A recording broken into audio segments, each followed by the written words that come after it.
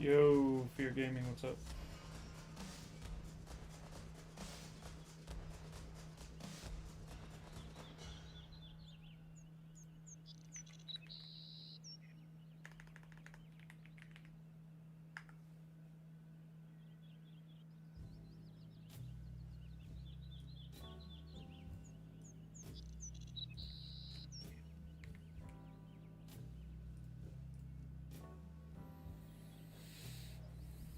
Hello, Jakob. Hello, Dragon Ash. Yeah, we're doing the early chat thing, but we're doing like properly early. We got about 40 minutes before the stream starts. Just hanging out.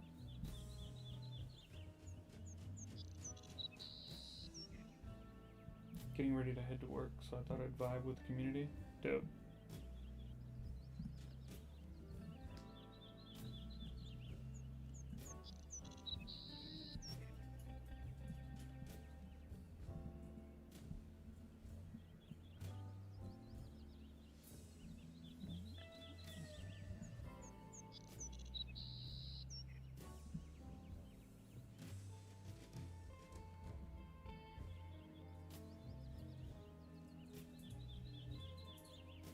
I had such a fun time watching last night. It's actually the first time I'd opened Twitch in years. I appreciate that. Is it using the right mic? Is it not?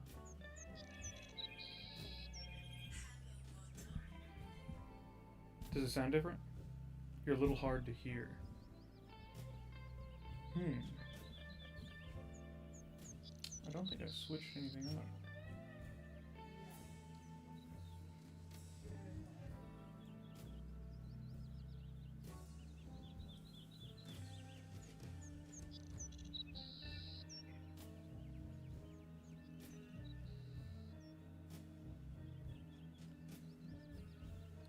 Hello, hello, hello. Oh yeah, I'm super quiet.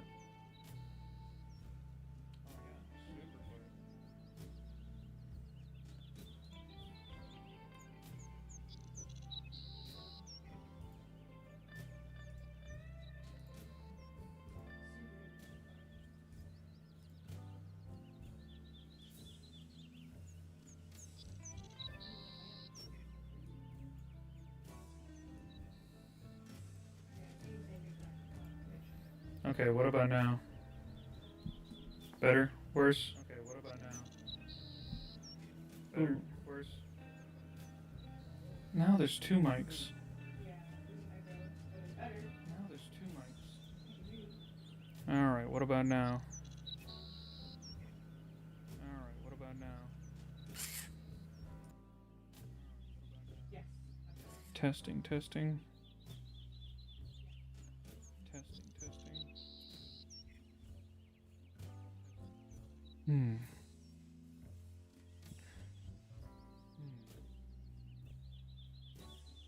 This is the first time you wanted to sit and watch a whole stream. I appreciate it.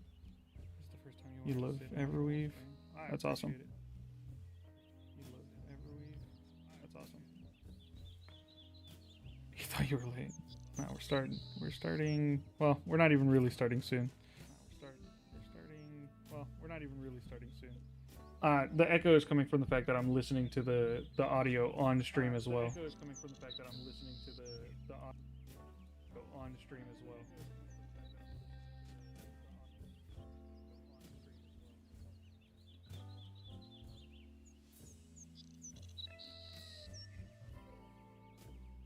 Stop, this sound is right. Yeah, we kind of mumbled.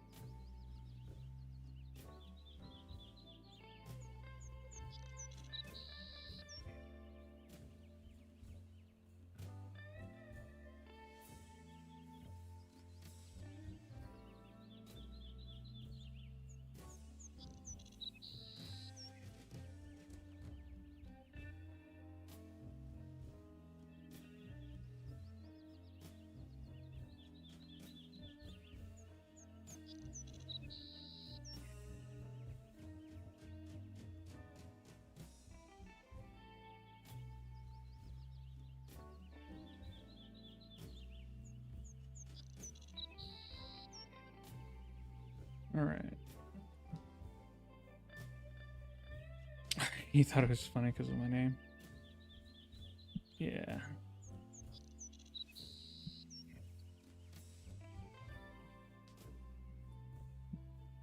Destroyed a ton of assassins without initiating combat. Nice.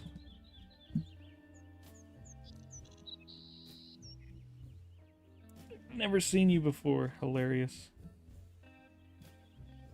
How long is the stream going to be? I'm planning it for 4 hours starting from the actual start time. It's about 4.5 hours from now. Riddled the dude's ribcage with my sword. Nice.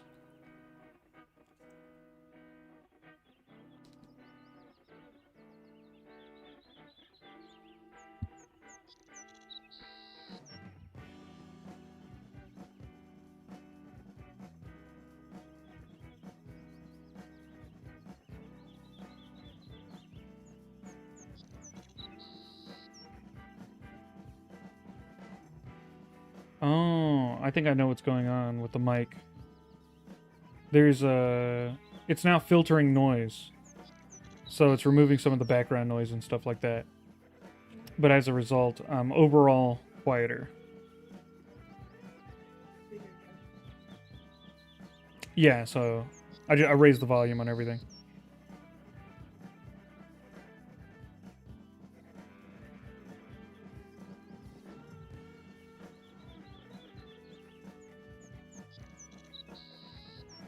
Are you guys hearing music or no?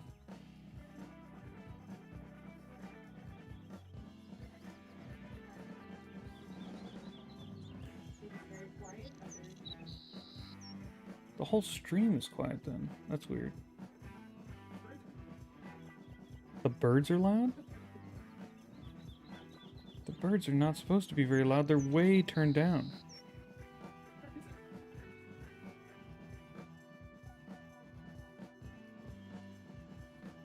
Okay, I turned the birds even further down.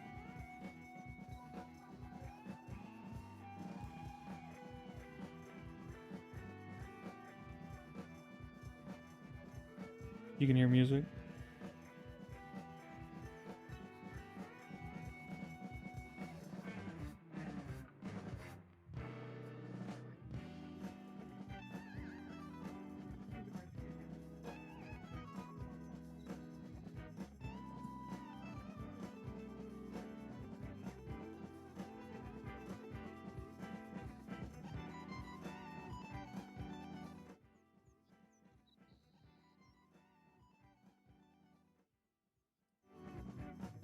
Oh wow, the music is quiet. What the hell, man?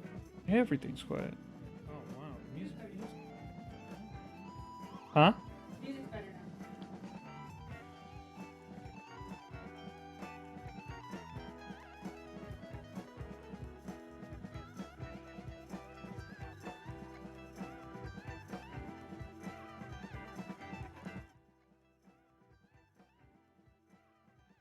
Hello, hello, hello.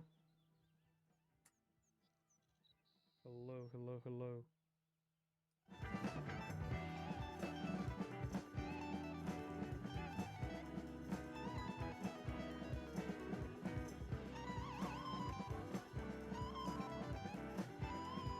You think the birds are good now? That's good.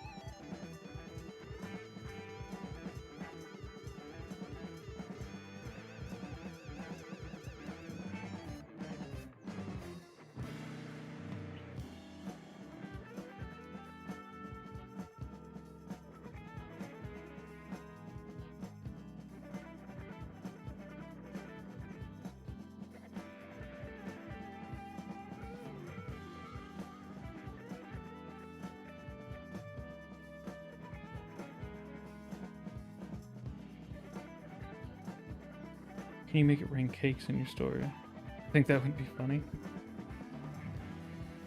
I don't know. There are, yeah, there are really wacky things going on, so it's not out of the possibility. Going back to YouTube Twitch chat is boring.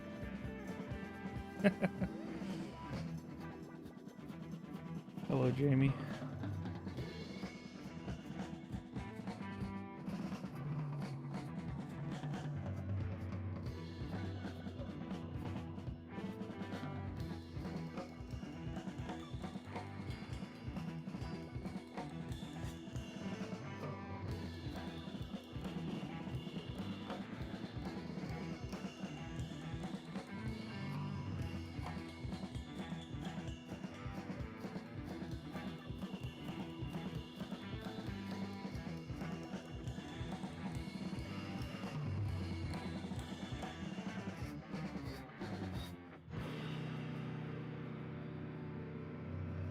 Okay.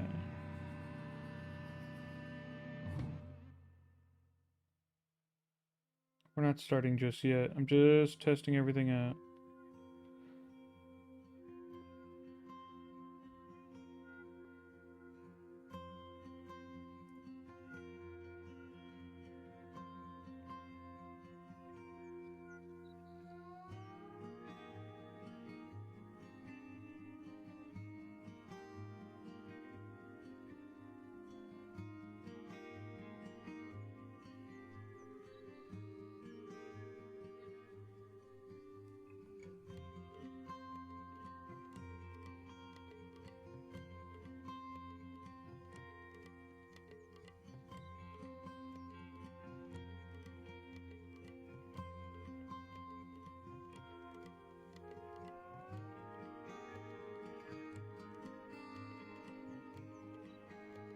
I accidentally made my character a god in my story, and I don't regret it. Nice. Evil Jamie Rogers, oh no.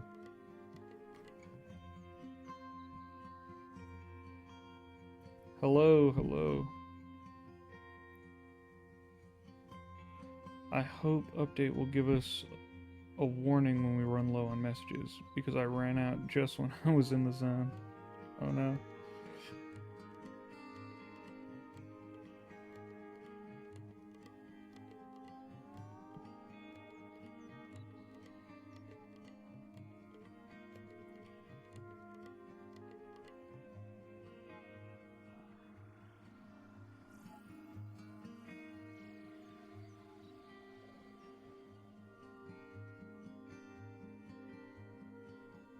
What's up, everyone?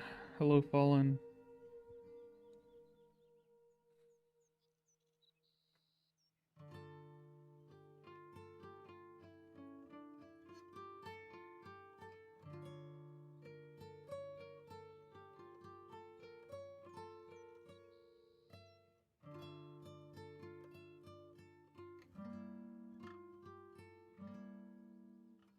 Someone mentioned it yesterday, but yeah, thanks to yesterday's stream, I've officially made affiliate, which is great.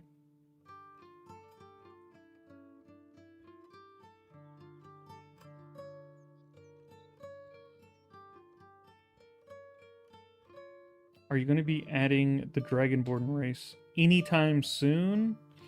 I don't know about anytime soon. I don't know what the next race after the immediate next one is going to be.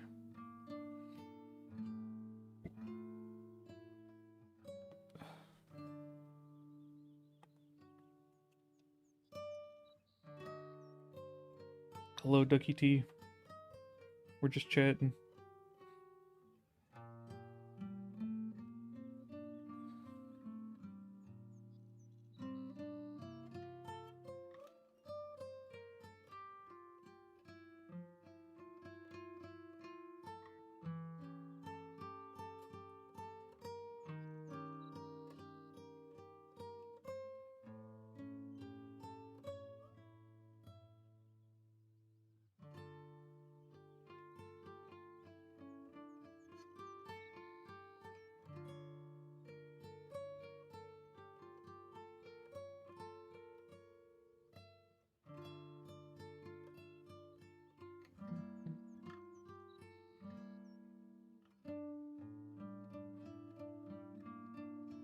How about a paladin class? Well, the next class being added to the game will be a holy warrior. So do with that what you will.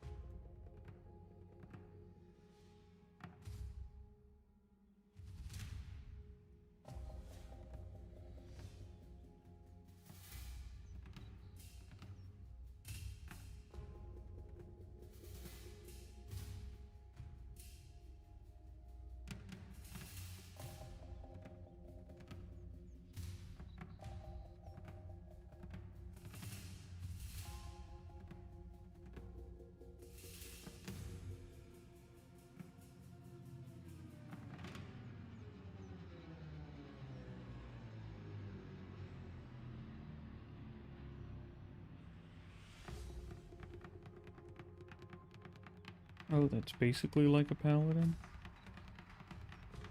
Yeah, basically.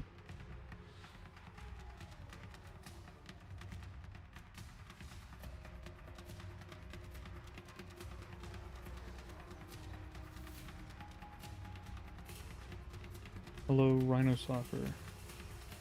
And Thomas Smith. Too bad Conman isn't trying to bamboozle, create a cult. Yeah. It's not his vibe.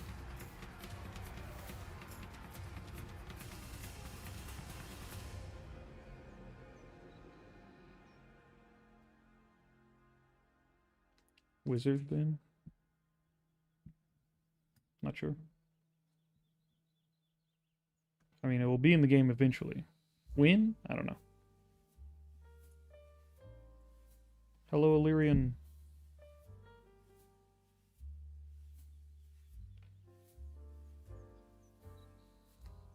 Why need a cult if you have the best hype man around? That's exactly right. Ham and cheese is the dopest.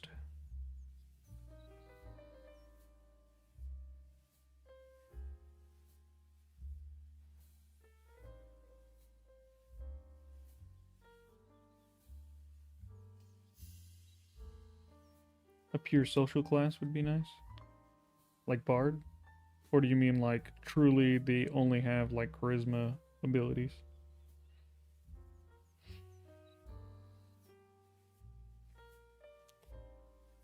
Yeah, the bourgeoisie. That's exactly right.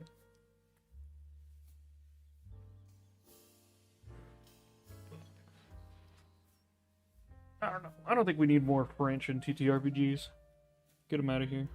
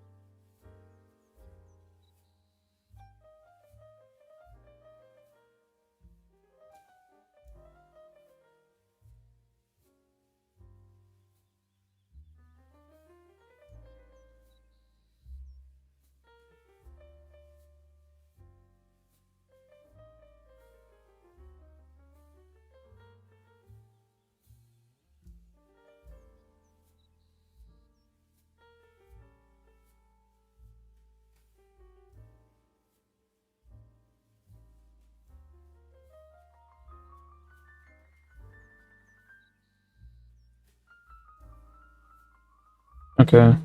Ooh. Too loud.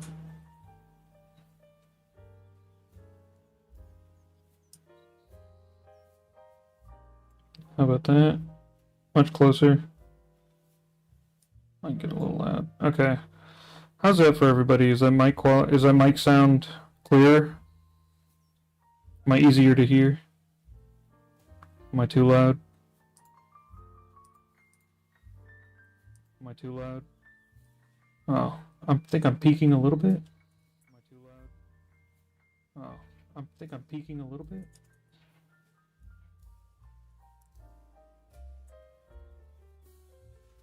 Bad. That sound good. Mic's not good. Yeah.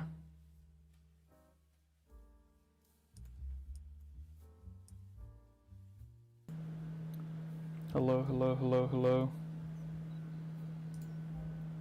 Hello, hello, hello, hello. Too quiet. What about now? What about now? Better? Better?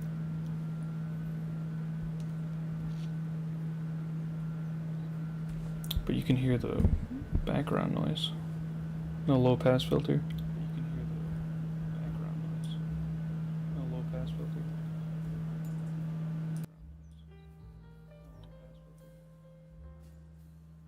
There is an echo. I'm trying to find the right sound. I'm trying to find the right sound.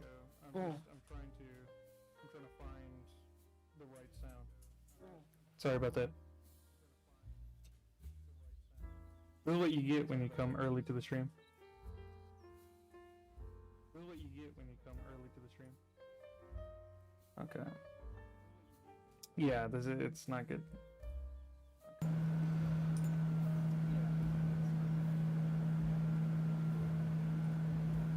Okay. Yeah, but then now there's just like constant like background whine. Okay. Yeah, but then now there's just like constant like background whine.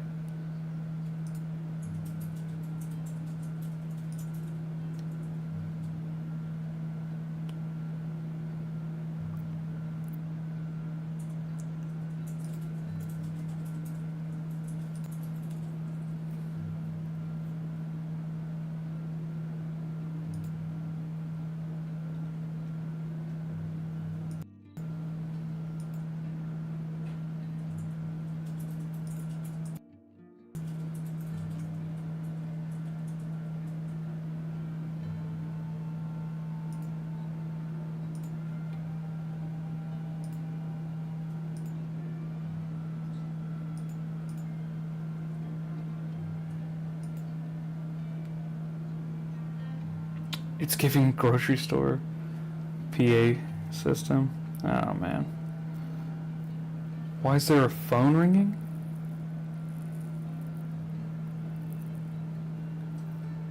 For real? Oh, you're to the PA system. What do you mean, why is there a phone ringing? I do not hear a phone. Huh? I do not hear a phone. Okay. I don't know what you're hearing, evil Jamie Rogers.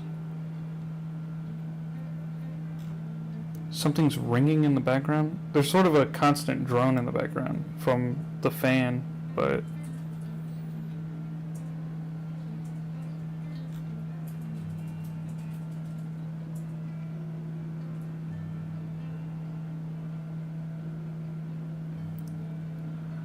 I don't know what happened. I didn't change anything, but for some reason when I came in today, all of my sound was completely different.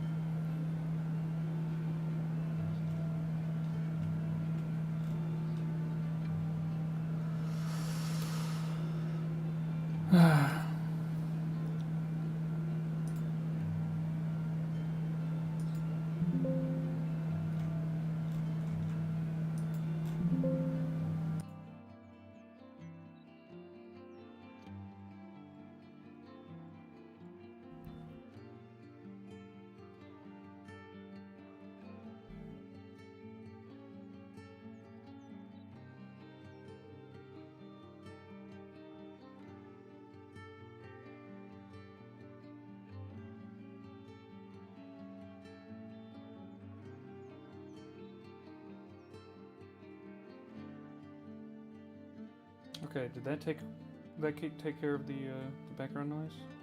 Okay, that take care of the background noise? Yeah, it's no more fan, but now I'm quiet. Yeah, it's no more fan, but now I'm quiet.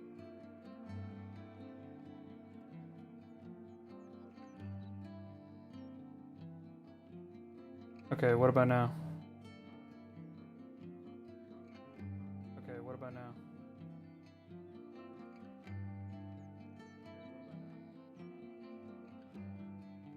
Okay, we're getting somewhere. Okay, we're getting somewhere. Okay, we're getting somewhere. The small echo is coming from the fact that I'm listening to myself on stream.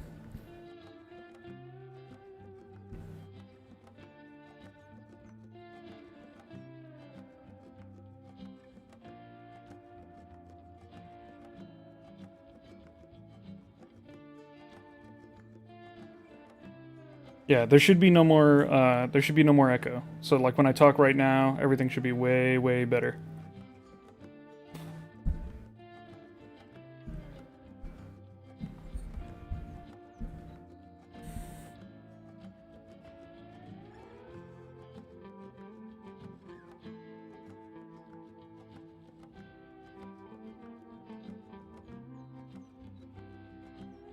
Hello, Dr. Grimley. Glad you're in the chat.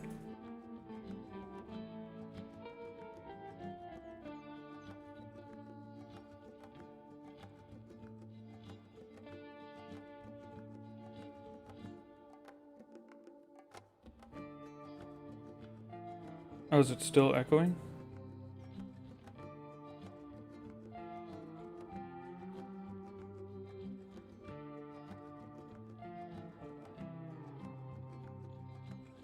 Okay, sweet. Yeah, I thought, yeah, I was pretty sure it was coming from my headphones going directly into the mic.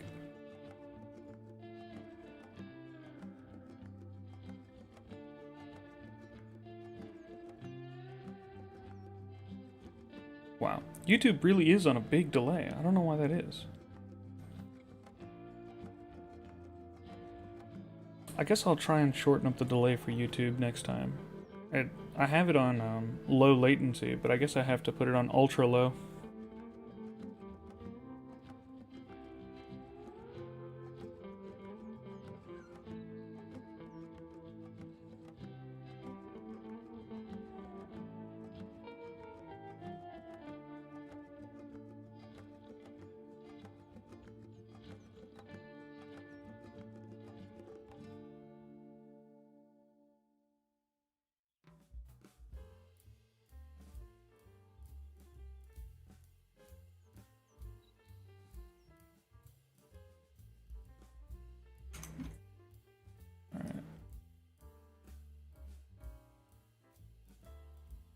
Yeah, thanks everyone for the mic help. That was. It'll be good for the stream now.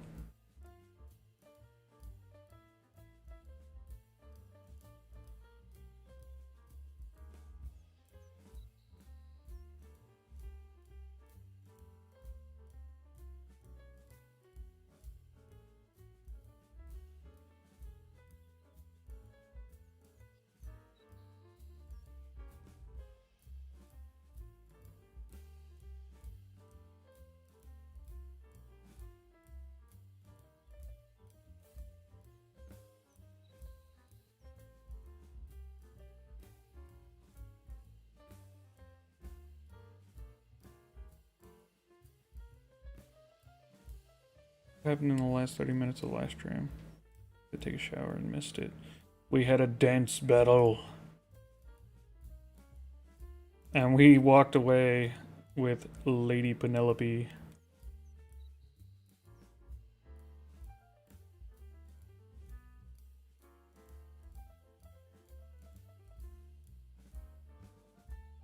She's trying to get us to go to some other club.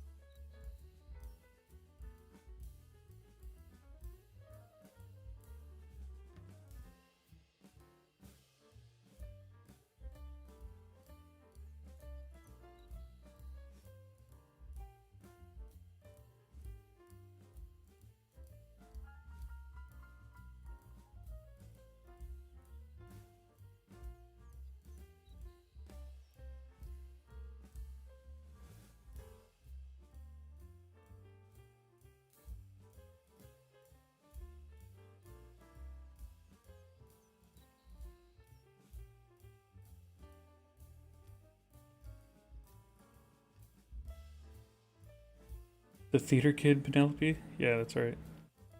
Can't wait for the crazy shenanigans of Con Man tonight. Yeah, should be fun.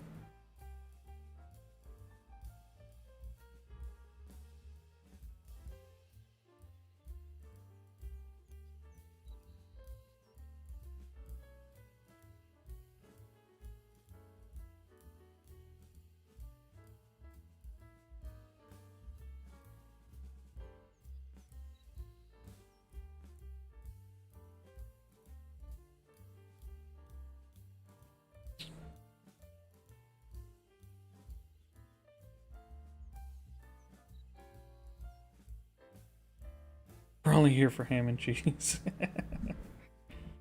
That's not how you spell his name. There's an I in there. Cheise.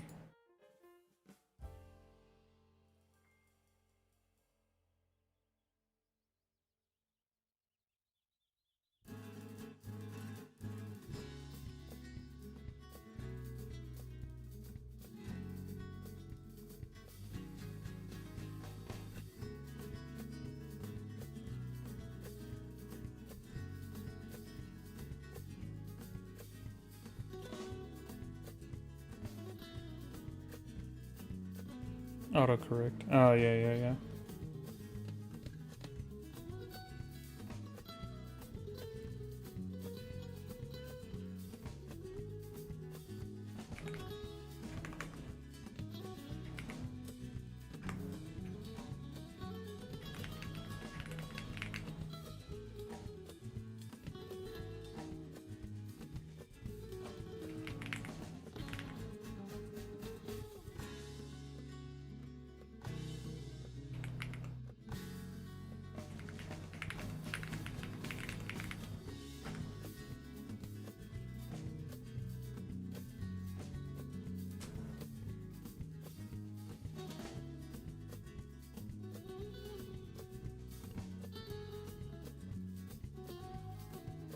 Alright. We posted to the Discord. Hello, Tom Bull.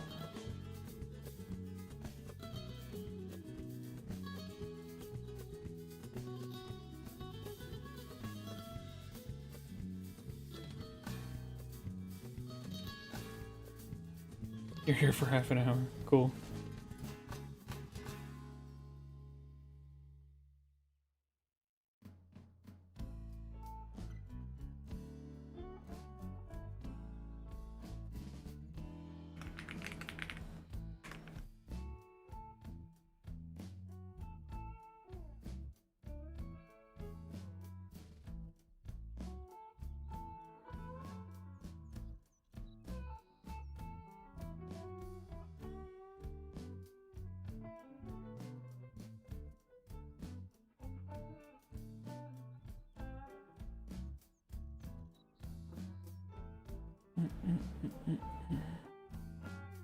What up, Josh? Hello, Happy. Jacob. Nice to see everyone.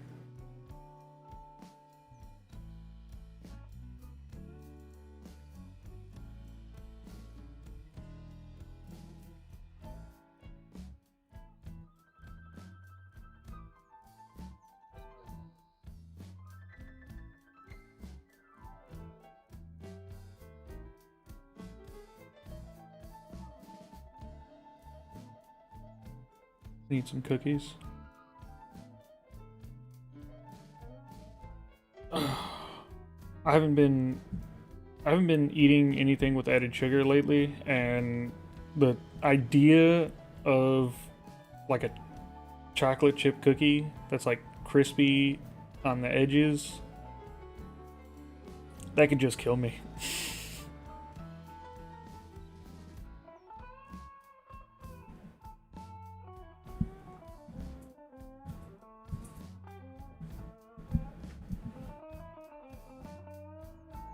Good way to go, yeah.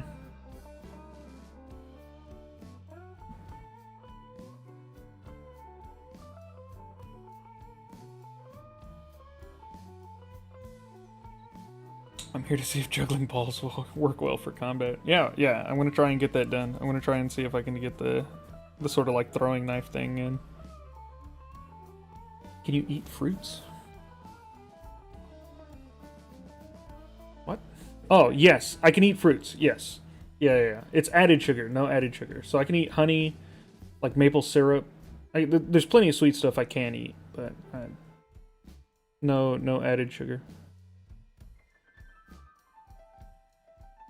Not to get more than 3. Dude, that's crazy. 3 Oreos? No shot. I'd rather have 0 Oreos than 3 Oreos. I just started yesterday, and I think my DM is an absolute sadist. Oh no. That's not good. Hello, Mako. Thank you for joining the stream.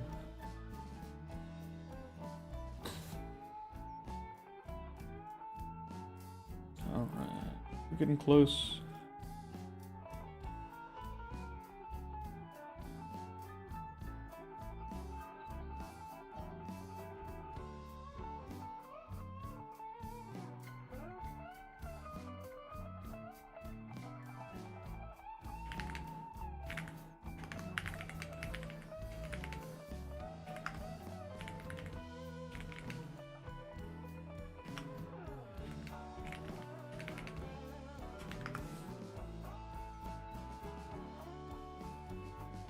How's the Twitch side dead this time? I have no idea. Yeah, I don't know why sometimes people show up more for one than the other.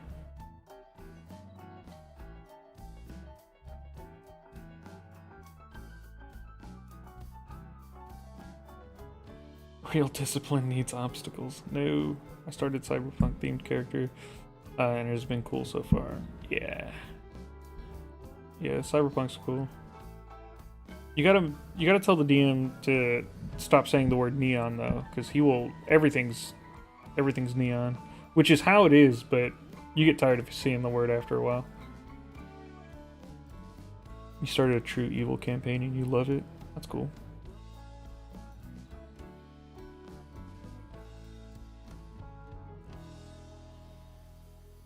Chris DeHart, Haldo. Oh, are you the person that commented Haldo on one of my on one of my videos? You are the person who commented Haldo. I did not know whether or not that was hello or not, but I figured it probably was. Hello, Sherwood Dudley. Ready for more ham and cheese? Hype Man of the Year? Absolutely.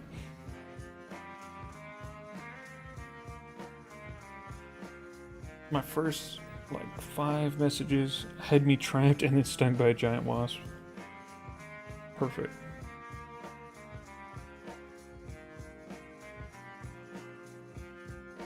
Alright, 2 minutes till stream. Just waiting for our stragglers.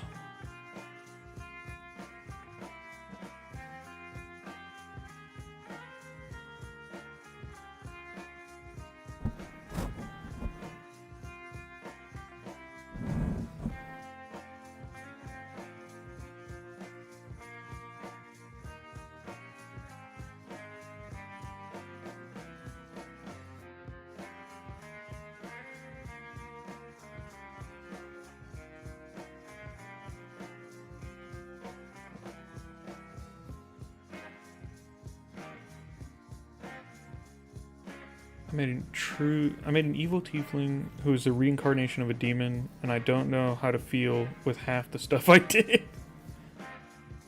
Oof. Yeah. You'll have to stay awake at night thinking about the war crimes you've committed.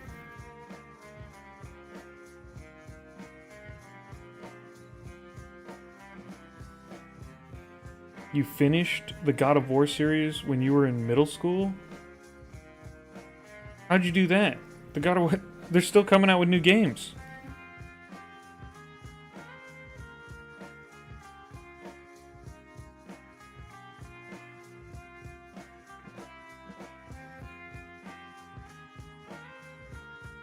Tumble from the future, yeah.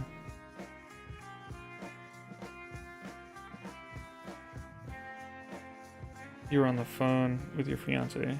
Surprised to see the stream hasn't started yet. Yeah, well, we're about to start right now. I see, until God of War 3. Okay, folks.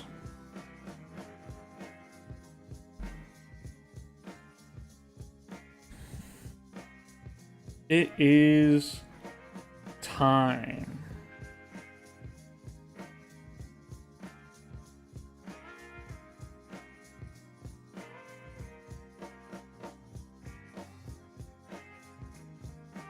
Hello, hello, hello, everyone joining in.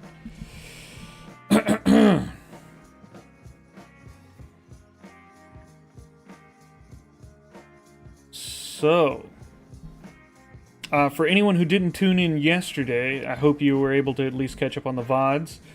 We are playing our new Tiefling Rogue, Connor Manning, is that right? Yeah, Connor Manning, aka Con Man. He's still level 1, but we've gotten up to quite the series of shenanigans. Yeah, we are, we live in absolutely crazy 17th century London with, fantasy London, where everybody is sort of, losing their minds, and we're here to make mischief, to gain money, and to have a good time in the city.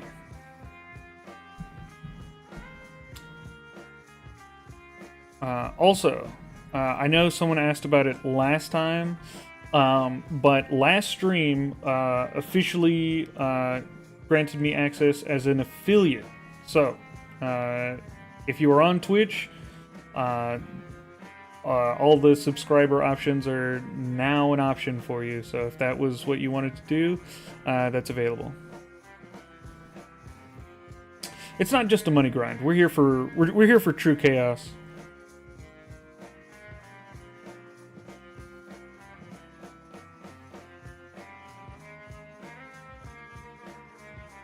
We have not found Jack the Ripper yet.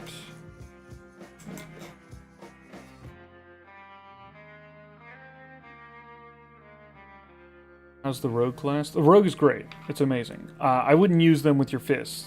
Fists use strength. Did someone... What did the Lord of Mysteries run and covertly ask Echo to play? No. Yeah, I don't think we're in that like alternate universe that they're in.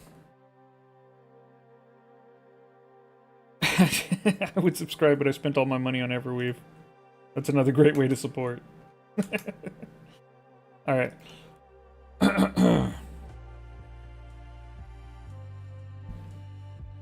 Let's go. As you escort Lady Penelope from the scene of her husband's humiliation, a low, rasping whisper tickles your ear, emanating from the skull tattoo on your cheek. Psst! Con man!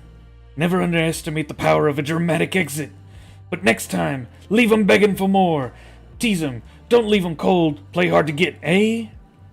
You ignore the spectral advice with a practice roll of your golden eyes. Lady Penelope, you declare, your voice a smooth, confident purr. The city is ours. Where would such a radiant creature as yourself wish to grace with her presence this fine, scandalous evening? Lady Penelope, still flushed with excitement and perhaps a touch of vindication, squeezes your arm delicately. Oh, my hero, she sighs, her masked gaze sweeping around the opulent hall. Well, after such an unbearable display, I simply couldn't bear to remain in this stuffy mansion a moment longer. There's a new establishment, I hear, on the infamous Whisperwind Lane, a rather exclusive underground club called the Velvet Whisper. They say only the most intriguing and, dare I say, dangerous sorts frequent it. A perfect antidote to such dreary domestic squabbles. Don't you agree? Okay. So, here's the thing. She wants us to go to this club, but we're about to be level 2. And do we want to go to a club or do we want to be level 2? I want to be doing so many skill checks at the club. I feel like. And I really want that level.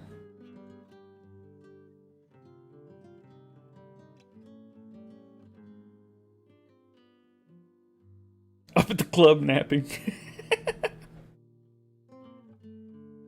Exactly. Level 2 at the club on the dance floor. Both? I'm just gonna pass out in the club. Best beat the big bad and free the dwarves. Oh, I finally beat the big bad and free the dwarves. Great, I'm glad to hear your game is going well. Take a nap where you are standing. A nap's not gonna do it. We need a long rest.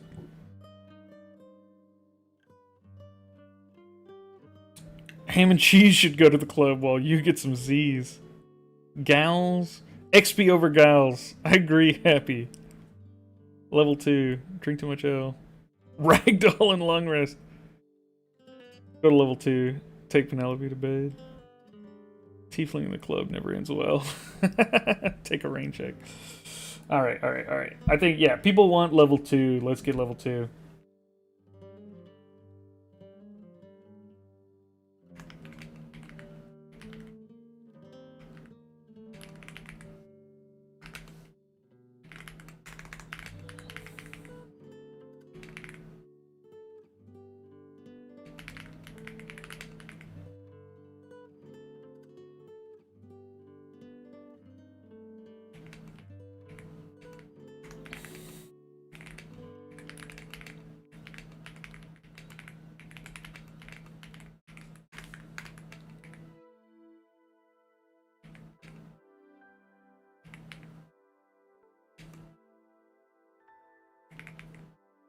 I don't think they have pools in London, if I'm being honest. Cliche Riz, I like it.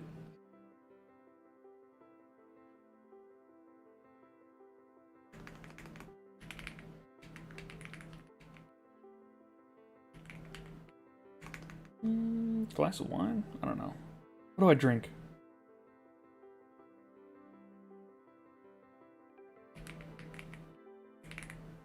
French shit. A glass of butter nectar. No, we can't bring it back.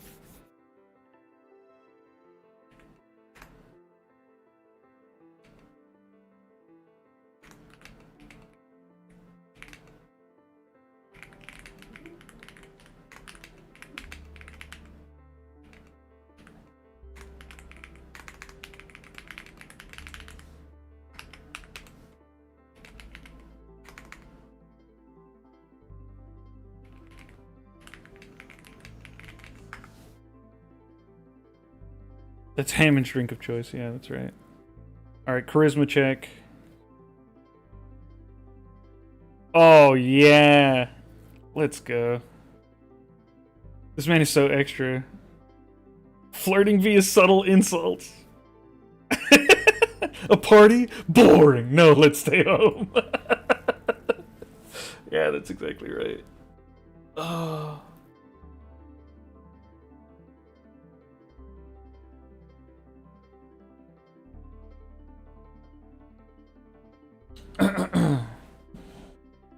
A club? Oh, okay. Hold on. It looks like he repeats me in the message. We'll just read it the once.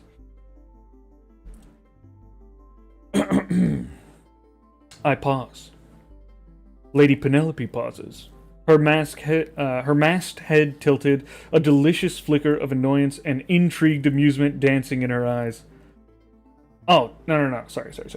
She does not. They're not repeating what I said. I'll read from above. I pause. A club? How droll. No, that won't do.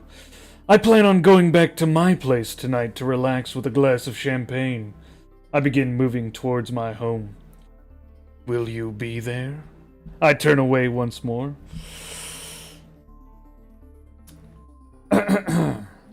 Lady Penelope pauses, her masked head tilted, a delicious flicker of annoyance and intrigued amusement dancing in her eyes. A club?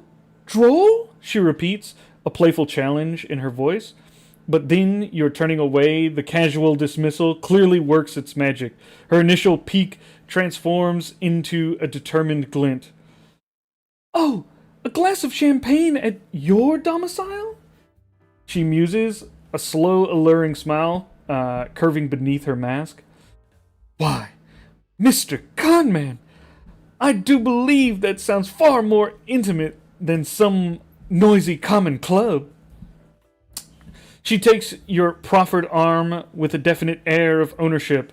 And darling, she adds, her voice dropping to a conspiratorial whisper as she leans closer, you still have my pearls, unless, of course, you intended to keep them as a trinket of our burgeoning acquaintance.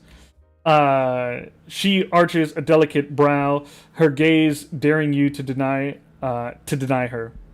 Hammond, ever present, gives a nearly inaudible rattle of approval.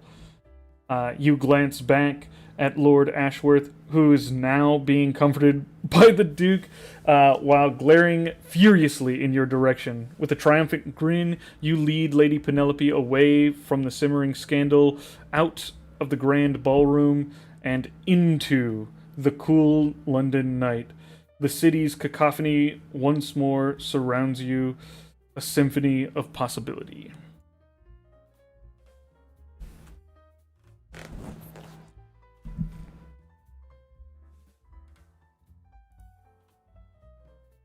I made a character that's half Phoenix. That's awesome.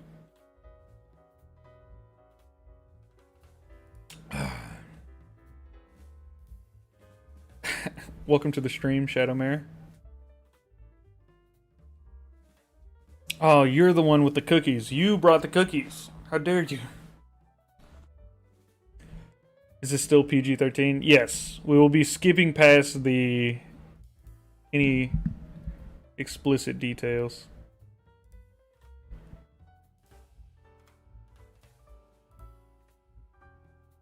Bro for real stole his wife. Yeah.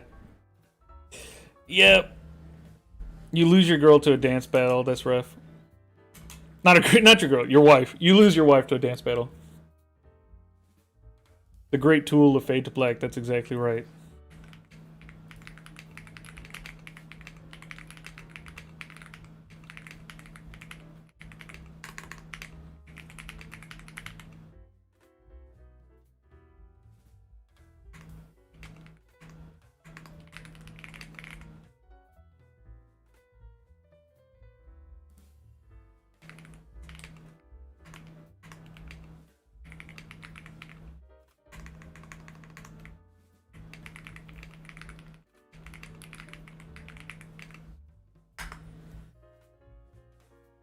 Yeah, we're fading to black. Oh no, he didn't give me my long rest. I need that.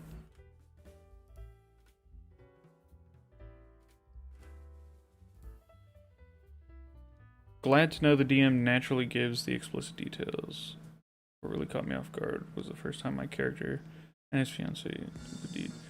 It shouldn't be giving you details. No explicit details. There can be stuff that's implied, but nothing explicit. Off camera. The journey to your abode is a blur of carriage wheels on cobblestone and hushed, playful banter with Lady Penelope. Your apartment, though perhaps not as sprawling as Ashworth's manor, is nonetheless a testament to your particular brand of charm and acquisition. Plush velvet, exotic curios, and well-stocked bar.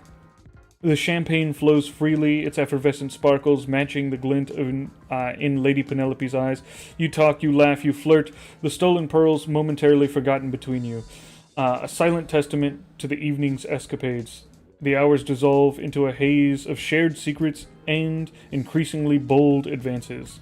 The city outside, with its endless intrigues, fade into a distant murmur as the night deepens, becoming a private world of your own making. Eventually, too many glasses of champagne and a heady rush of adventure lead to a blissful, if slightly fuzzy, oblivion. You pass out in the last image of your mind, a mischievous, masked smile, the scent of expensive perfume, and the soft clink of pearls.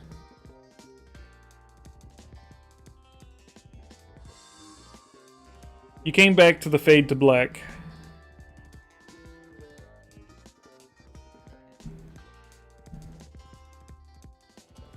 Yes, Fear Gaming, your DM has issues. If your DM is giving you explicit details, you should flag the content.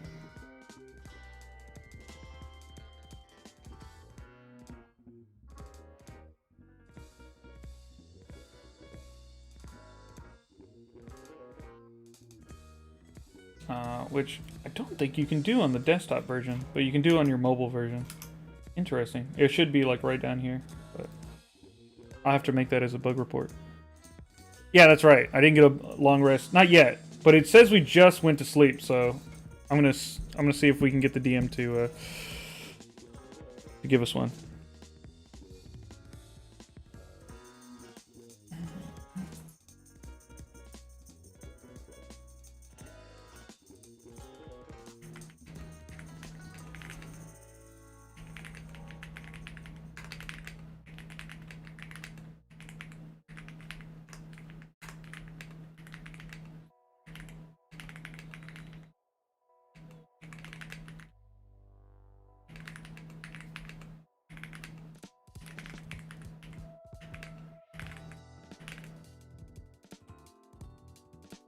We pass out, resting through the night, and finally wake far too late in the day, as any good scoundrel would. You sure she's not playing you? I mean, we already did the fade to black. I don't know what you mean. I guess she could be from here on out, but... Dost thou require a beverage? Yes. To be honest, it sounds like she's playing you.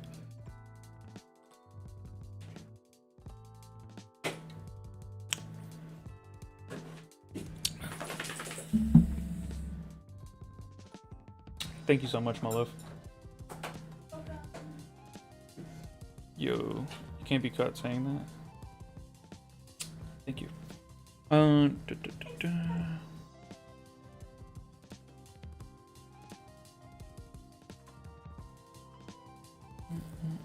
What if we want explicit details?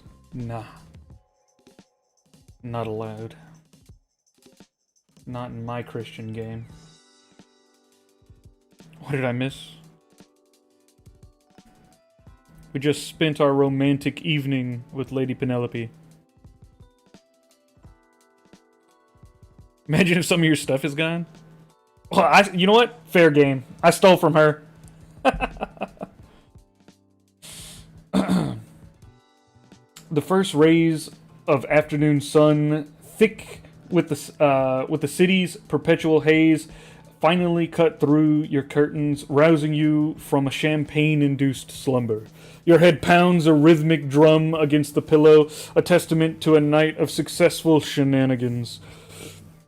You stretch a long, languid arc that cracks a few bones you didn't even know you possessed, and a grope for your bedside water. For your bedside water. Lady Penelope stirs beside you, a soft sigh escaping her lips as she too begins to surface from her slumber. The room, usually a beacon of roguish order, is a charming disarray of discarded masks, a single pearl necklace draped artfully over a lamp, and the lingering scent of revelry. A truly fine start to what promises to be another utterly predictable day in the heart of London. Unpredictable day, sorry. It's like predictable day. This is supposed to be a crazy game. Some things are best left to the imagination, that's right. Yeah, I already tested it, but the DM doesn't allow explicit content. Yeah, that's what it should do.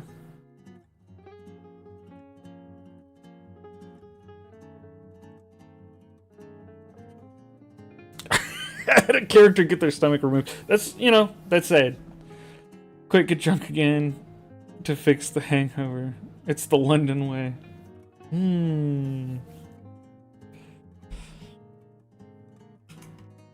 Start a fun cycle. Let's see.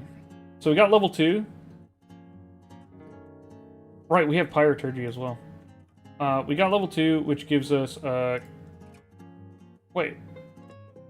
It gives us Cunning Action, which is absolutely an active ability, but I don't see it.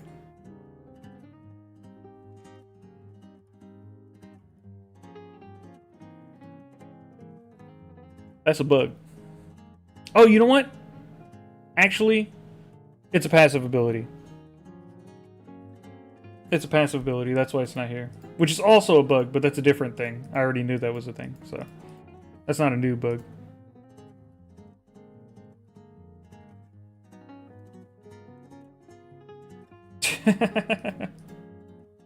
Skip ahead a few decades to the adventure of Con Man and Penelope's child. Don't think so. No, no, no. Alright.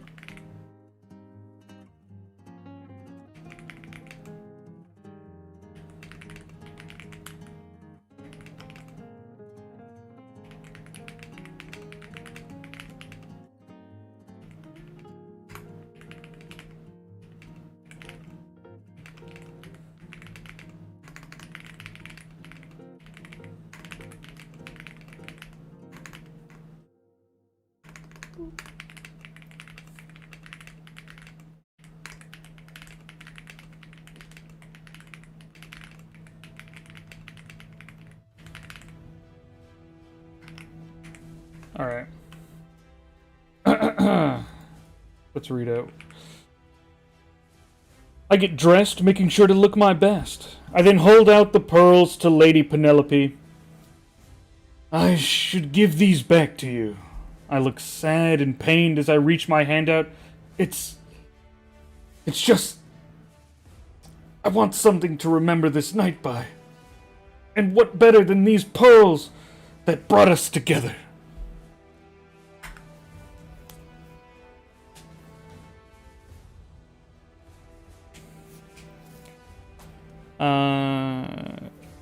Christian equals crusades equals gore. No ankles. What happened to me, Daddy? Well, it's active, but only in combat. Oh, I think I did bad. No. I doesn't know. Don't forget, we need to rob the guy who started this quest line. Yeah, for sure. Mr. Man is a man of dignity. How dare you imply he would be anything less? Now I must pay for child support? No. Damn, she wants her pearls. Alright, we'll see. Lady Penelope props herself up on an elbow. Her eyes slowly focusing on the pearls you offer. A small knowing smile plays on her lips, and a mischievous glint in her gaze. Oh, darling, she purrs. Her voice still a little husky from the sleep and champagne. Such a tragic performance, my sweet con man. And while I shall cherish the memory of our scandalous evening, she reaches out, her fingers delicately plucking the pearls from your outstretched hand. These riverworm beauties, alas, have always been rather attached to me. She allows the lustrous string to cascade through her fingers, a triumphant gleam in her eyes. But do not fret, my persuasive rogue, she adds, her gaze sweeping over your freshly donned pinstripe suit. I assure you, there will be many more nights worthy of remembering, perhaps even some that don't involve my own stolen jewelry. Now, where might I find a carriage? I believe I have a rather disgruntled husband to reacquaint myself with.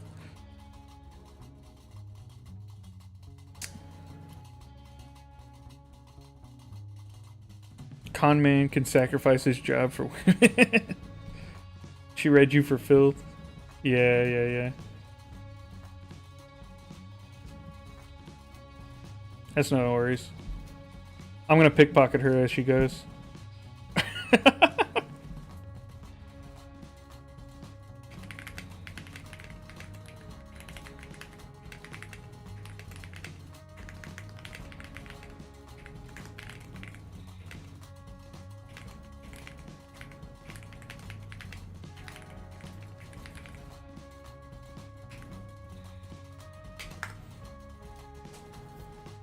Love a girl boss.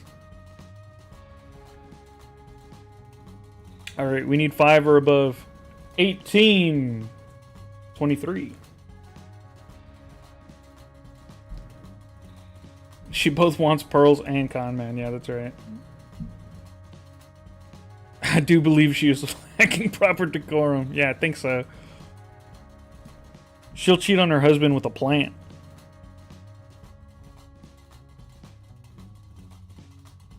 Now tell her mother was a hamster and her father smelled of elderberry.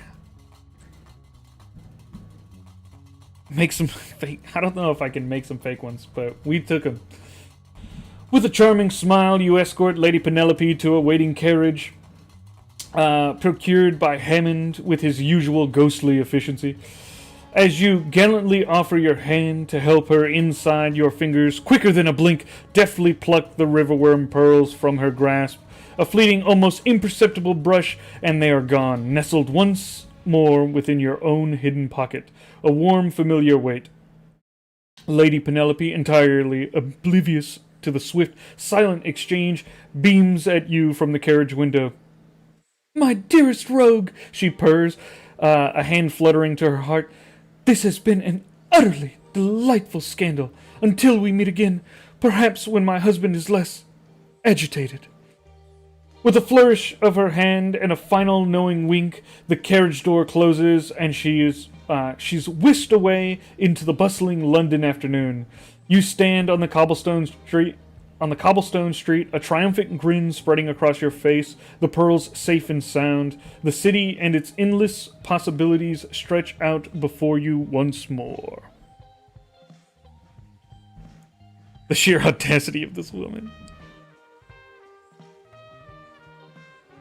Quick. Hello, Silver Stars. Welcome to the stream. Conman playing Catwoman style. I stole your jewelry because I love you. All you have to do is, if she notices gone, is convince her she lost them yet again. Exactly. Easy. It's me, Silver Stars. Welcome. To be fair, if I was her husband, I'd be agitated too. Yeah, for sure. Nah, yeah. We're in London. It's just a fantasy version of London. It's in 17th century fantasy version of London. Where everyone's a maniac. Alright.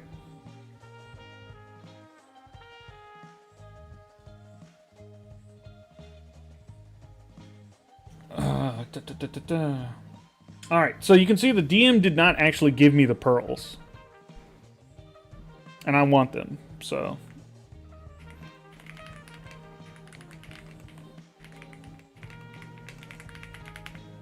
DM, please add those pearls to my inventory. Thank you. Tell your DM please and thank you. Duel at dawn.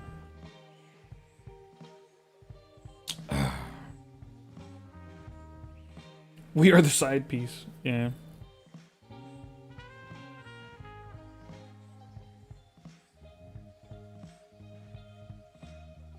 Gaslight, gatekeep, girl boss. Truly. I don't think it's magical. I think it's like... they're like really fine. They're just expensive. They might be magical. I don't know.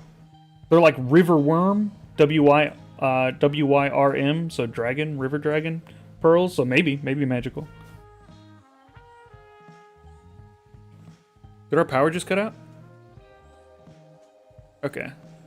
The PC stayed on, folks, so the stream should stay on, but the power flickered, which is unusual.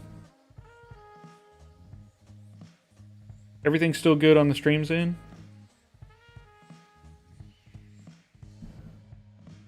Anything Connor Manning takes from you is already you were just holding it for him, yeah. Oh, yeah, they're cursed so that you do lose them all the time. Yep, at least in Twitch. Okay. Sounds good. Sounds good. Alright. So, told the DM to... Okay. Hey, guys, just so you know, the power over here is flickering on and off. So, if you lose me, that's what happened. So, that might just end the stream there. I'm guessing there's a pretty bad storm going on outside. So hopefully I don't lose you guys. I haven't had combat yet.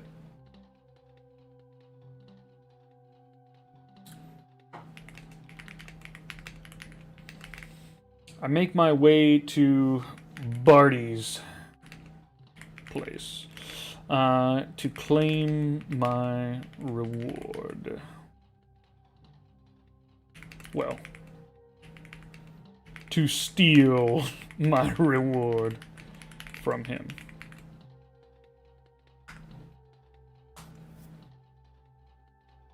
Hello, Jarl.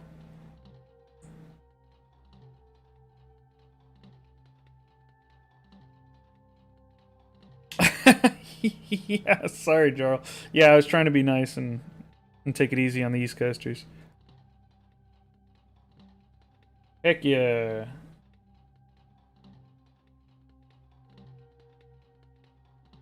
It may have just given me one for each pearl, because it's called pearls, so maybe it gave me multiple. It could have also accidentally duped the items. Hard to say.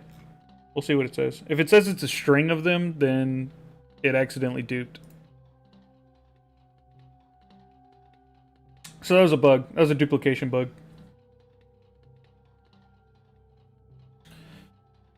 And that's how you steal 3 times the amount of value you were trying to steal. It's that easy.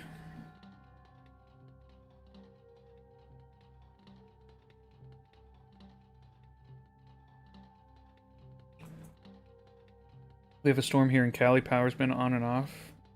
Yeah, I'm on the West Coast as well, so...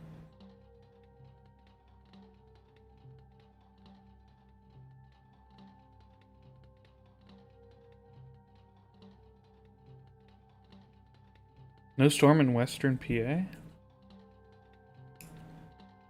Weird.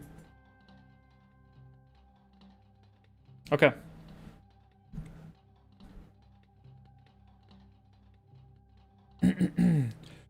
The lustrous riverworm pearls, now safely tucked away in a secret compartment, you bid farewell to the disheveled remnants of last night's debauchery and step out into the bustling London afternoon. The city, usually a symphony of chaos, feels like your personal playground. You navigate the labyrinthine streets with a jaunty swagger. The scent of fresh bread, mingling with the pervasive aroma of coal, smoke. Hammond, ever your silent companion, trails a respectful distance behind, occasionally drawing curious glances for his rather fetching cat ears. Barty Bumble's townhouse looms ahead, just as you remember it. The heavy oak door, once so welcoming, now seems to guard the 500 sovereigns you are owed. Or rather, intend to acquire by other means.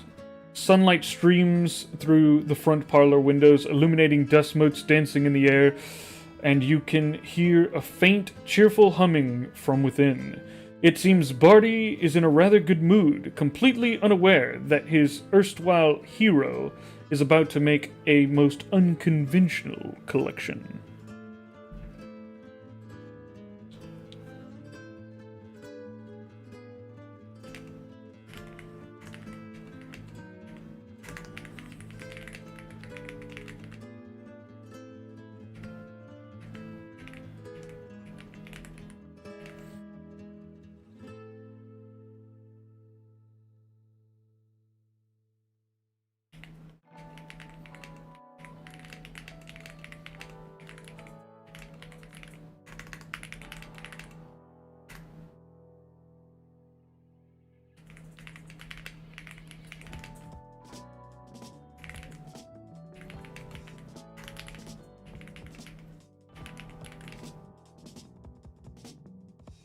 I wrap a juggling ball in a handkerchief. I then place it in my jacket pocket and slam the knocker once, twice, thrice. Good night, everyone. I'm going to sleep. Bye, Tombull. Good night, Tombull. Good night, Tombull. Do I get the stream watcher role for being here? No, you get the stream watcher role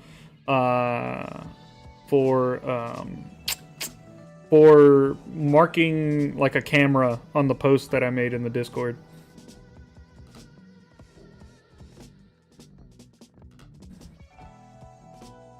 I say kill him for what it's worth. No! Twirls my mustache dubiously. The muffled juggling ball, snug in its handkerchief, adds a satisfying weight to your jacket pocket.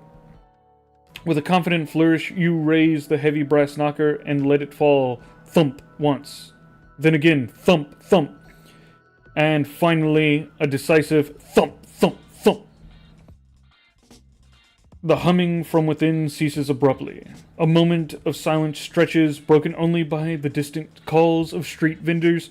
Before hurried footsteps approach, the door swings inward with a creak, revealing a somewhat disheveled Barty Bumble.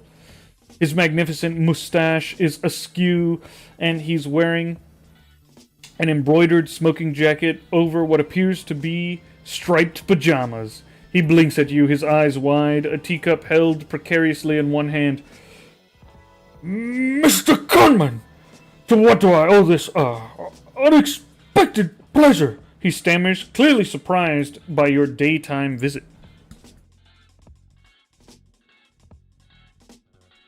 So I missed early shenanigans. Yes, you did miss early shenanigans. We got up to shenanigans right away.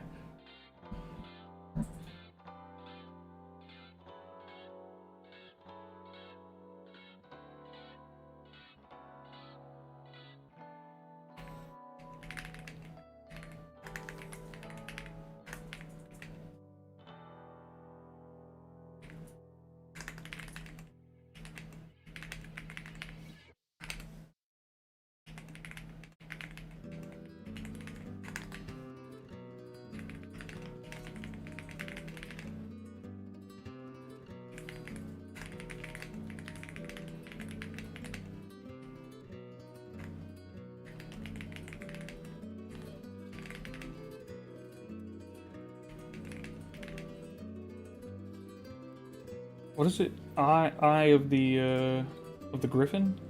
Oh, the gilded griffin's eye.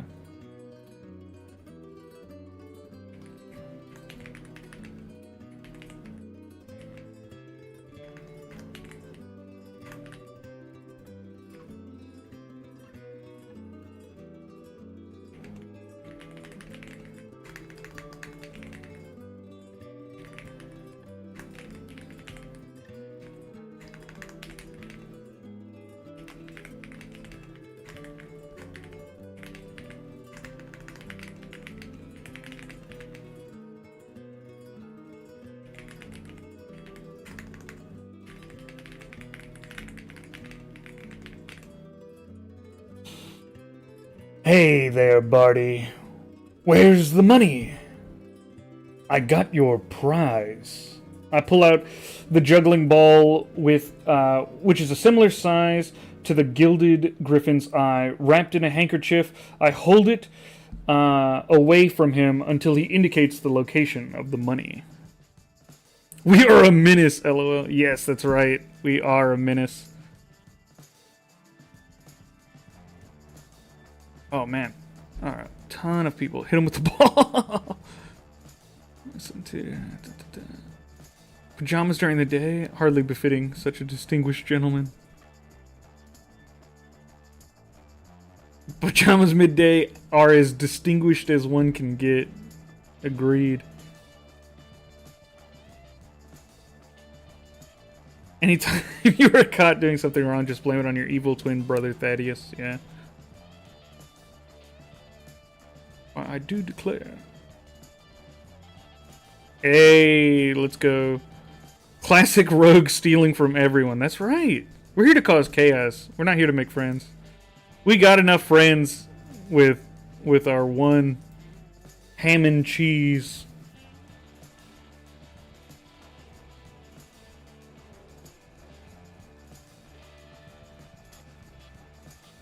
This man is cartoonishly evil.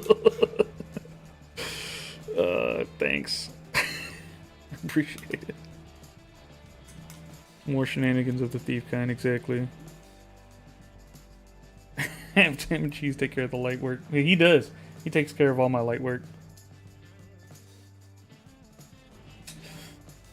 Barty Bumble's eyes fix on the handkerchief-wrapped orb you present, their unusual, bewildered expression replaced by a gasp of unadulterated relief and delight.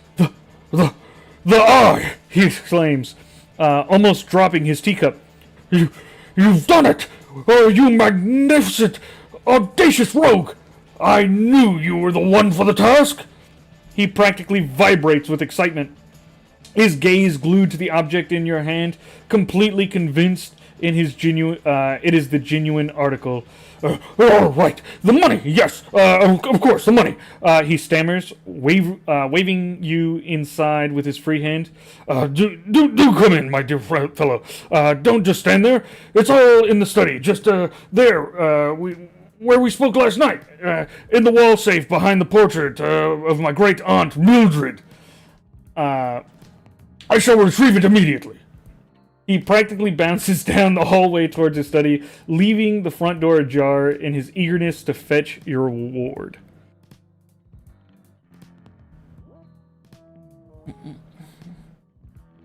Not Hammond, twirls mustache. Please tell me a handlebar mustache is in your character description. Only please tell me. There is no handlebar mustache in the description. Sorry. People didn't mention it. I took a lot of suggestions. Okay.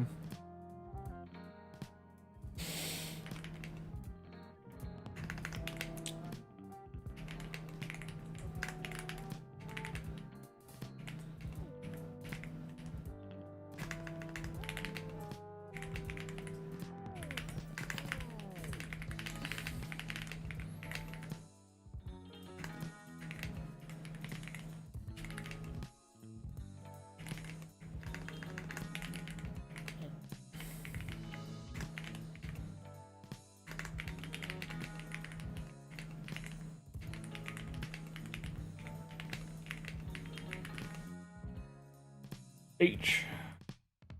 Whiskey spilled all sorts of ways. I step inside and sit with one leg crossed over the other on an expensive piece of furniture with a glass of his finest whiskey in hand. No, immersion lost. Immersion lost. The skull tattoo has a handlebar mustache. Hey, who says he has to have a handlebar mustache?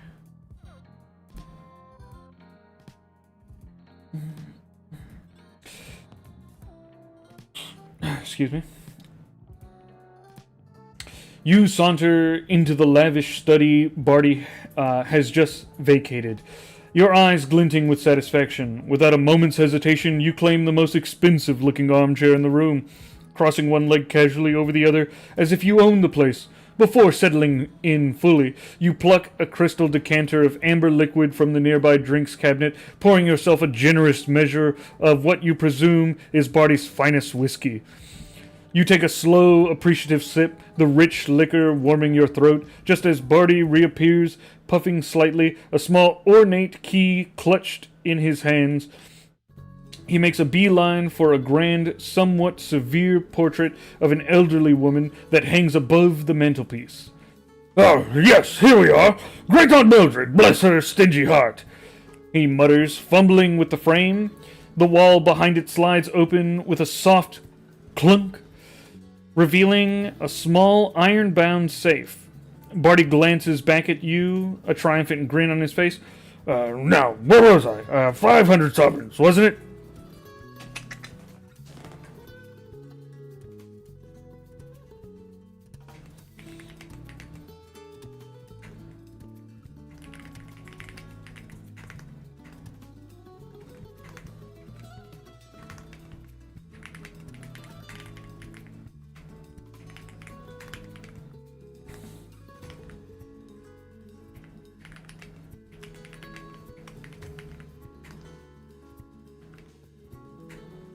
Oh, I think, okay, I want to try and convince him.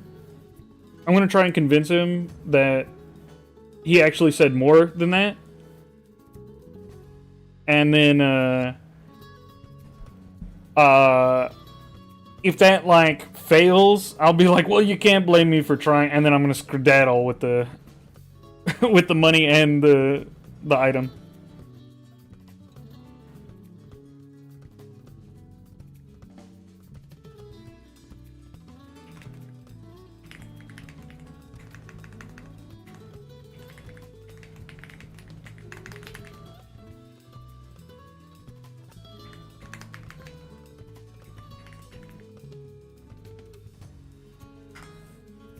Haggle the man, yeah.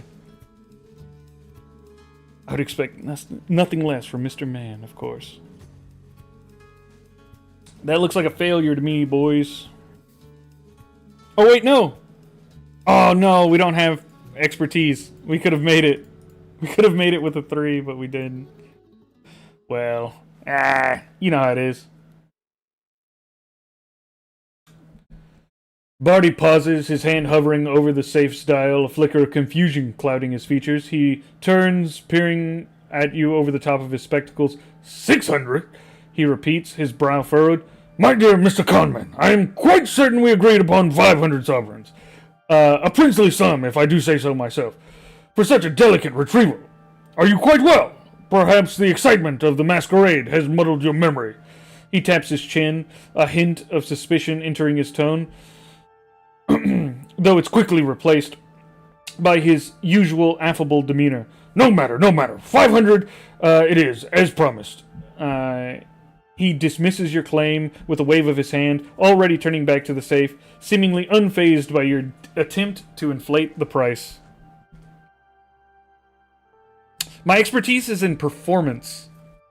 We rolled for it. I would have taken persuasion and perception in my personal opinion, but we rolled for it to add a bit of flair. So performance it is.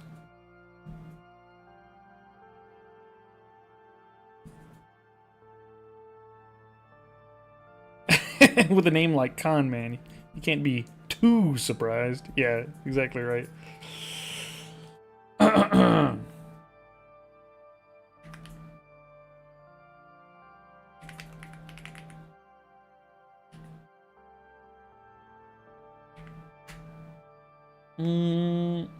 I have a setup that I want. So I think the big switcheroo happens next turn.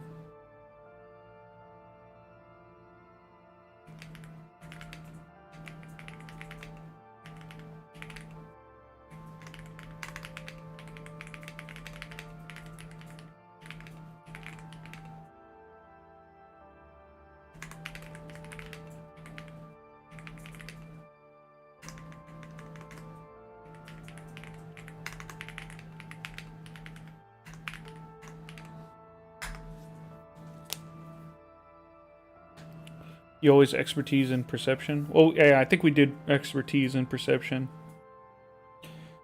You watch, sipping your whiskey as Barty Bumble fusses with the safe. The mechanism whirs and clicks, a slow, deliberate sound that grates slightly on the otherwise pleasant quiet of the study.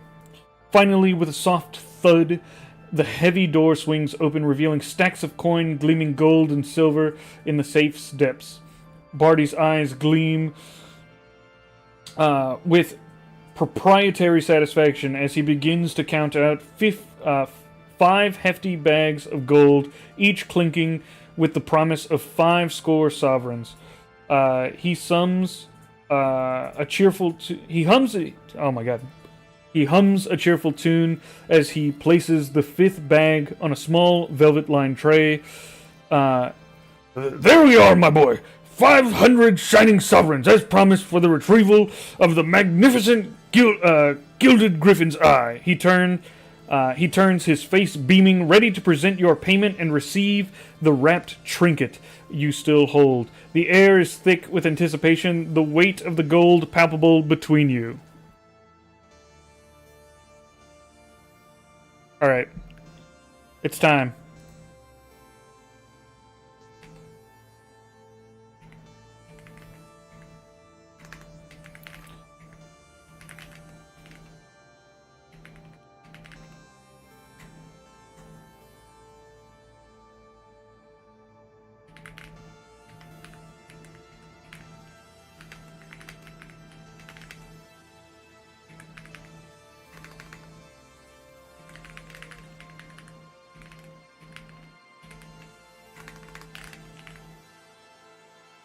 forgot the D.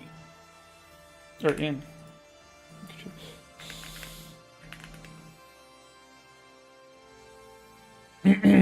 I smile just before I shout, "Catch!"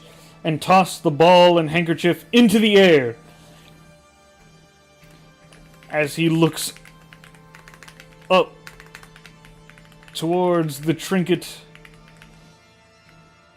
I grab all 5 sacks of gold and then dart out of the door.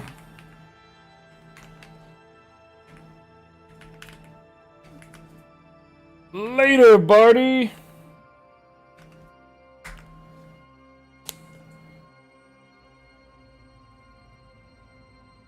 I usually specialize in stealth and acrobatics normally. I just don't often use acrobatics.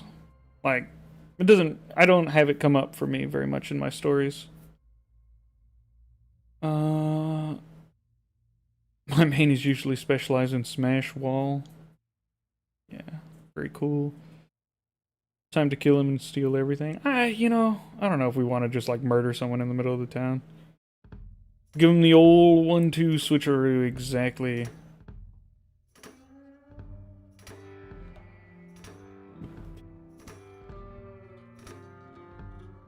The DM's adding items. This is a good sign. That's why he's taking so long. He's like trying to think. He's like trying to put together the items.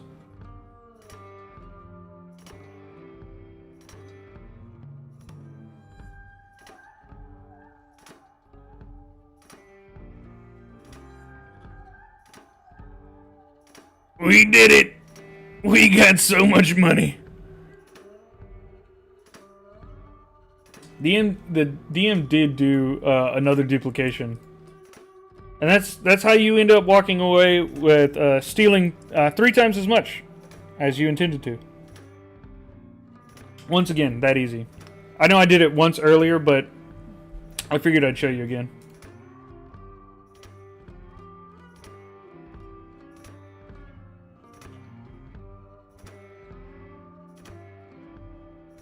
It's not Barney, it's Barty. Catch! You bellow, launching the handkerchief wrapped juggling ball towards Barty's face. His eyes wide with surprise instinctively track the airborne object. In that split second of distraction, your hands, quick as thought, sweep across the velvet tray, snatching all 5 heavy sacks of gold. Then, the sudden weight is satisfyingly solid in your grasp.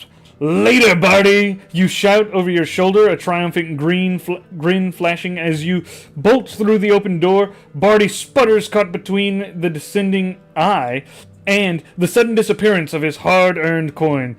The front door slams shut behind you, leaving him to untangle the deception while you're already a blur of blue suit and avarice disappearing into the bustling, foggy thoroughfare of fantasy London. The clamor of the city, once a distant hum, now envelops you, a symphony of chaos and opportunity. Hell yeah, exploits, yeah. Yeah, we're rocking a ton of cash now, and we didn't even sell the pearls yet.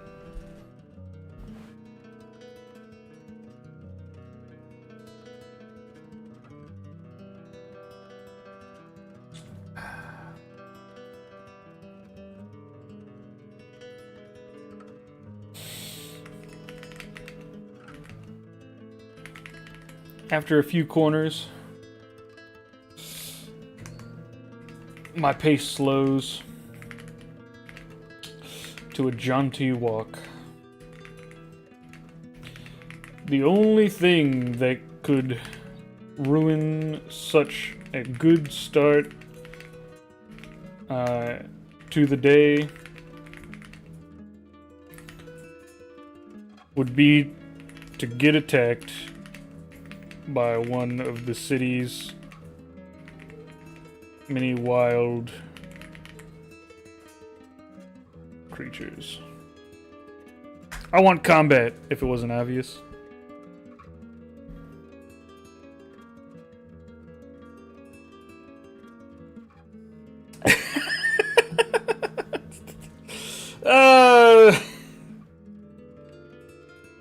not very difficult to bait the DM into that, was it?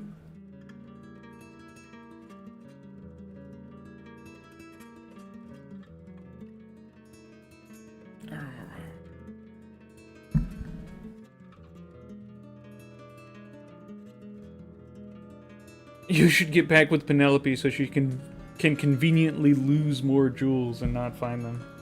Yeah. Instead of selling the pearls, you should show up at another party of Lord Ashworth's and ACC accusing him of stealing them again. I forgot about the wild animals in the background. That's right, yeah. The city's just like randomly filled with a bunch of horrible creatures. They attack at random. You weave through the early morning crowds, the weight of gold reassuringly heavy in your stolen sacks. A jaunty tune plays in your head, a perfect accompaniment to your successful grift. Suddenly, a whirring, grinding sound pierces the urban cacophony. A monstrously oversized clockwork pigeon, its metallic wings flapping erratically, dive bombs a fruit cart. Its glowing red eyes fix on you, and with a screech of gears, it turns, a miniature brass beak snapping menacingly. So it's a massive clockwork pigeon, but it has a very small beak. Just like deep, deep, deep, deep, deep, deep. Crash! Juggling ball combat. That's right. We'll see if we can get the DM to do it.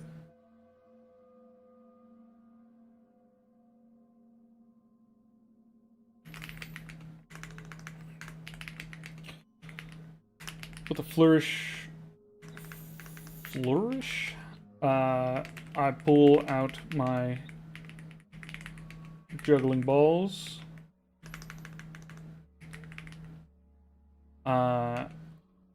And throw one at the creature's head.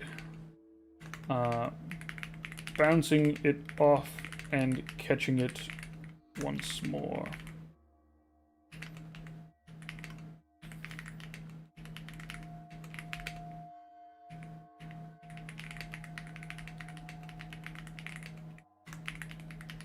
Alright, so I've asked the DM to please treat my juggling balls as throwing knives.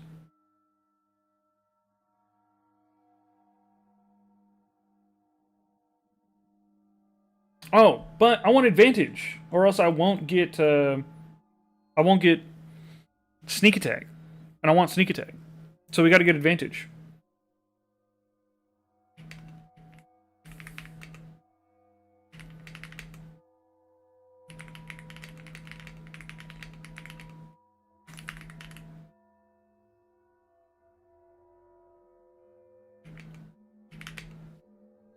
Then, with a flourish,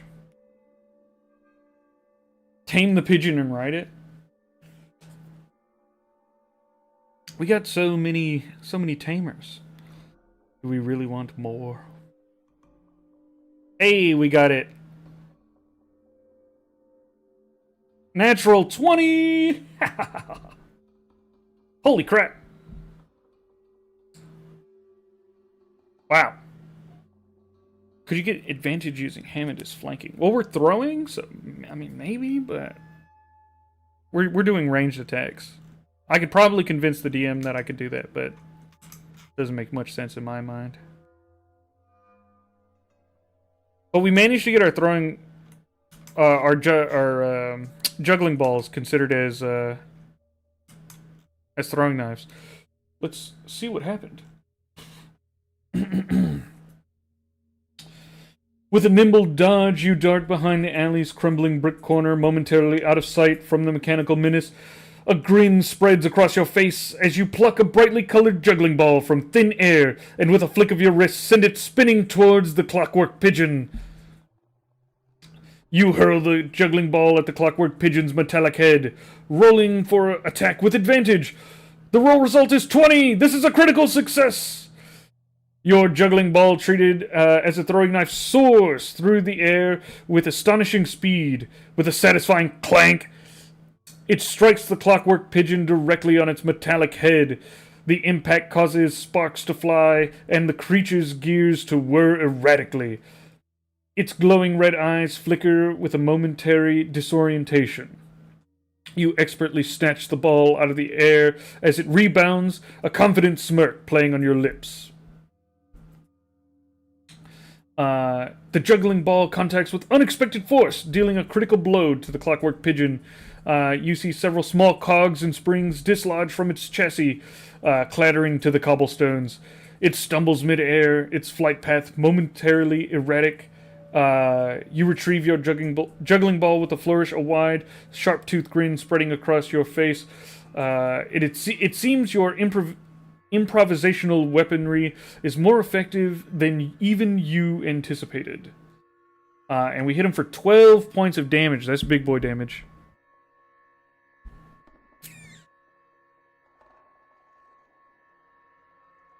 I'm mid-juggle. I suddenly throw the ball in surprise. Yeah.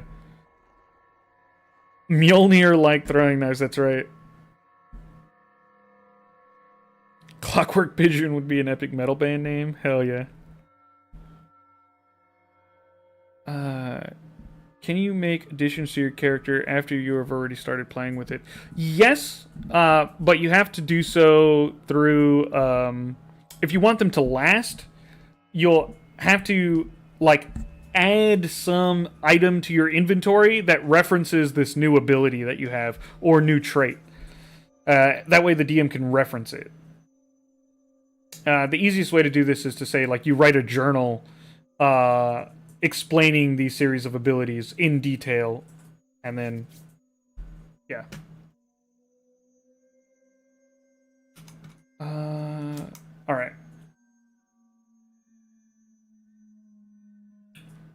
The juggling ball, momentarily transformed into a bludgeoning weapon, strikes the clockwork pigeon with such force that its delicate internal mechanisms can't withstand the impact.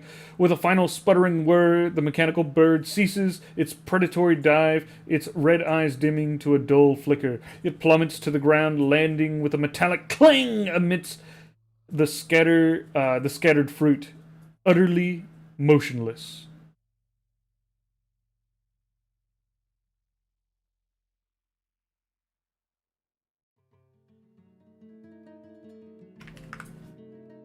Sorry, the devs are messaging me. All right.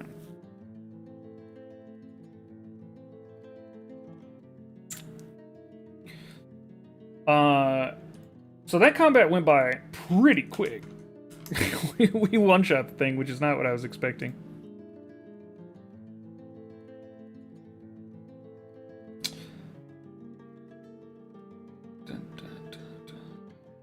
Alright.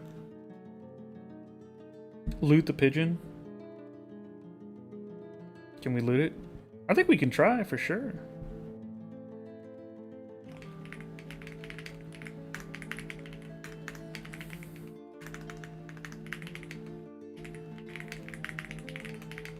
I'm gonna give the DM a hint as to what I'm looking for here. Looking to loot whatever animates this odd creature.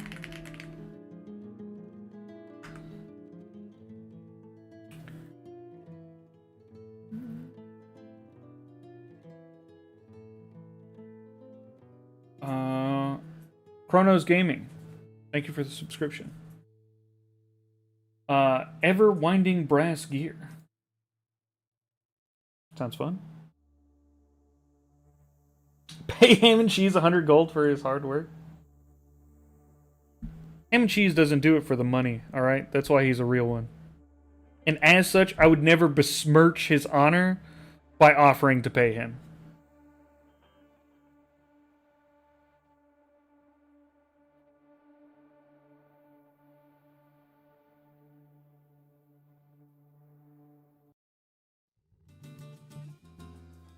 Question.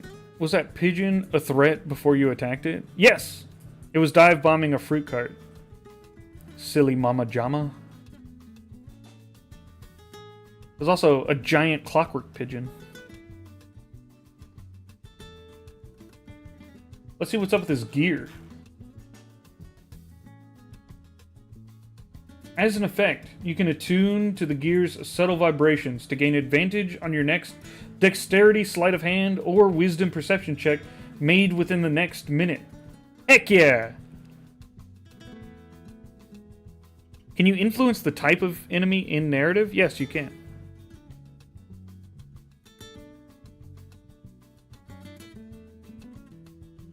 Yeah.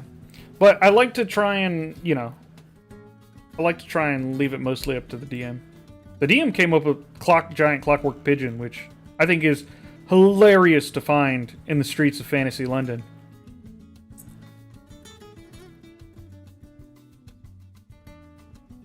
Yeah, the man works for his pride, not mere coin. Exactly. Alright.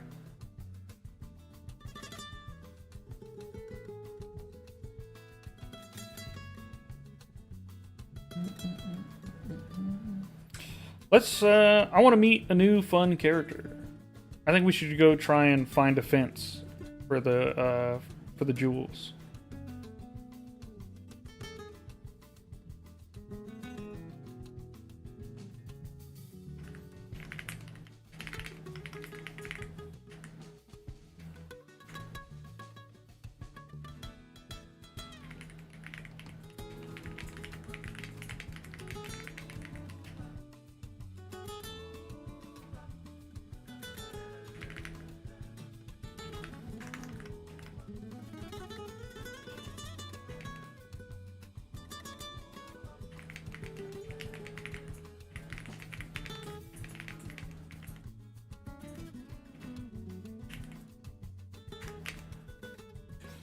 You see that, Hammond? Of course you didn't. It was much too fast. Ha ha ha ha! I do a skip and make my way to the jeweler.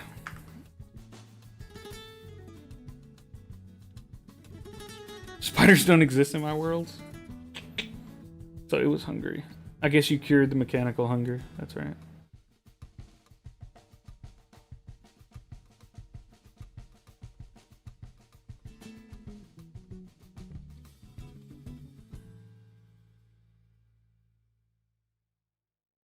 But you need to bring your other enemy faction into your fights? What? Why? Oh, I guess you... Yeah. You can do that. You know, you can say you search for them narratively, and then when you get into combat, it's not going to make a different set of enemies. It'll be them. I'm also playing a rogue, but the game has set me on a path that makes me make intelligence checks a lot. Oof. Yeah, if you didn't spec for that, that can be rough.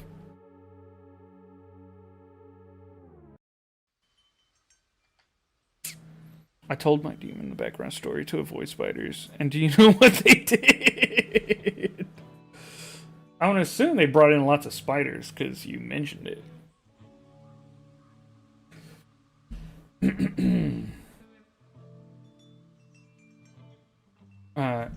You see that, Hammond? Of course you didn't! It was too fast! You crow, a mischievous glint in your golden eyes as you pocket the humming gear. Hammond, ever the loyal and silent admirer, bobs his head in agreement, his cat ears twitching in the morning breeze. He gives a quiet, encouraging clatter of his bony jaw with a jaunty skip in your step, the clinging of the stolen souvenirs providing a rhythmic accompaniment. You weave through the narrow cobbled streets, the city of London, a vibrant tapestry of bizarre sights and sounds bustles around you. Street vendors hawk oddly shaped pastries. A man in a feathered hat attempts to charm a lamppost. And what? Why? Why are so many people seducing objects? And from a nearby alley, a particularly mangy cat seems to be engaged in a philosophical debate with a squirrel. Amidst this glorious chaos, you set your sights on the glinting storefronts of the jeweler's district.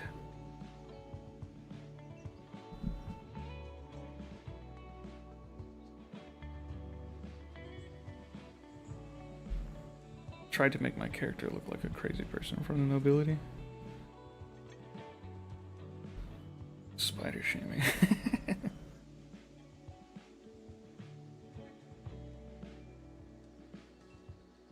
All right. We are. Da, da, da, da.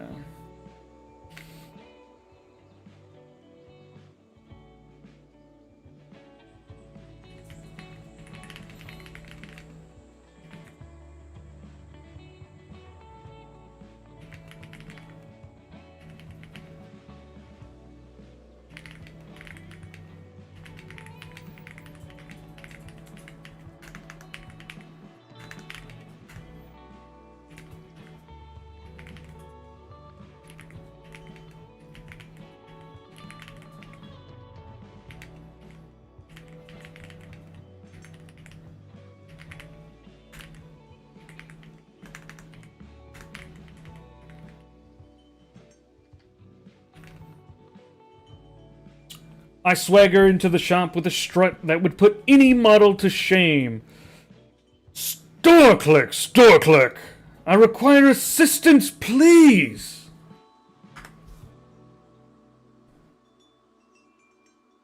I wonder how she hasn't realized her pearls are missing yet. She loses them all the time. How does anyone identify strangely shaped in this environment? Yeah, I have no idea.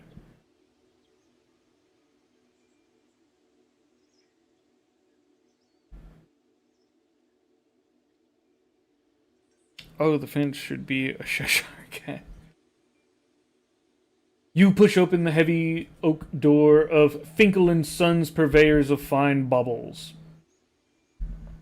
I want to say, by the way, this has been going great. We haven't had a Lyra or Borin or Voss or anything. We're doing great with names.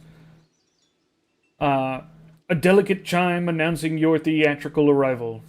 The interior is a symphony of muted light and shimmering displays. Velvet-lined cases showcase glittering necklaces, rings, and brooches. Each piece catching the light in 1,000 tiny dances. The air itself smells faintly of polished metal and old money. Store clerk! I require assistance, please! You announce, from your voice echoing with a theatrical flourish that makes several delicate crystal pendants vibrate. From behind a counter laden with intricate watches, a slender, bespectacled man with a perpetually pinched expression peers over his spectacles. He has a rather sharp nasal voice, common amongst the upper crust merchants of the city. Good heavens, sir. There's no need to bellow quite so theatrically. He states, his words clipped and precise. He smooths down his pristine waistcoat and steps forward, a hint of disdain in his eyes as he takes in your sharp-toothed grin and bold attire. I'm Mr. Finkel, at your service. Though I must ask, are you quite all right? You appear rather enthusiastic for such an early hour. Did I put something in the bio to get more unique names? I just put like a setting. I told it where we're at. And that setting specifically was Fantasy London in the 1800s. So I'm guessing it's just like, you know, it's using names from then.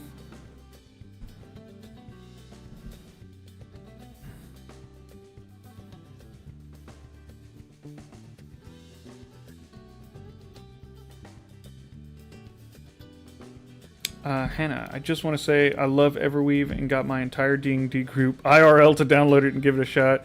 We're all hooked and excited to support the app. Thank you very much, Hannah. It's much appreciated.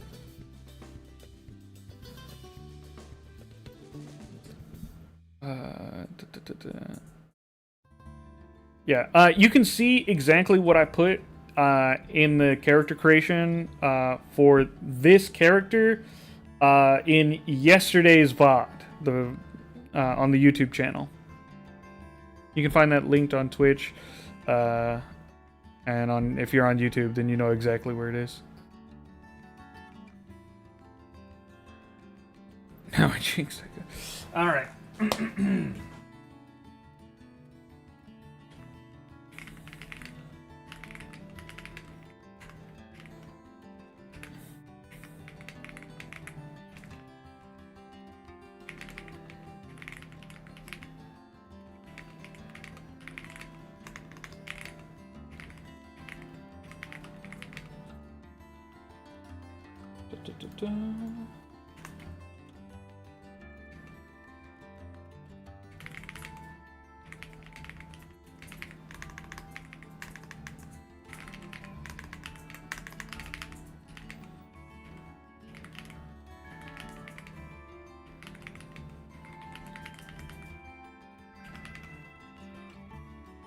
Something wrong with me? No, no, no. On the contrary, I'm doing marvelously.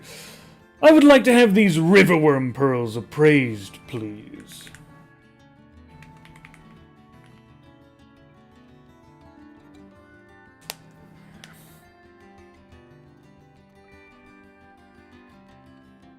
Do I have anything to do with the production of the game or just a tester?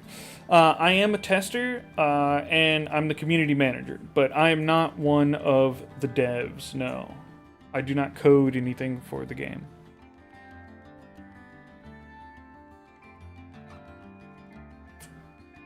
First Lyra I met in my first campaign was my boyfriend's mom who passed away.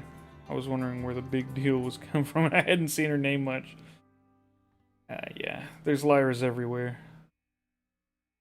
The world is laden with them.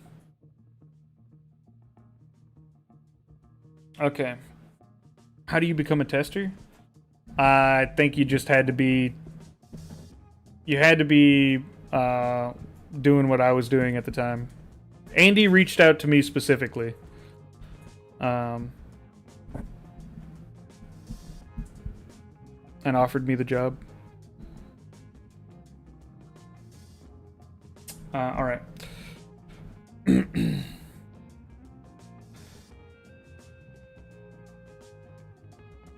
Something's wrong with you! Wait, what? You? Okay, the DM's confused here. It, like, swapped me to you, but when it was quoting me, so it's backwards. I'm gonna read it as if it's correct. Something wrong with me? No, no, no, on the contrary. I'm doing marvelously, you declare with a flourish, pulling the lustrous riverworm pearls from your pocket. Mr. Finkel's haughty expression falters slightly as his eyes fix on the iridescent gems. He takes them delicately in his fingers, brushing against their cool, smooth surface. He holds one up to the light, then another, his narrow gaze scrutinizing every curve. A faint, almost imperceptible gasp leaves his lips. These are quite extraordinary, he musters, a trace of professional awe replacing his earlier condescension. The sheen, the remarkable size, the almost mythical origin. Riverworm pearls of this exceptional quality are, well, shall we say, a rare delight indeed. A very rare delight. He clears his throat, regaining some composure, though his eyes still linger on the pearls. I would estimate their value conservatively at no less than 2,000 gold sovereigns.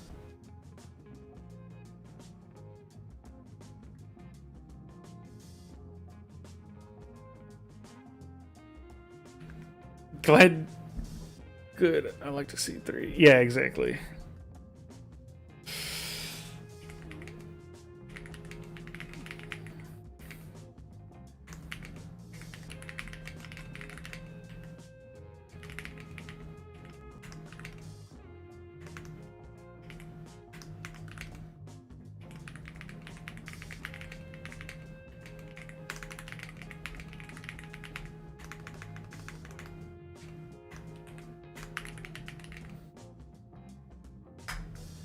More cash! Major cash! Hell yeah, that's what I'm talking about. I'm glad you think so, you purr, your sharp-toothed grin widening as you reach into your other pockets. With a flourish, you produce not 1, but 2 more strands of magnificent riverworm pearls. Each one shimmers with the same otherworldly luster, each one as perfectly formed and impossibly large as the first. You lay them carefully on the velvet-lined counter beside the first, creating a breathtaking display of opulence. Mr. Finkel's jaw drops, a delicate silver-rimmed monocle threatening to fall from his eyes. His composure shatters completely. His eyes dart from pearl to pearl, then to your ever-present enigmatic smile. He stammers, "Three of them? By the Arch..." Oh, it's still him. "By the Archduke's beard! This is unheard of! A collection such as this isn't merely rare, it's a king's ransom! The collective value, it would easily fetch 6,000 gold sovereigns, if not more, to the right collector." His voice rises in pitch, a giddy excitement overriding his previous hauteur. He stares at you, then at the pearls, and then back at you, as if seeing you for the first time. I'm also going to lots of towns named, Stormhaven, Oakhaven, and Whisperwood and stuff like that. Yeah, Whispering Mountain. Yeah, yep. Those things happen a lot. You have to give it stuff to work with, or else it goes to the absolute most generic stuff it can, and it repeats the same stuff all the time. What it's doing is it's pulling from the Forgotten Realms, like lore. And so, like, Lyra is a character from the Forgotten Realms. Borin, Thorn, all of the common names, those are all characters from the Forgotten Realms.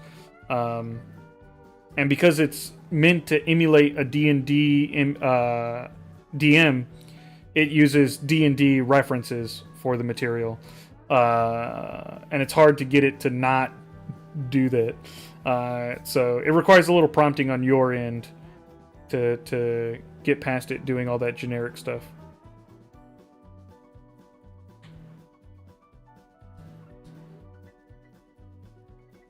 All right.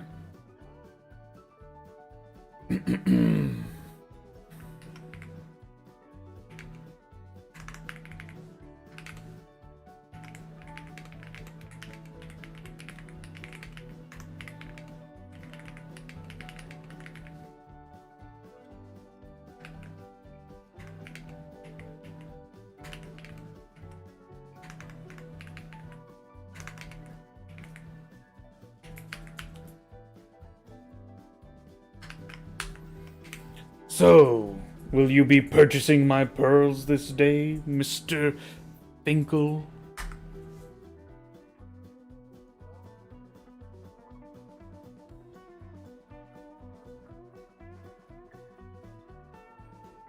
Ironically, I've somehow mixed Forgotten Realms and Eastern Lands mixed in. That's because you're doing ninja stuff constantly. Of course you're getting Eastern Lands.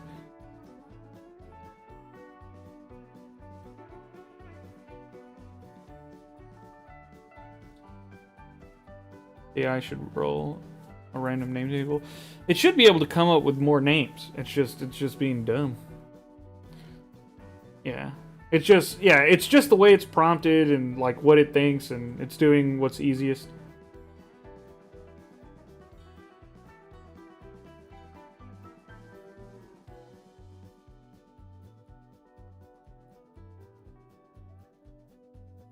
We're rocking a casual 21 grand. Now the DM said that it was like 6,000 sovereigns, which last time he gave me as like 10 times the worth of silver, but this time he gave me just 6,000 gold. I could try and prompt him to get more if I wanted to.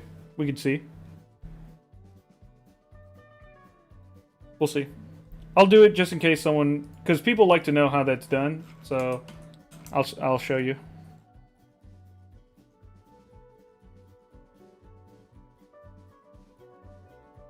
Mr. Finkel snaps out of his pearl-induced reverie. A flurry of precise, almost frantic movements. Purchase, my dear, purchase, my dear sir. It would be an honor, a privilege, an investment for the ages. He practically bows over the counter, his spectacles fogging slightly with excitement. Please allow me a moment to retrieve the funds. He scurries to a heavy iron-bound chest beneath the counter, fumbling with a collection of keys. The clinking of gold coins soon fills the air, a much more substantial sound than Barty's modest offering.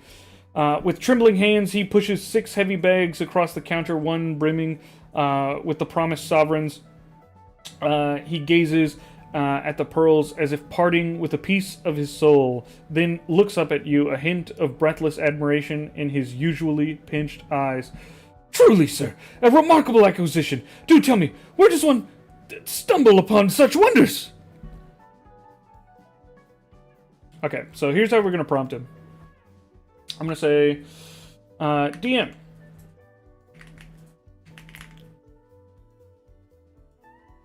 Last time, you made gold sovereigns. What? It's mentioned. Okay, sovereigns.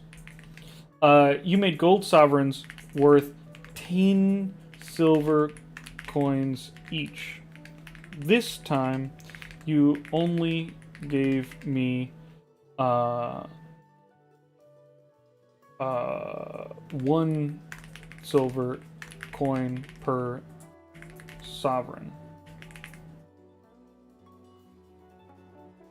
I worked hard to earn that money, which we all know is not true.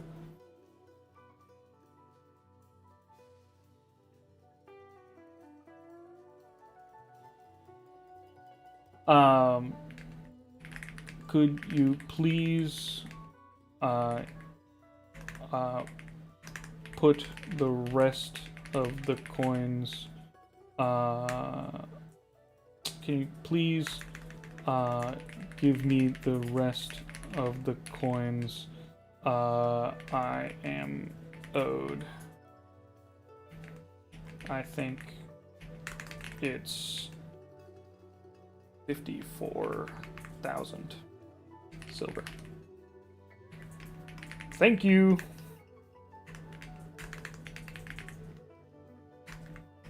Okay, so that's for people who the DM doesn't give you the right amount of coins. Right? They give you gold. One time they counted as worth 10 coins, or 10 times as many coins, and then the next time they counted as the same amount of coins. You can try and work with the DM to get that fixed.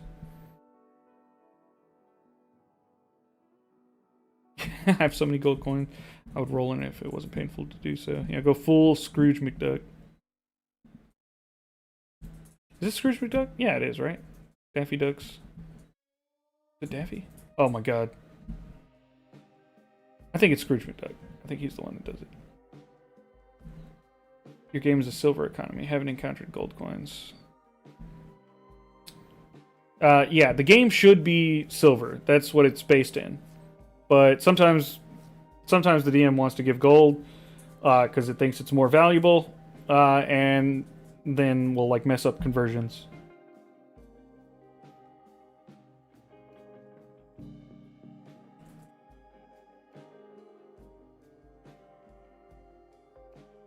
Donald Duck is Scrooge's nephew. Yeah, that's the one, not Daffy. All right.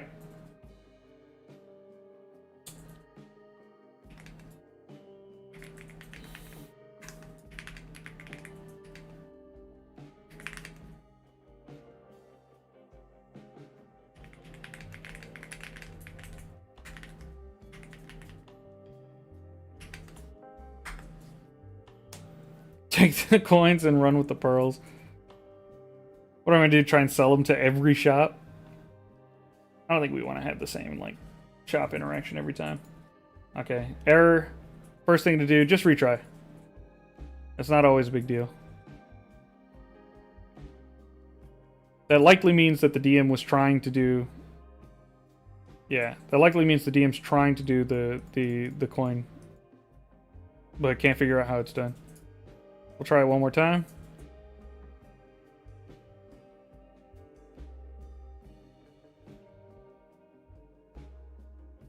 Okay.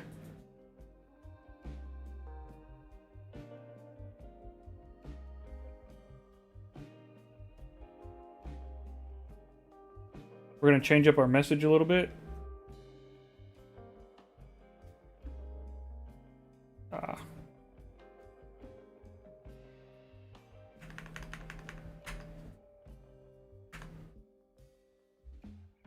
Try one more time.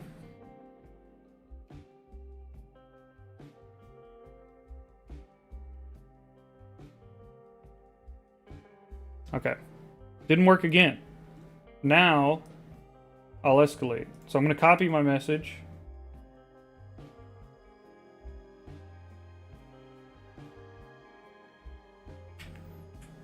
Do a quick refresh.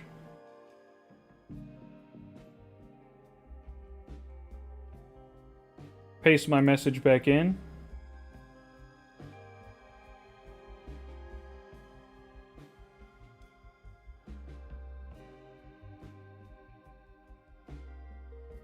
We're still getting an error. Okay.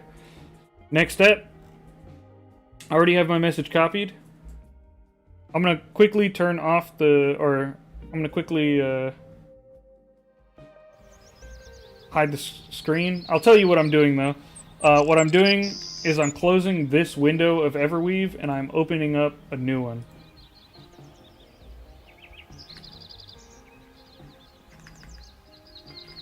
I just don't want you guys to see what I'm doing over here.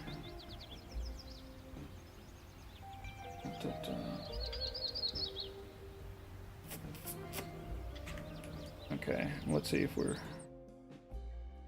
Okay, we're back.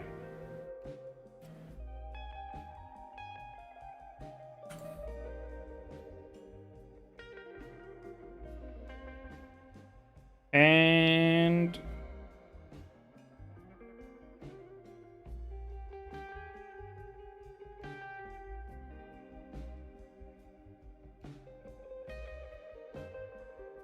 it might just be my message. It's too much for the DM. Alright. We're gonna remove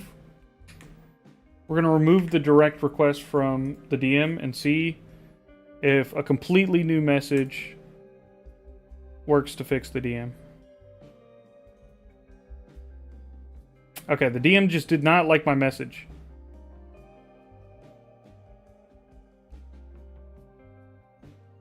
So I'm going to add it into the next message.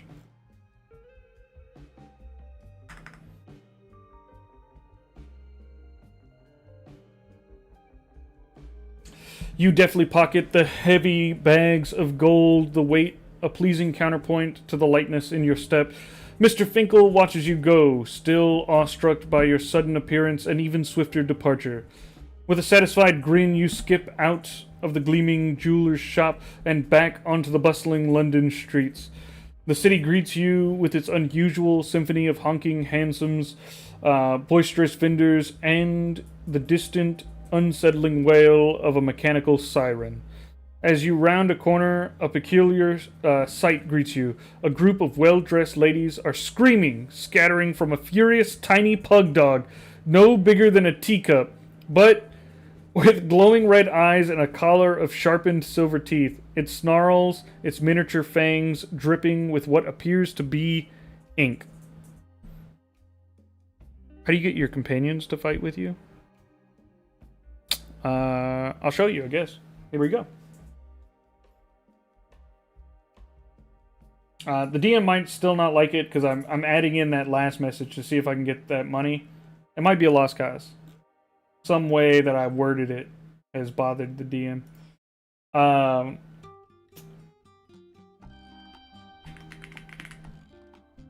Hammond, why don't you join me in this little... I'm gonna put emphasis on the word little. Little tussle. I pull out, I conjure a juggling ball and prepare to duel. No, not duel. We're not dueling. We're fighting together to battle the pug.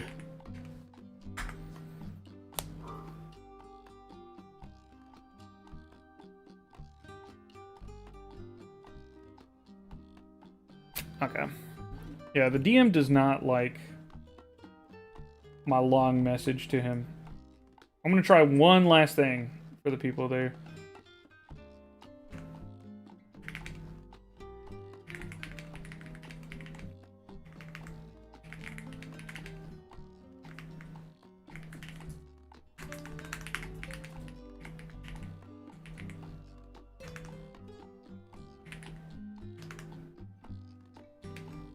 I can't. Jesus Christ, that's spelled so wrong.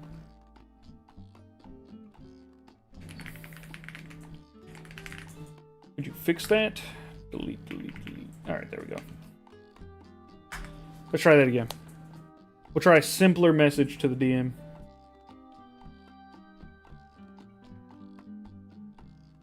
He is thinking longer. That's good. Did we get the coins? We did not. Big sad. Alright, looks like we're stuck with that amount of coins.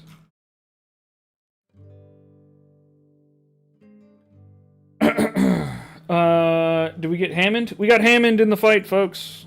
He's right here. Look at him. And that's how it's done. That's how you get Hammond. So you get Hammond, but you don't get the coins. And that's what happens.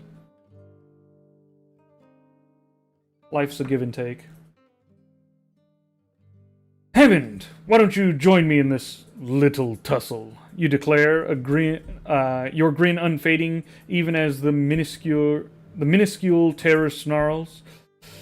Hammond gives a happy clatter of bones, always ready for a bit of excitement, no matter how pint-sized the adversary. You conjure a juggling ball into your hand, its familiar weight of comfort, and prepare to face down the fuming canine. The tiny pug, its glowing red eyes burning with malevolent fury, lets out a surprisingly deep, guttural growl for its size.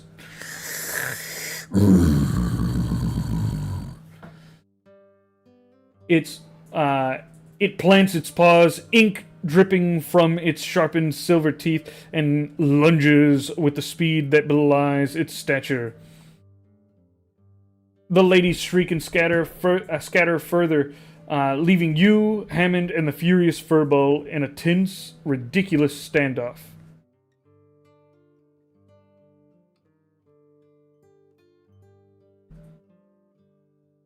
Yeah, no problem.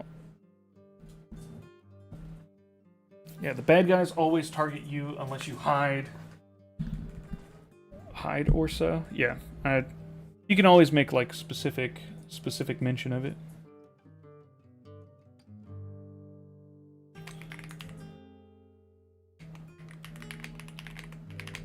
So I'm gonna move away from the pug's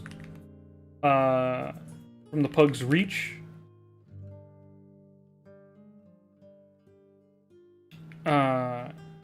And while Hammond is within melee, I'll sneak attack the pug with my juggling balls, which I'll just put throwing knife as a reminder to the DM.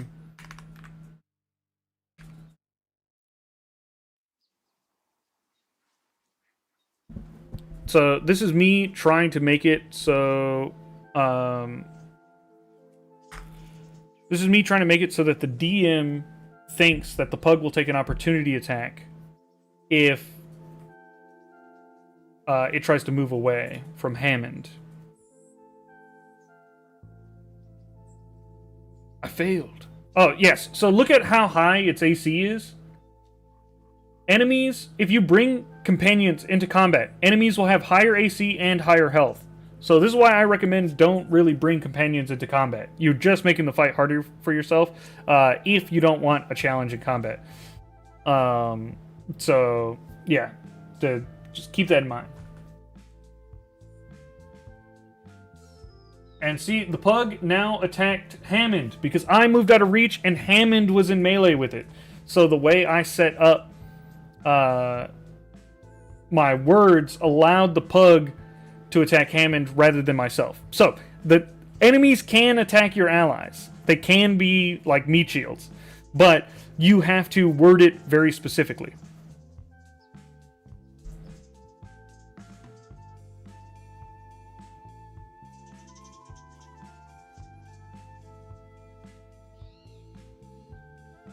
Be grateful it's not a chihuahua. You wouldn't stand a chance. I would never.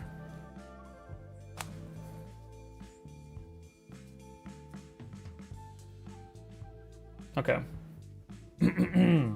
Now, someone mentioned flanking for advantage while I was doing a ranged attack, and I'm going to try and do that even though I don't think it's right. Also, did I roll... I rolled a 7, which... Let me think if that's possible. Natural 1 says natural 1. So if I got a 2, I could get +3, +2, 5. Okay, so this could be a natural 2. This is not proof of any sort of missing values here.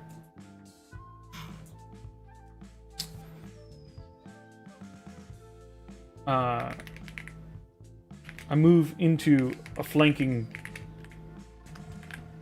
position for advantage. I bounce a juggling ball, throwing knife,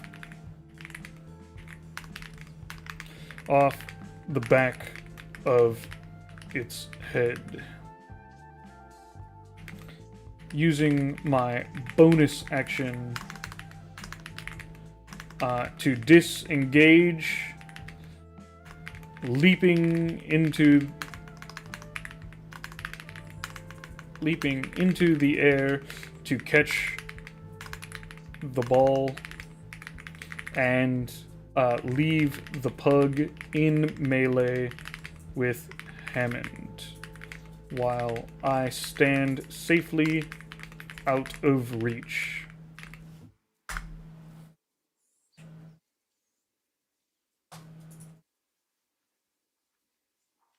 It's a sturdy leather hide he has there. Yeah. Yeah, that's what happens. So the AC is going to be high if you bring in companions. AC is going to be high and health is going to be high. So, yeah, it's not always worth it to bring your companion in. Big 10 damage, though. Let's go.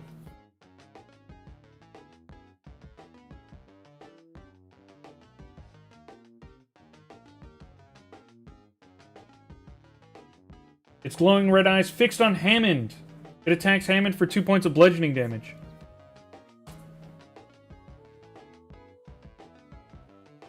I know I can say I attack it with advantage since my companion's in melee with him, but I'm doing a ranged attack.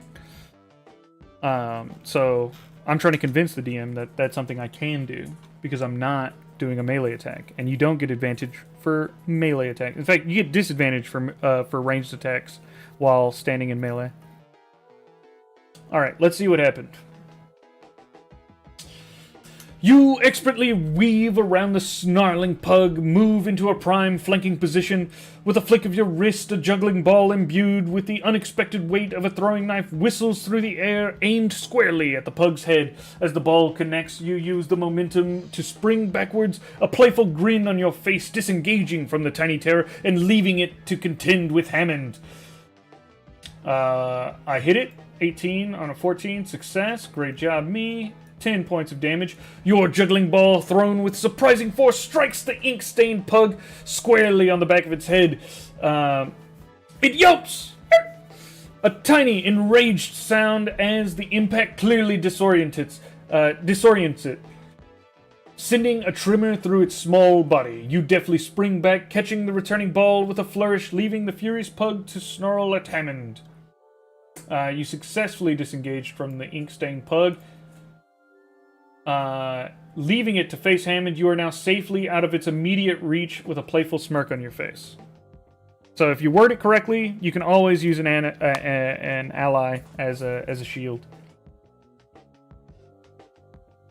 They attack Hammond. They hit for 2 points. The pug nips at Hammond's shin, its small fangs barely scraping against the bone with a furious growl. Hammond, unfazed by the pug's nipping, raises a bony fist, preparing to deliver a clattering blow to the tiny menace. Hammond's bony swing whiffs through the air as the pug, surprisingly agile, darts out of reach with a frustrating yip. Hammond reaches into his pack, grabs his special hammer, Pug Smasher, and then he lunges into combat. Yeah, that's right.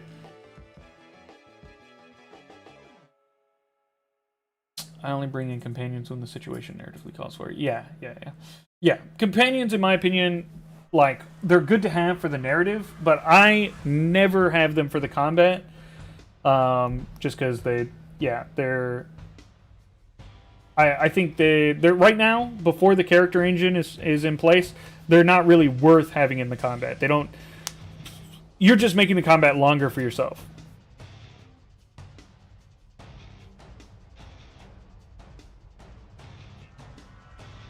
And if you have too many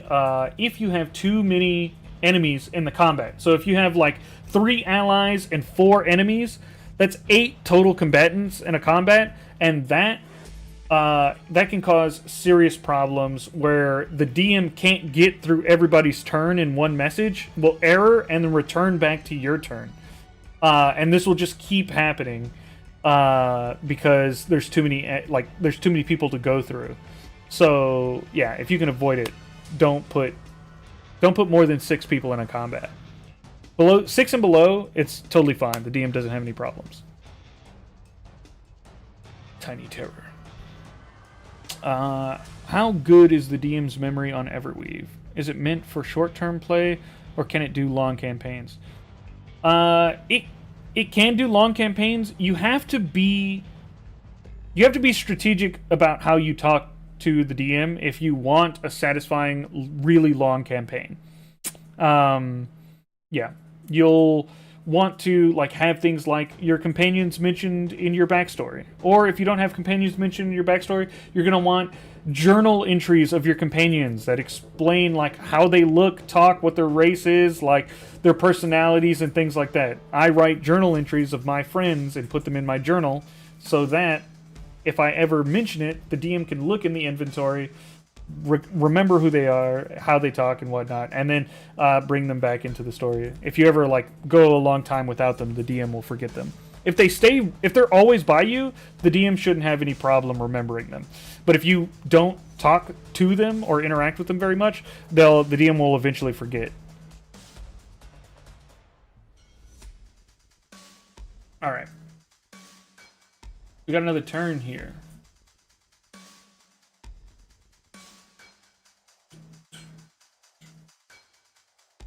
All right, the flanking worked, so I move back into flanking behind the creature,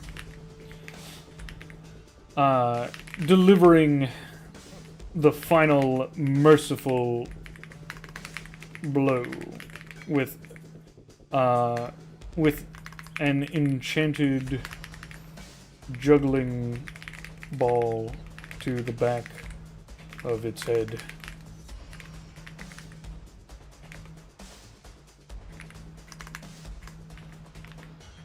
I'm just gonna mention that I activate sneak attack because of the advantage.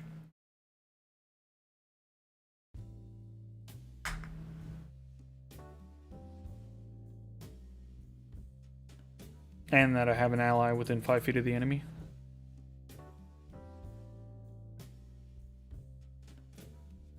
I do a lot of references to those characters in the narrative. Yeah, that'll keep them relevant. How do I write a journal entry? Should I use journal entry to describe the personality so it doesn't get lost? Can I update the journal entry? You cannot update the journal entry. You can always write another one, but you don't want too many items in your inventory. I recommend reading the guide. All of this is in there. There's a much more detailed version of how to do this in the guide, which can be found in the Discord.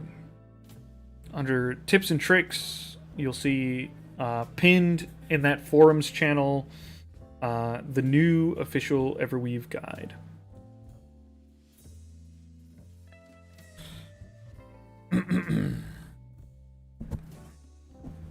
All right, let's see how it went. Oh, we got another natural 20. I'm over here getting natural 20s. I don't even look at them. That's how often they come up. You swiftly move, expertly positioning yourself behind the snarling, ink-stained pug, lining up a precise shot with your enchanted juggling ball. Natural 20. The enchanted juggling ball connects with a sickening thud, a crack echoing through the alley as the pug's head snaps back. The creature whimpers, a guttural sound that quickly fades as it collapses to the ground, a final tremor running through its tiny body before it goes still.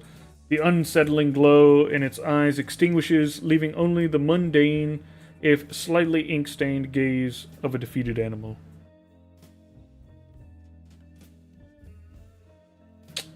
Yeah. The creature crumbled, its glowing red eyes fading to a dull glaze as the strange, inky menace was finally vanquished, leaving the bustling London street safe once more, and another tale for Hammond to undoubtedly embellish.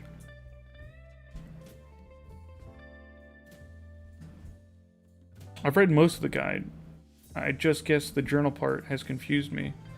It's an item? Yeah. You write a journal entry, like as an item to add to your inventory.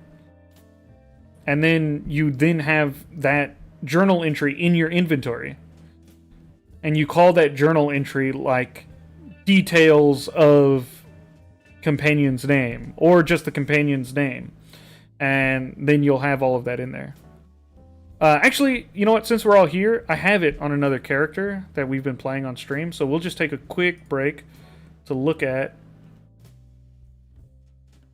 Branch.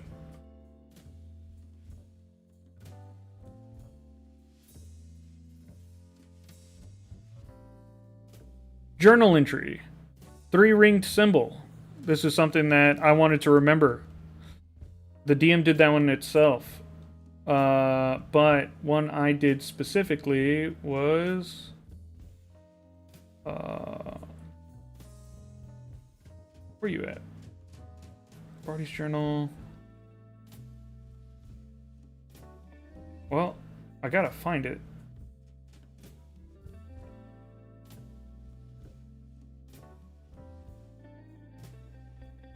Guys, did I get rid of it? What happened? Am I not seeing it? Is everyone else seeing it? I'm missing it.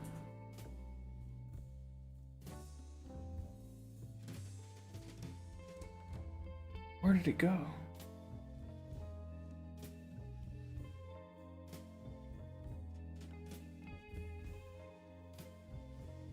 Rusty's ability journal. There it is. Sorry.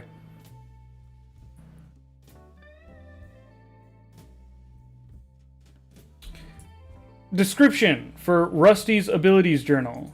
A sturdy leather-bound journal filled with the observations about Rusty, a Volt Guardian Proto-Lizard ally. Its pages detail its combat capabilities and immunities, including its AC of 15, HP of 30, and a D8 melee claw attack, with a +5 bonus and immunities to poison and disease. It also notes that Rusty does not need to eat, drink, or breathe, and its emerald eyes now glow with sapphire light, awakened by a charged metallic device. A slightly less poisonous antidote. Yeah, that's right. Do I get any stat points on level up? You get stat points on levels 4 and 8, and if you're a fighter, you also get them on level 6. If you're a rogue, you get an additional one on level 10.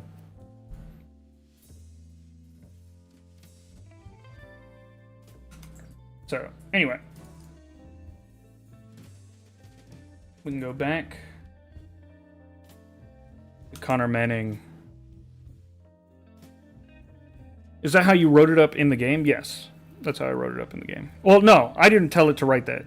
I told it to include stats. And that's what it did.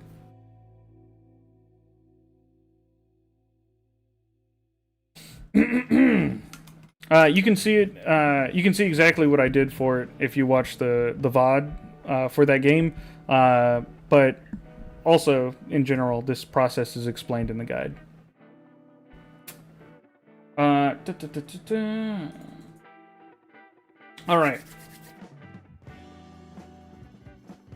So now we're big chillin'.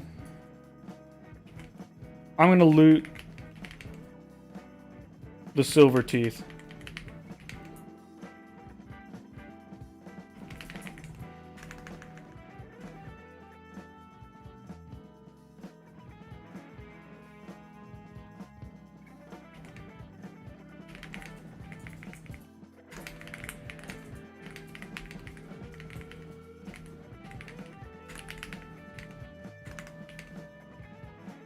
I loot the silver teeth. I then look around at my beautiful city. I'm hoping to see someone doing some crazy stuff to go talk to. Awesome tip, thank you. No problem.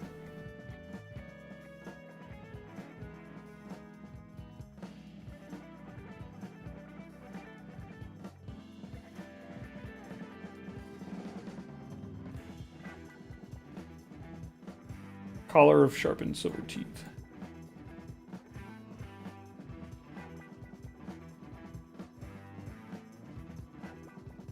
Is there a way to put them in, or do they go in automatically? The stat points aren't really real. This is like +5 and stuff like that. This is stuff that I can like try and convince the combat DM to use. The character engine will give actual combat stats to your companions and give them like abilities to do in combat. But before then, this is what we're working with. We're working with like sort of tricking the DM into trying to give them abilities and stuff like that by having them reference items that say that they have those abilities. And hopefully the DM complies. Hello, Choco. Glad you could join us.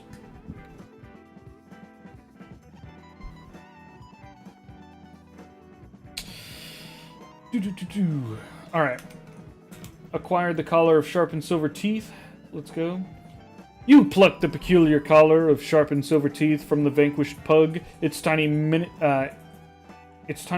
now, just a limp, inky heap. The well-dressed ladies, still shrieking, scurry away like startled pigeons, their fears quickly replaced by outrage at the mess on the cobblestones. You pocket your grisly new trinket, taking a moment to survey your glorious, chaotic city. The air hums with 1,000 strange melodies, the clank of a distant steam organ, the squawk of a parrot with a monocle, and the booming laughter of a man juggling flaming eels on a unicycle. That is a guy I want to talk to. That sounds like a disaster waiting to happen. I'm about to start the London fires. A short distance away, beneath the grime-streaked arch of a forgotten railway bridge, a crowd has gathered. At its center, a figure draped in shimmering, mismatched fabric performs their show, twisting and stretching in impossible ways against the grimy brickwork. Okay, clearly the DM wants me to go there.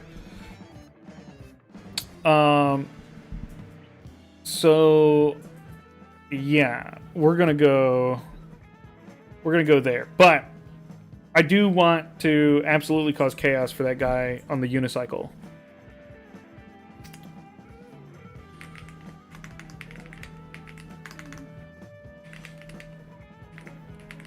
While he is focusing intently on juggling the flaming eels, I take a juggling ball and toss it underneath, or I toss it in the path of his singular wheel. I then rejoice in the sounds of chaos as I make my way to the other performer.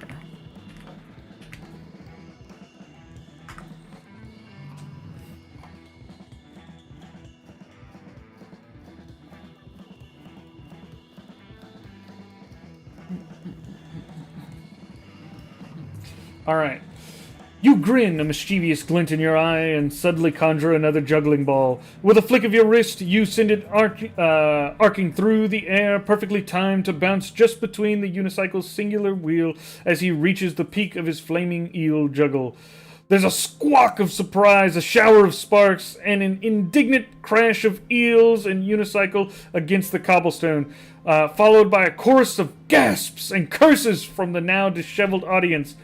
The resulting chaos is music to your ears. You chuckle, a deep, satisfying sound as you weave through the scattering crowd. Your attention is already drawn to the figure under the grime-streaked arch of the railway bridge. Their shimmering, mismatched fabrics swaying as they perform, their shadow twisting in impossible ways against the brickwork. Alright, I'm trying to see what sort of show this person is putting on.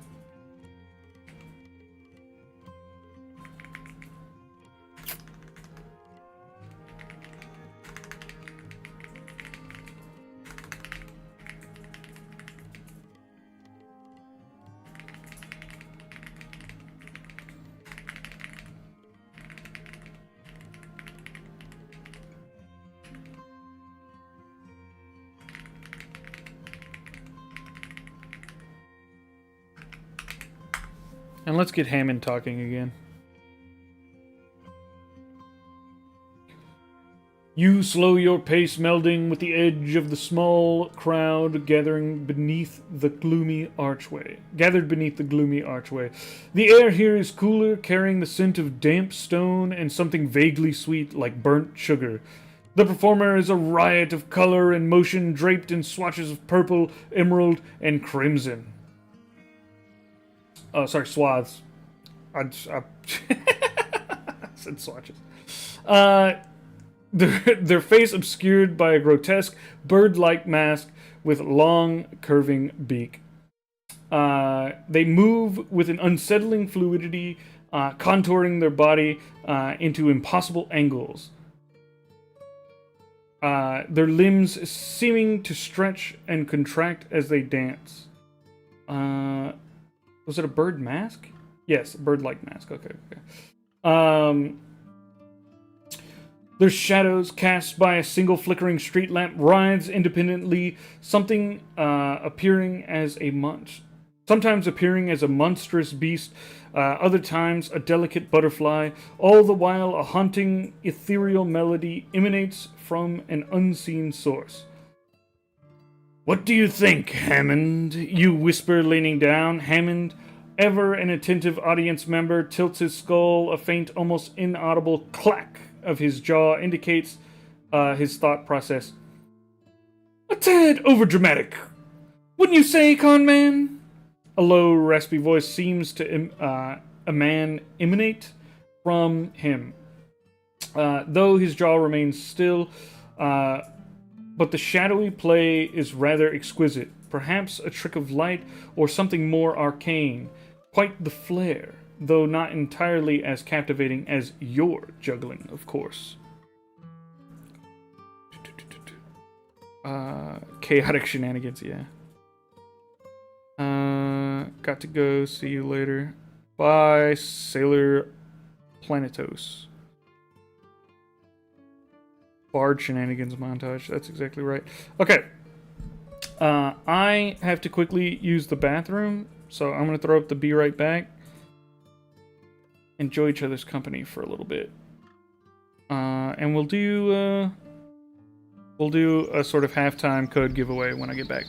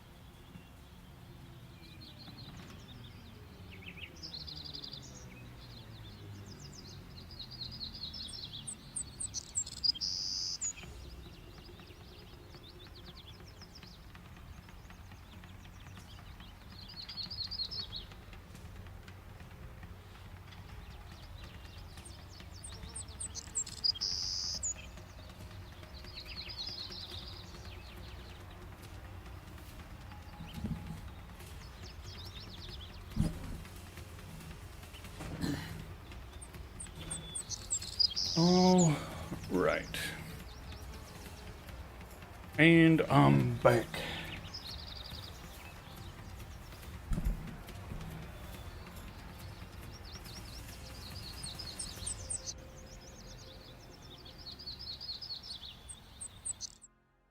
Hello, hello, everyone.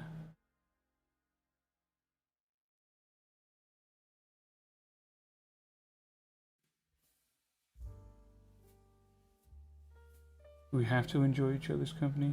Yes. Yes, you do.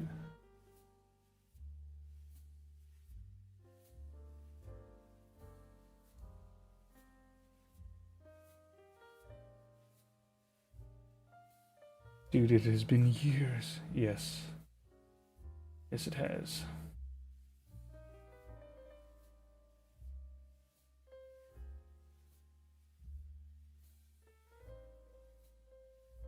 All right. Let's do it.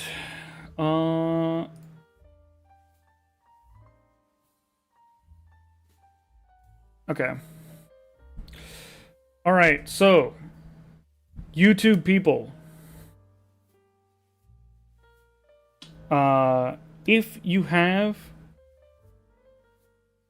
wow, there's an echo in the chat.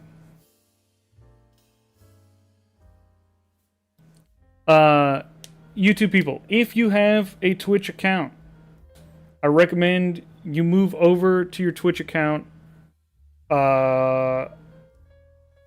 for this next bit.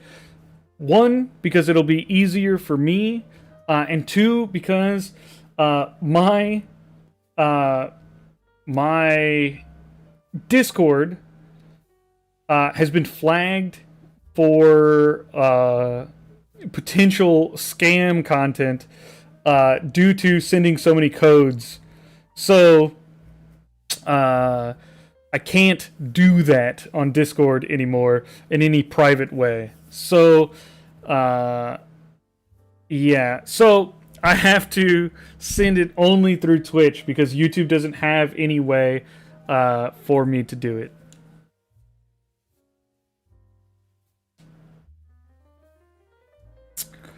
Yeah. I keep scamming them by giving them free stuff. Yeah. Since yesterday's stream, I've been banned twice.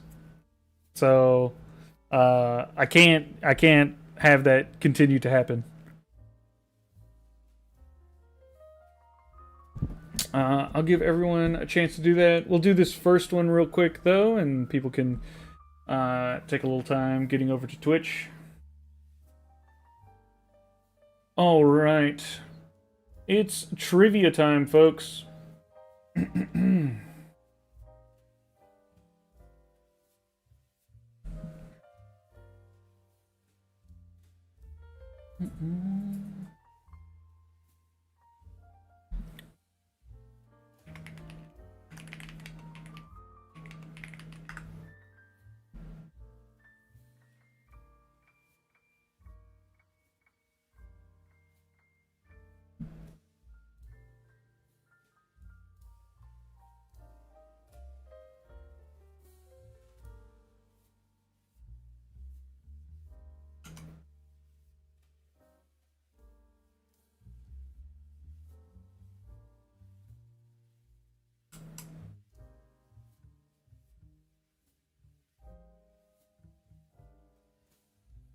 All right. Who could tell me who is the Greek god of the wild?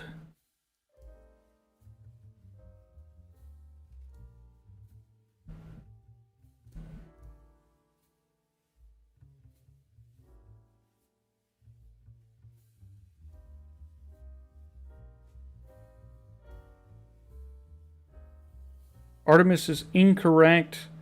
Fear Gaming got it with Pan.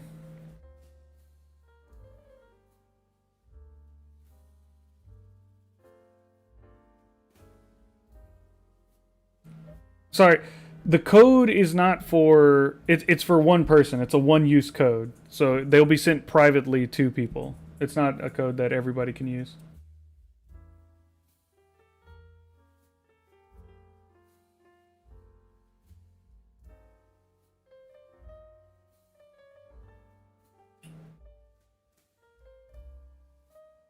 beer.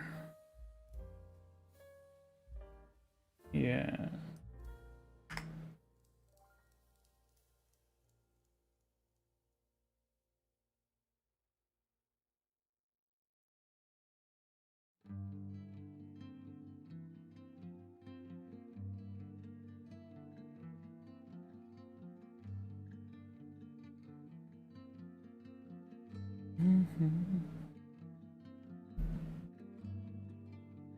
You got me, I'm a pagan. Hello, Dr. Grimley. Yes, people over on Twitch. All right. Da, da, da, da.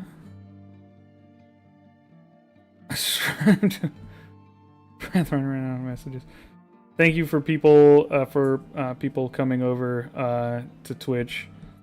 I understand it's annoying, but I unfortunately I cannot get around it.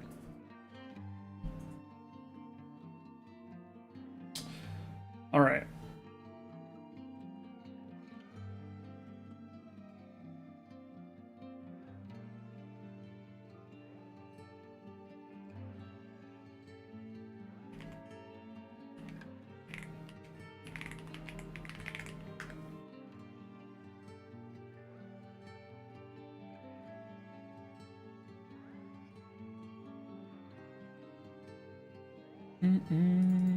Okay.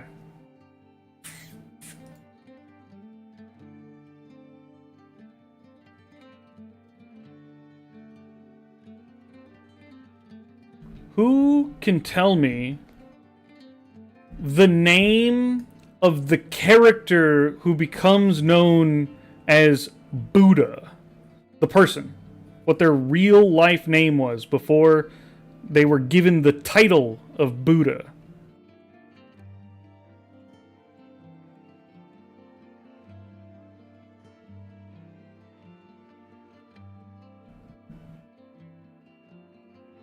Evil Jamie Rogers, you are correct. It is Siddhartha Gautama, and you got it before literally everyone else, and you'd use the full name. Great job.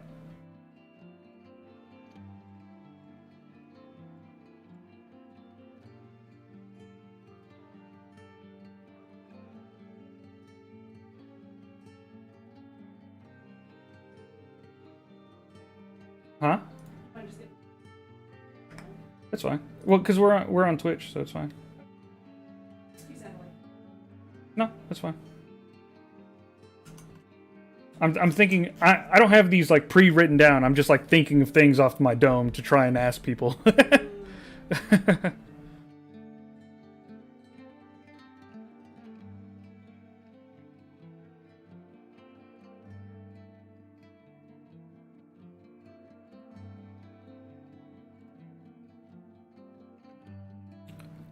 What is the name of the real-life lizard that runs on water?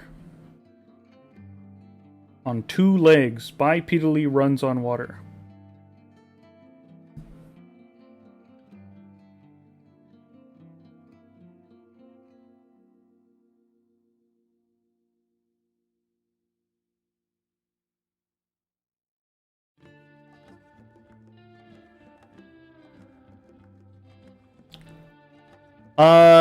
Analyze. You are correct. It is a basilisk.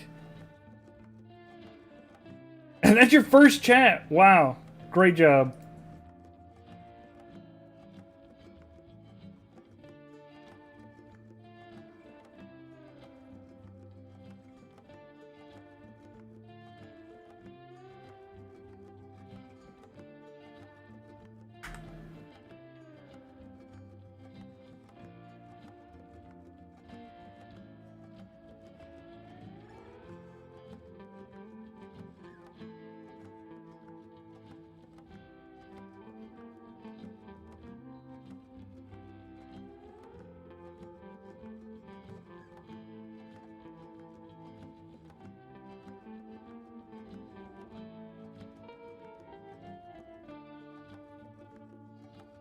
Science makes me sad. Math makes me sad too. That's unfortunate.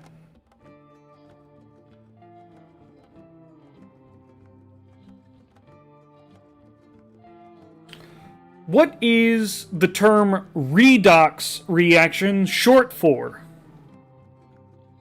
What is the term redox reaction short for?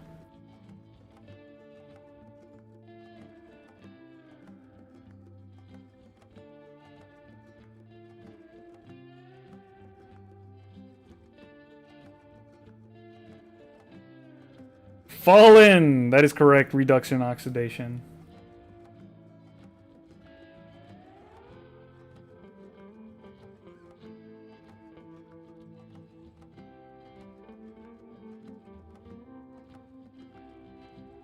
What happened?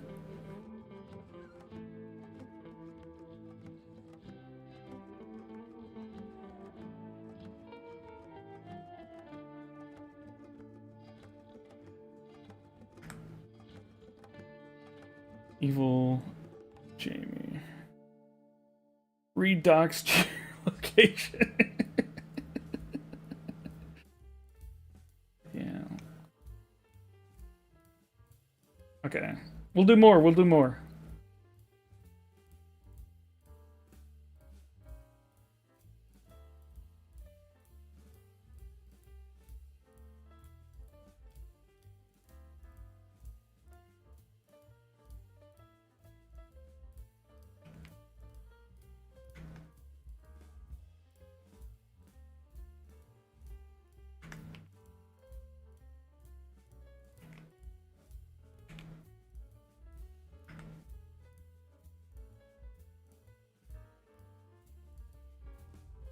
Who can tell me what 16 times 11 is? 16 times 11.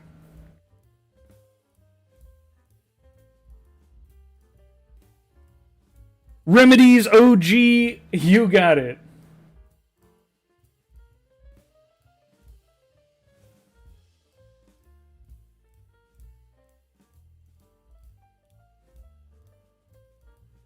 Remedies OG, you currently have on blocked whispers from strangers. You will have to message me first. Please message me first. I'll type in chat so you can do it. Click on my name and then click whisper.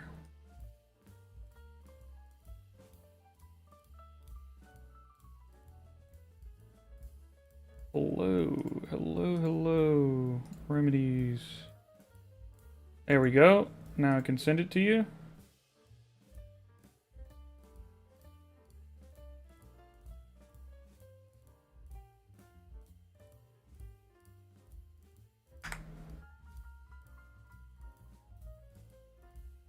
All right.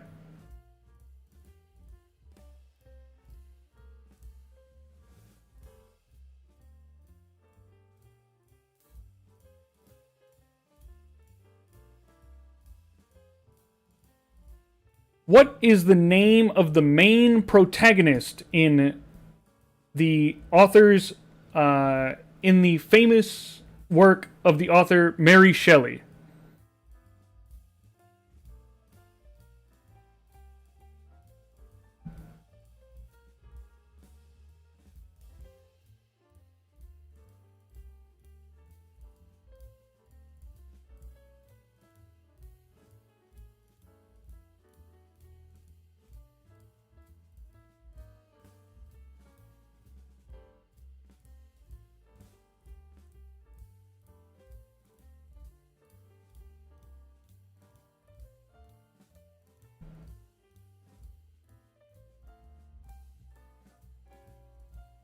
The correct answer has not been posted yet.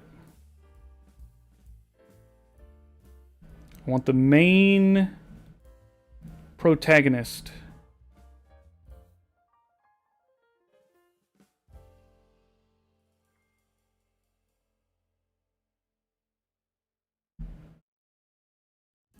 Fallen, you got it.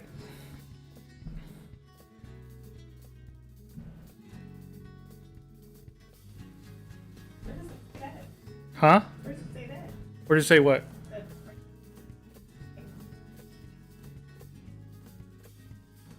He is! Oh my god. It's literally from his perspective the entire time. Not the entire time. Like, almost all of it. The whole story is about him. He's not there for the first part. Sure, not for the first part, but he's not the main protagonist. Well, it started with Victor. Victor Frankenstein isn't the protagonist. He's an antagonist. Yeah. Yeah, the Doctor is the antagonist, that's right. Alright. Fallen. Have you won one today already? I don't remember. Yes, you did. Fallen, would you like to offer your code up? Alright, go ahead. Ask your trivia question.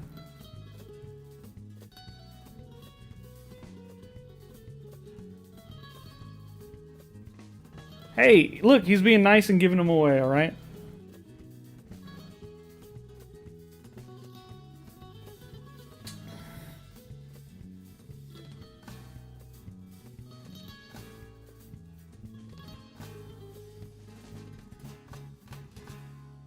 What will he ask?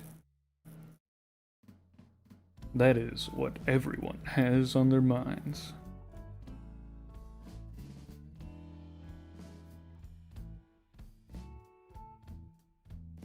How do I give my party better weapons?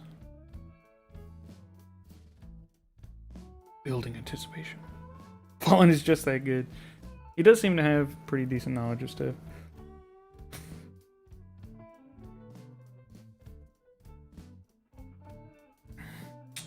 Okay, folks, what is the Vampire the Masquerade, the Gangrel Antediluvian?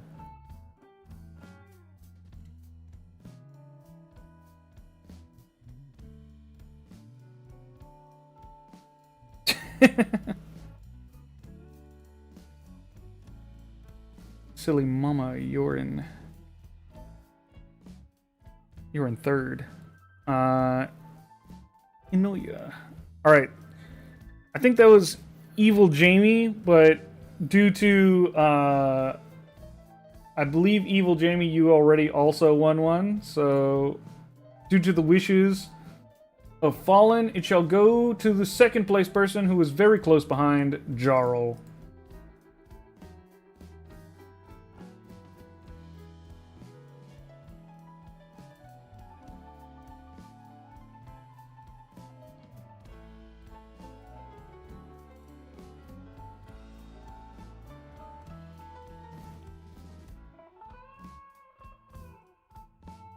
Alright, one last one.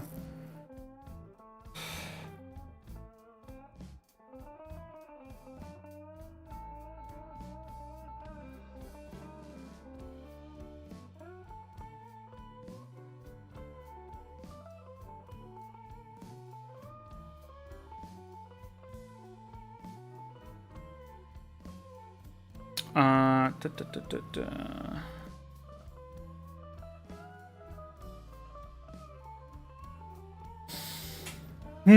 Okay.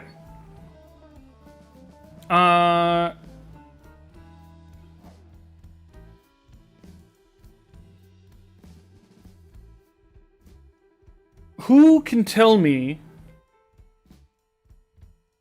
how, or who could tell me what the original object was that Sun Wukong used as his for his famous staff? There's a specific object.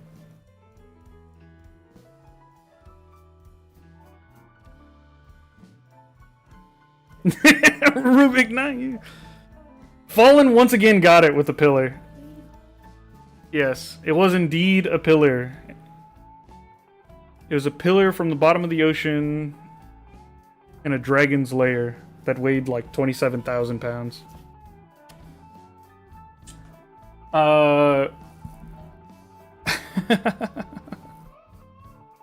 Okay.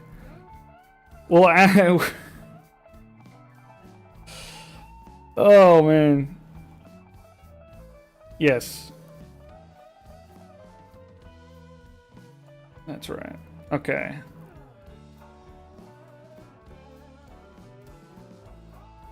Fallen, will you be giving this one away, or are you going to be accepting this one?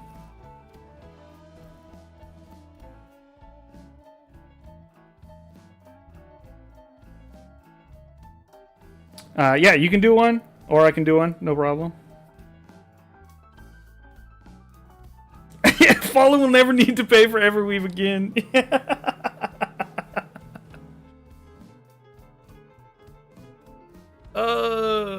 You guys gotta brush up on your trivia. It's the best way to get codes. And they said trivia wasn't useful. That's exactly right.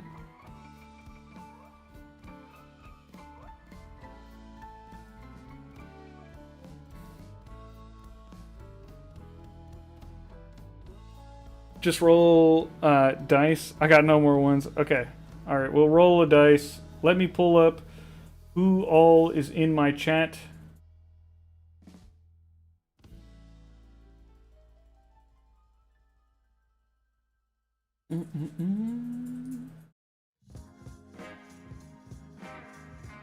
Alright. Based on Fallen's wishes, it will be completely random.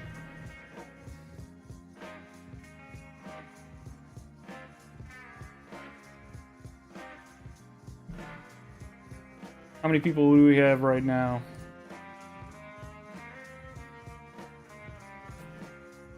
We have 26. One's a mod.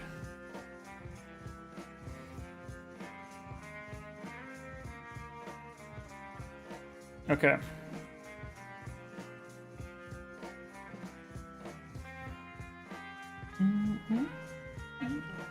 Huh? There's 28? Yeah. Ooh, okay.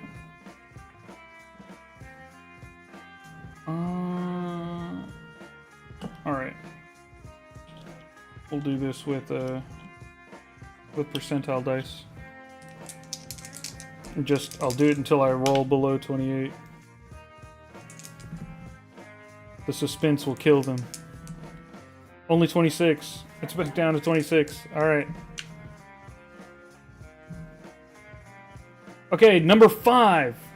1, 2, 3, 4, 5. Dr. Grimley, it's you. You've won the messages.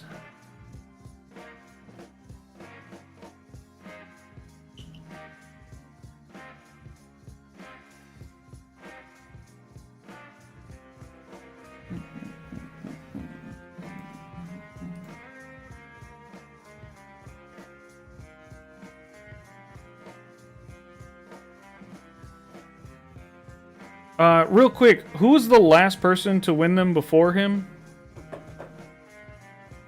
Was it,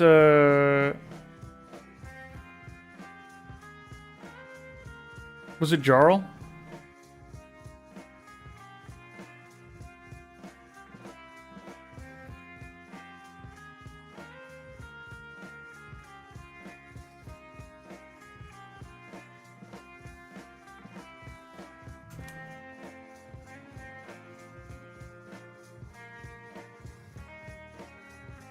I think it was Jarl.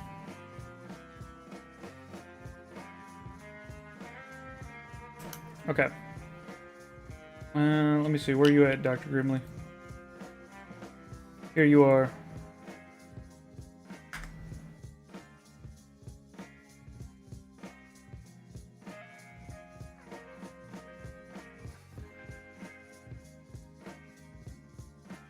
Okay. We'll do a few more at the end of the stream, but that's all for now.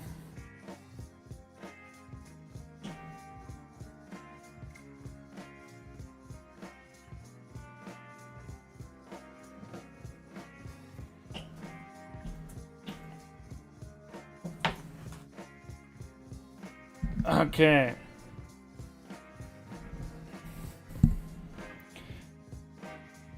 Great job, everyone who got some messages.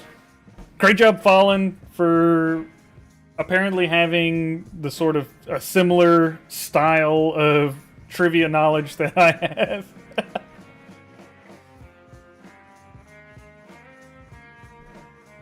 She'll return to YouTube. All right.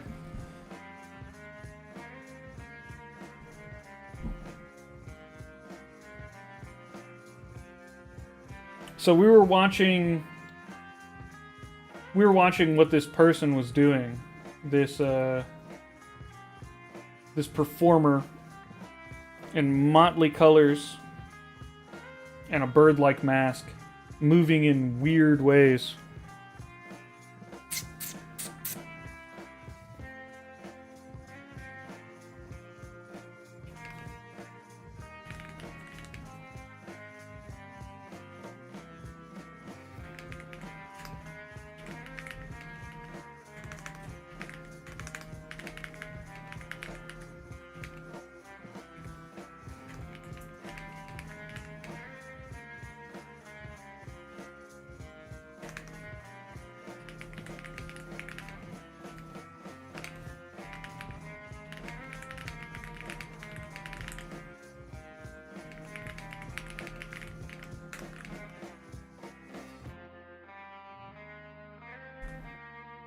Welcome back to YouTube.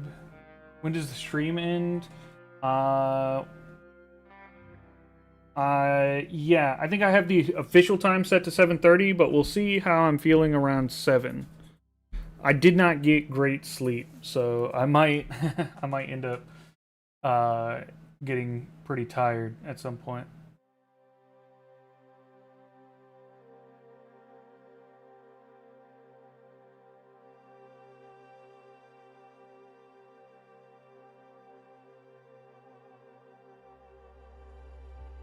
You don't think the code that you were given works? Wait.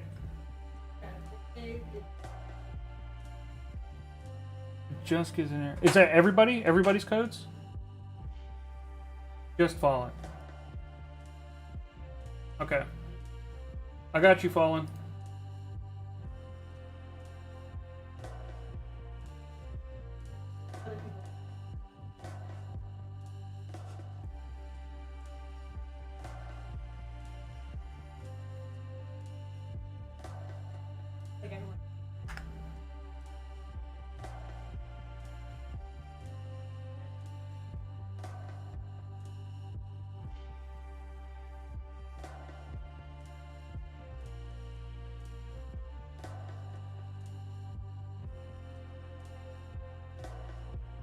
Gotta eat Echo. Yeah, that's right.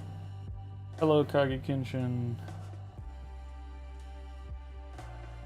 Fallen, try that one out and let me know if it works for you.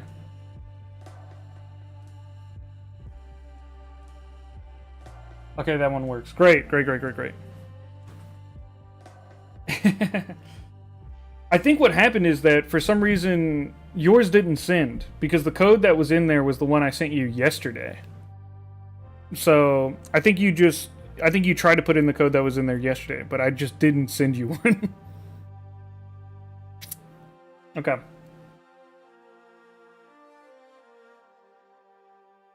I whisper a little too loud. It's a bit simple, isn't it? They're just moving up there, not much more.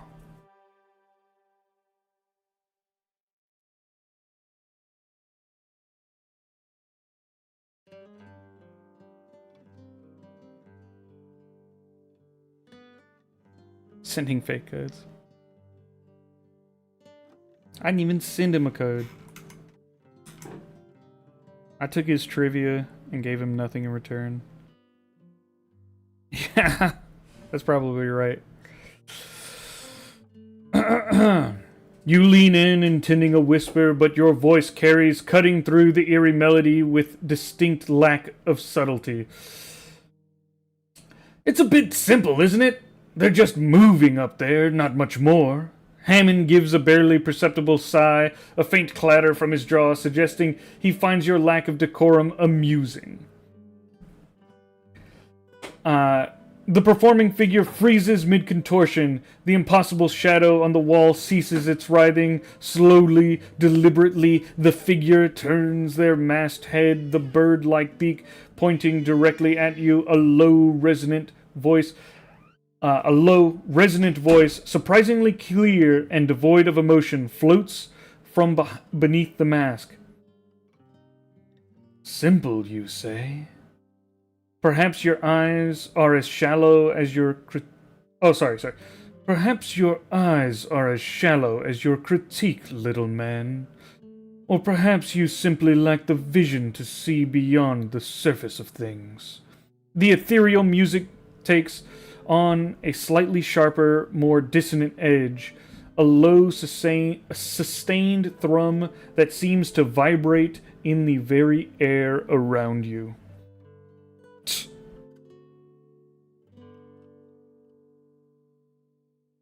Raise up that person and steal their wallet.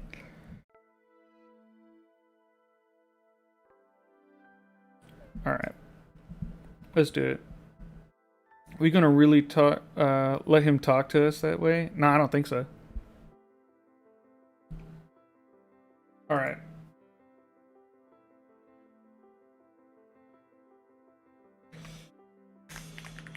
I'm sorry to say, but any second-rate bard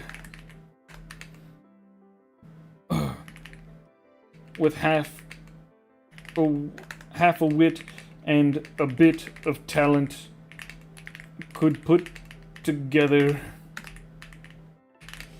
a jig far more amusing.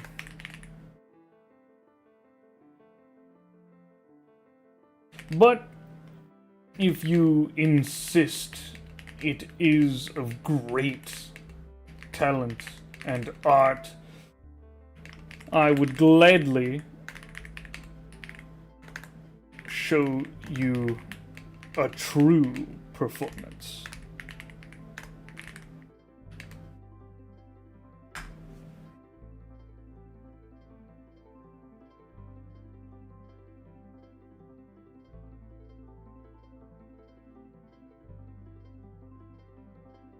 Examine the mysterious shadow? We can try.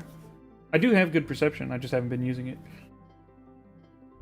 The masked performer's head cocks slightly, the bird-like beak a silent, judging presence. A dissonant thrum of music intensifies a low growl of displeasure. A bard? Jig? Amusing? You speak of simple parlor tricks, little man, while I weave the very fabric of reality itself. But you wish to display your true performance? A long, slender finger adorned with a multitude of peculiar rings points directly at you, then sweeps in a grand, challenging arc. Very well. The stage is yours. Let us see if your talent can truly outshine the shadows of my craft. But be warned, if your performance is indeed as simple as your tongue, the audience here may have expectations. The music shifts, becoming more driving, a more driving anticipatory beat.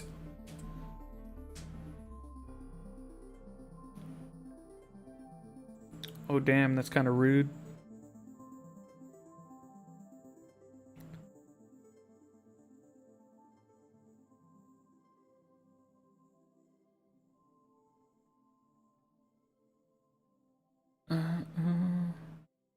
Shows of the stream, see.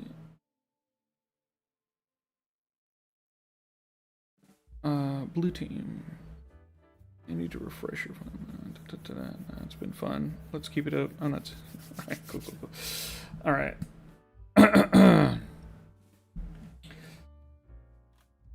All right.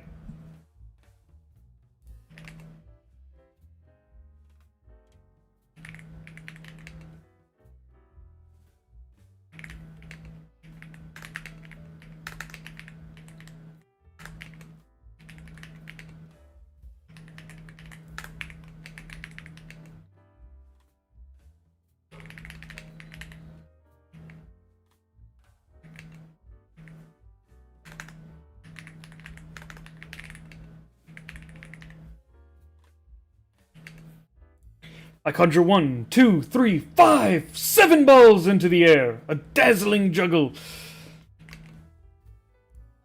I then, with a grin, turn towards the performer's shadow. And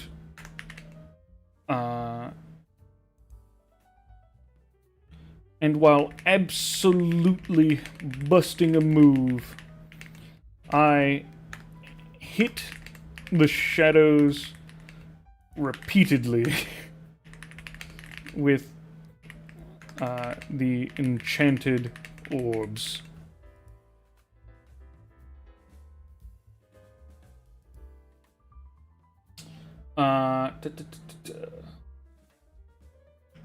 I give the performance of a lifetime. I don't want the DM trying to get me sleight of hand here. Yeah, charisma check, baby. Performance. Oh. 23. No, 25. We're absolutely killing it. Expertise. Expertise and performance is so good. Everyone knows it. It comes up so often. Oi! Hello, Dimi Bojira. Welcome to the stream. Whoa.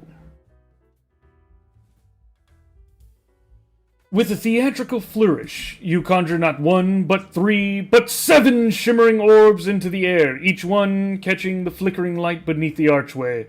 They weave and dance into a dizzying display, a cascade of color that seems to defy gravity.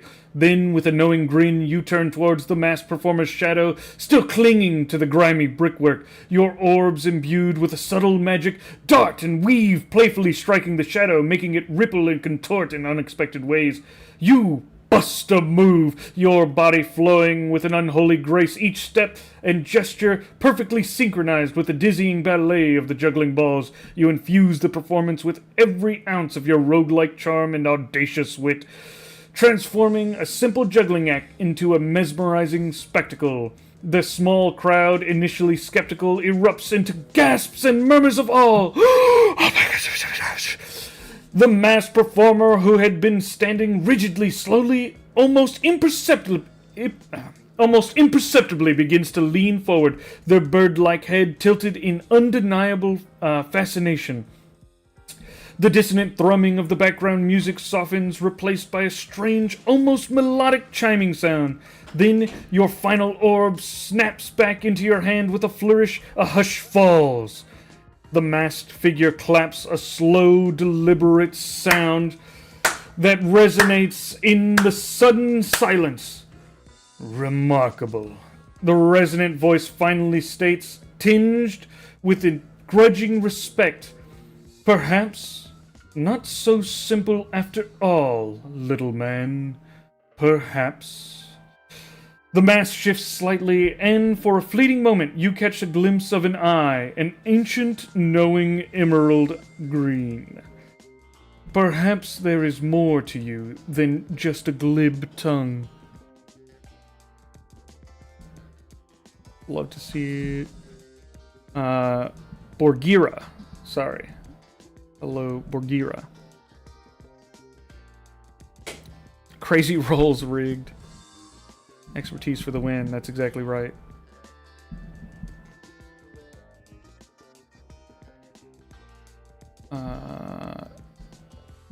RVB. Oh, I see.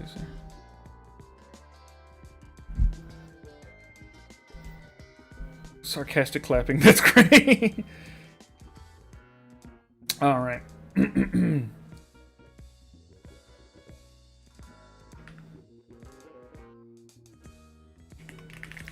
I would say so.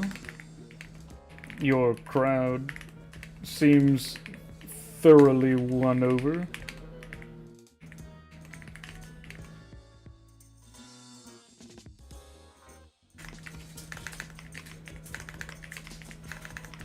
I gesture out with a flourish,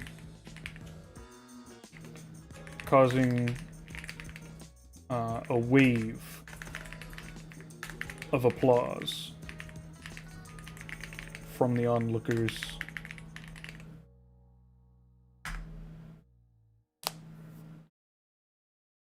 Thank you for the water.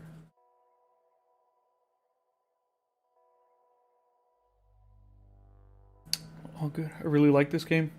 It's great to hear. I'm glad you're enjoying the game. I don't know if you know or not, but there's a Discord. I don't know if I've seen you in there. But there's a lot of great information in there, and where a lot of people who really like the game hang out and talk. It's a really great community.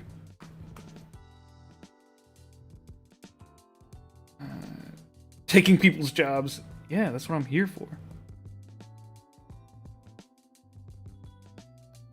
I've been hearing your messages in Caboose's voice this whole time. What?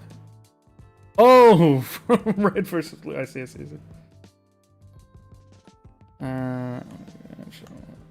Yeah, I've never seen Red versus Blue. I like knew of it, but it just never seen. I'd never played Halo, so I never cared.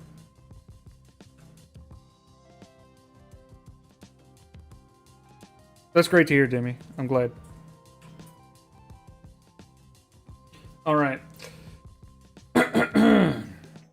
You gesture grandly to the assorted onlookers, and as if on cue, a wave of applause erupts, punctuated by whistles and cheers.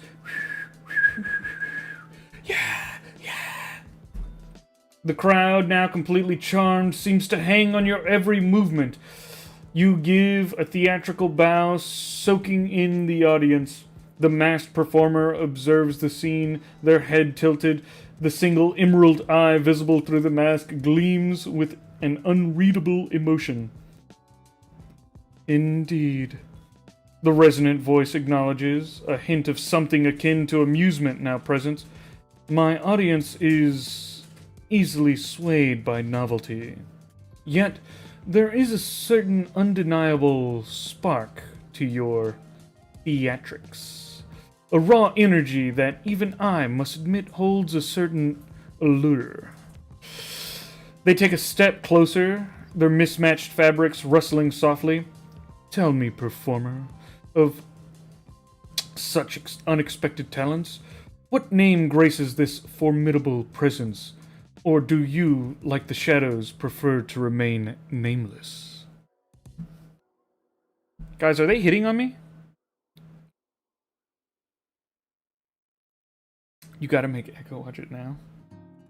No one can make me do anything.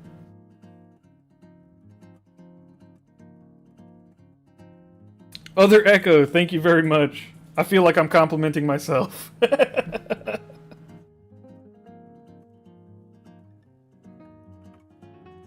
Lady Penelope 2.0. This person seems way more put together than Lady Penelope. For how outrageous they are, they're like the most normal mentally person that we've come across.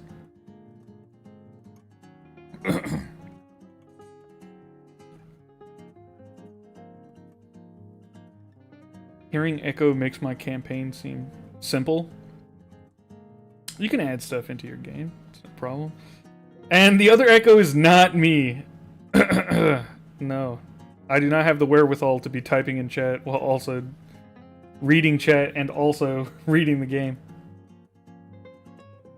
100% they are hitting on you. Yeah, I think they are, right?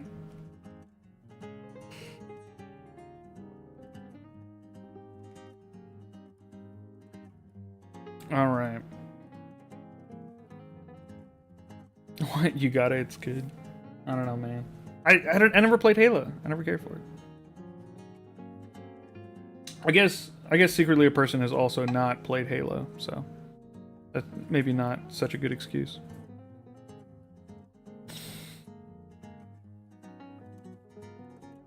How do we know you're not a master multitasker? I don't know, man. I didn't get that flavor of spicy brain.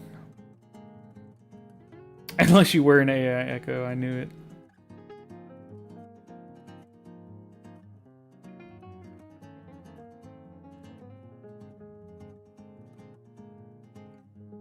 Alright. Pizza them up and steal their wallet? What does pizza them up mean?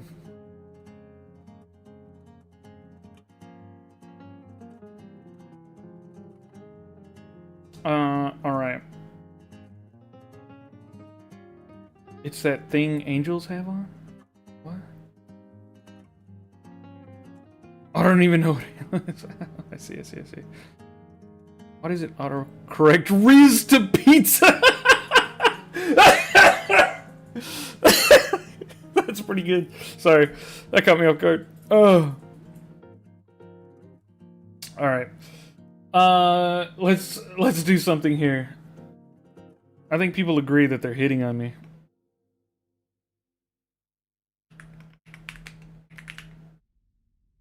My name. Well.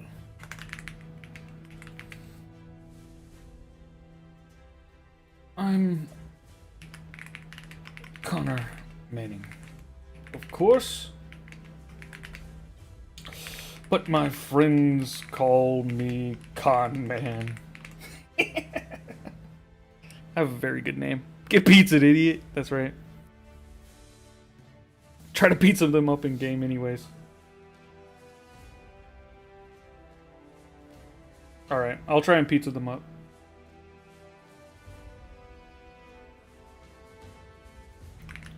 And you...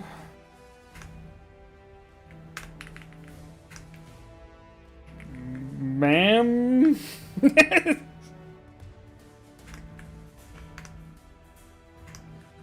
We're confused.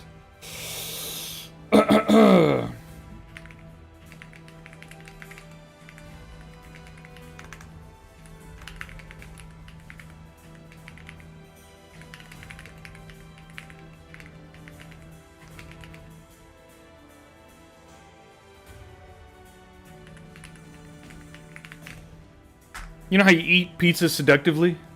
That's what I'm doing.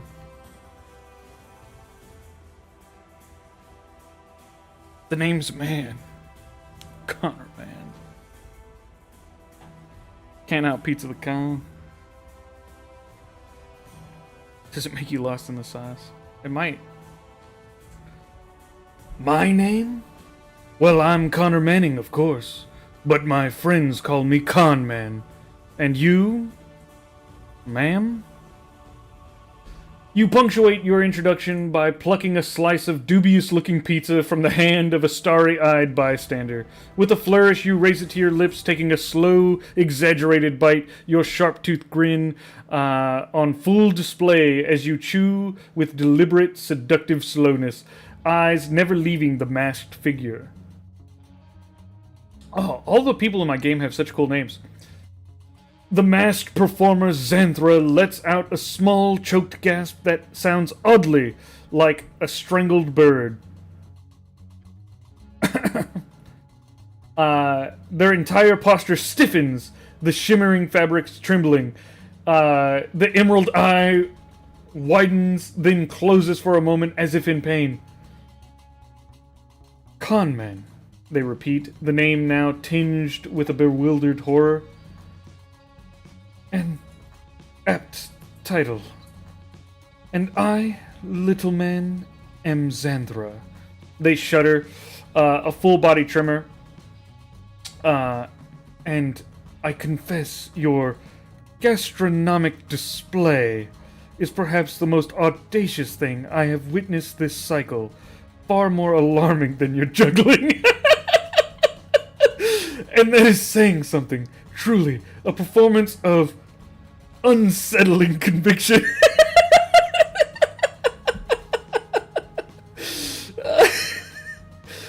The chiming music abruptly cuts off, replaced by a low, almost visceral hum, as if Xanthra's very magic is recoiling from your pizza-eating prowess. Guys, pizzaing them up was not the play. I've made a mockery of this because of autocorrect.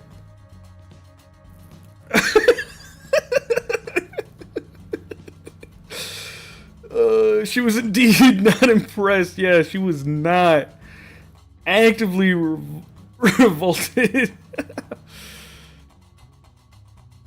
This can't be anguish cry.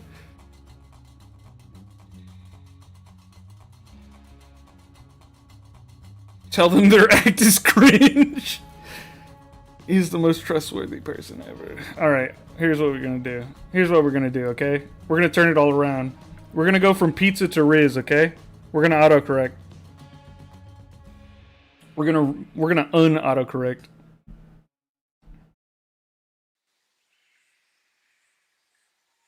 Just casually snatching a pizza like that, yeah. Stop eating pizza, please.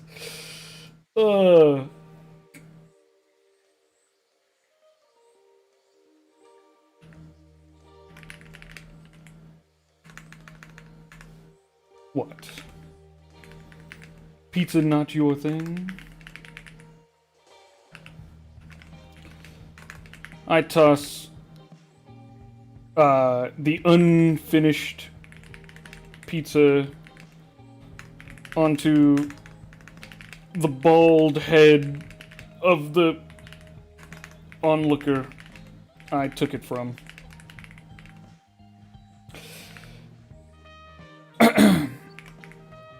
No bother. You seemed to prefer dance.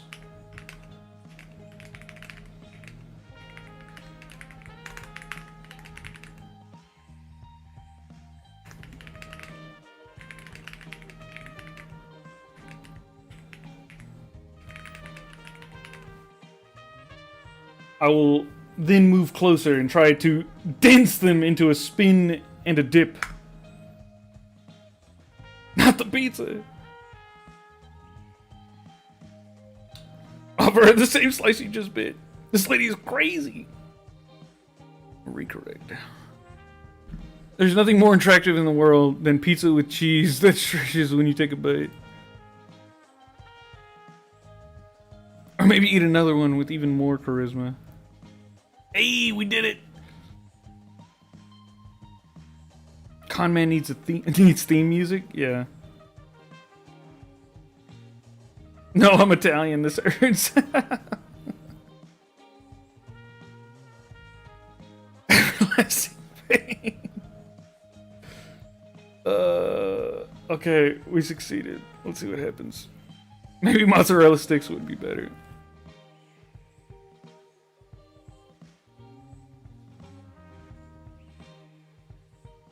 As being new to the stream, I can already tell how funny it gets.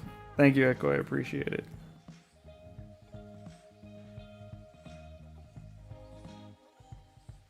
Sakes. I'm cringing. Alright, let's see what happens.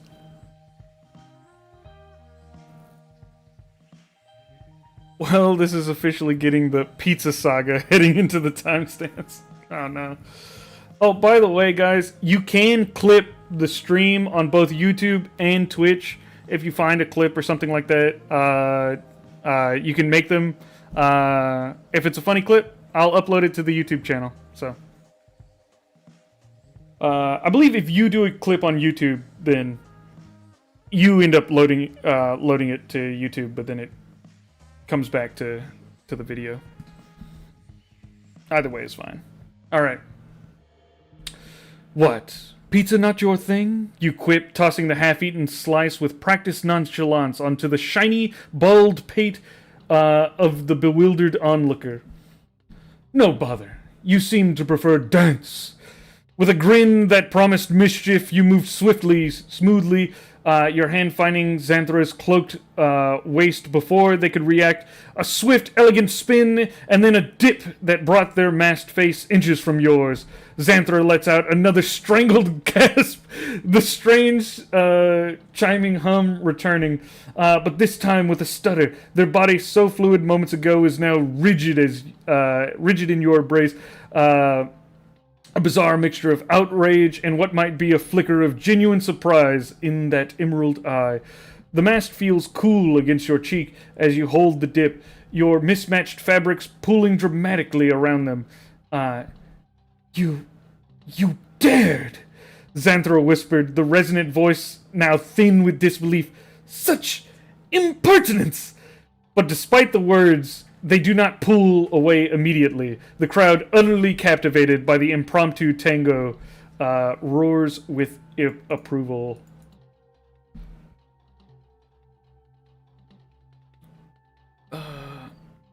Oddly enough, I'm eating pizza.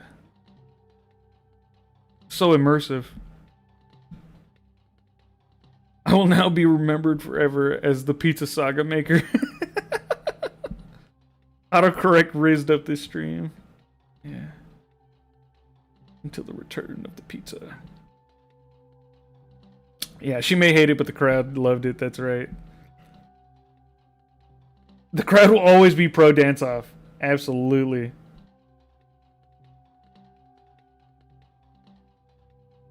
Okay. She's not pulling away yet, though. So, she's, like, upset, but not, like, too upset. We can maybe work with it.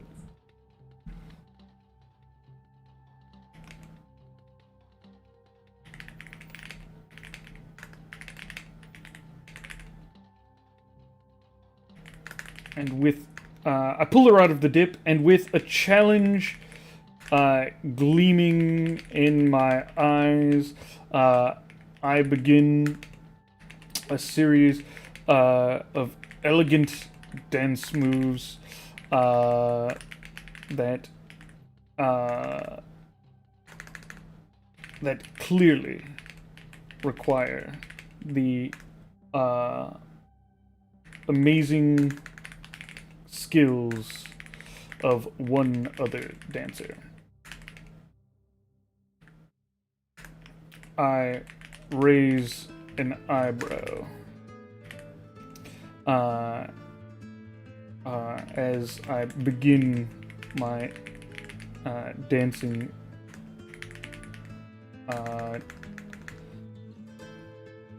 battle of wills.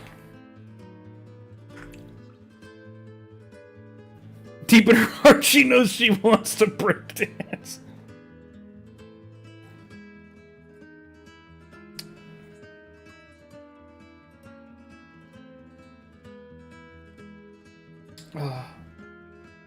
You pull Xanthra smoothly from the dip, your hand still firmly at her waist.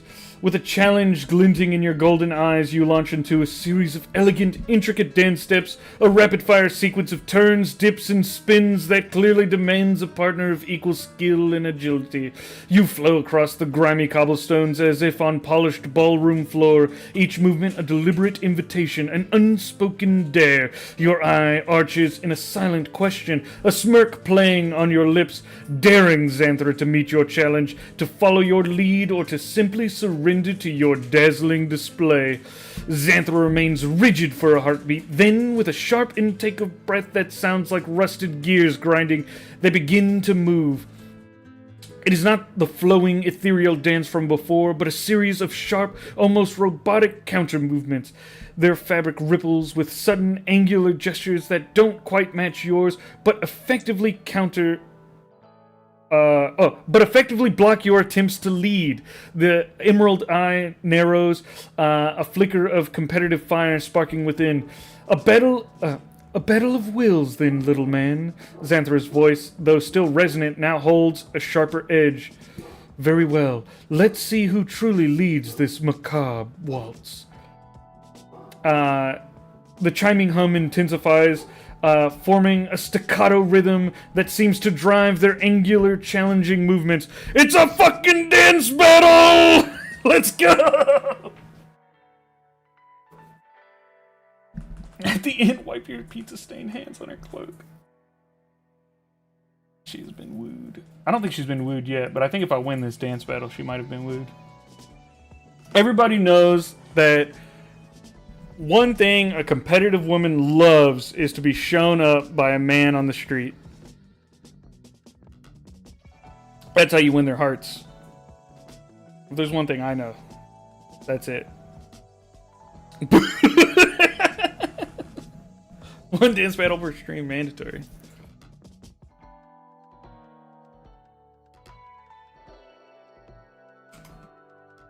Do the splits.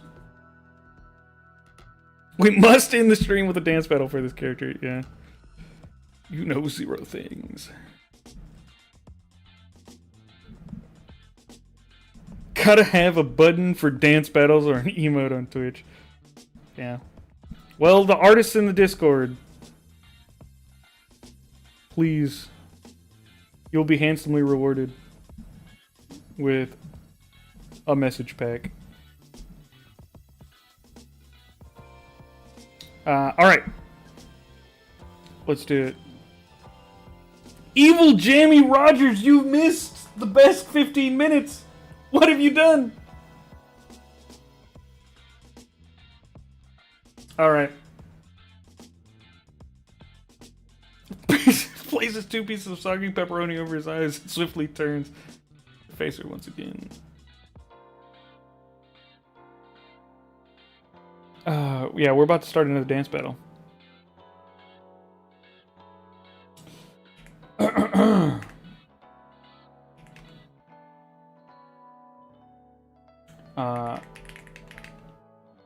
I begin to match Xanthra's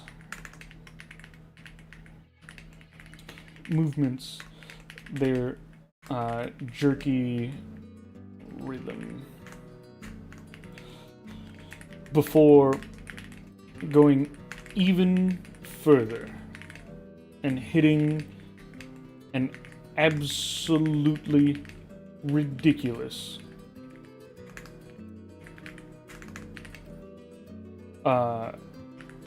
the robot.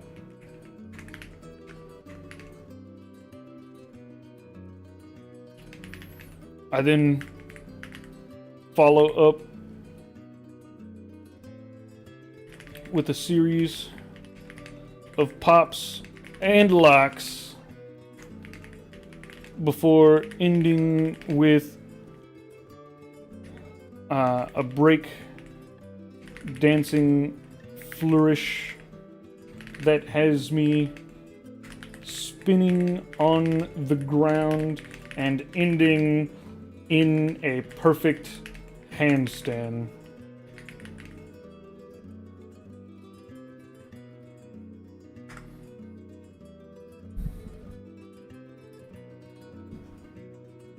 You attempt to match Xanthra's jerky movements before escalating into a ridiculous display of the robot, pops and locks, and a breakdancing flourish ending in a perfect handstand.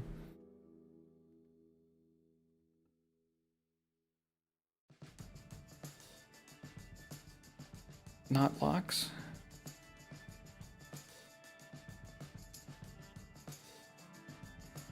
Hell yeah. The most perfect of all handstands. It must be.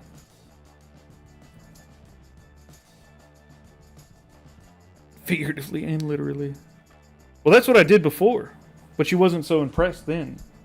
Now she must be defeated in the dance battle. You begin to mirror Xanthra's jerky angular movements, a parody of her stiff defiance. Then you escalate. Your limbs lock and unlock in impossible precision, a perfect gleaming robot shimmering beneath the archway. You pop and lock with fluid rhythmic bursts, creating sounds that defy the natural bend of bones. Finally, with a flourish, you drop to the ground, spinning like a top before snapping into a perfect, utterly improbable handstand, one finger tapping a jaunty rhythm on the cobblestones. The crowd erupts, a cacophony of bewildered cheers and stunned gasps. Xanthra stands frozen, her emerald eyes wide behind the bird mask. The chiming hum around them sputters and then fades entirely, replaced by the awestruck silence of the onlookers. Who the fuck is saying this? By the way... Oh no, by the very geometry of the cosmos, Xanthra whispers, a tremor in their resonant voice. What was that? Their tone is a mix of profound confusion and undeniable, if begrudging, awe. For the first time, a hint of vulnerability flicks in their dramatic persona. I should have been in acrobatics. Nah, it's performance, baby. We dancing. An animation for the corner of Conman doing a robot on repeat during dance battles. You need to get a pizza tie. Let's do this. The team might kill you. That's battle KO. Natural 20 on Reese. Yeah. Alright.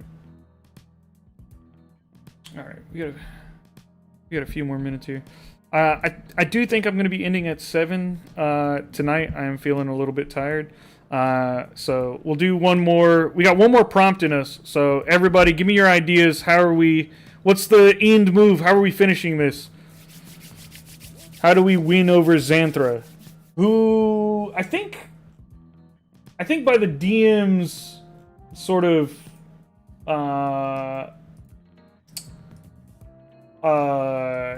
like, the way they're talking about it, they seem more sort of non-binary or ambiguous.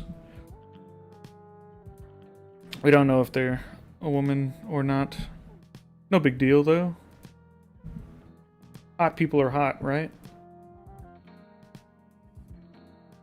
End it with the worm into a handstand, into a kip up, into breakdancing. The worm. I got a 16 in int and a 4 in charisma. Oof.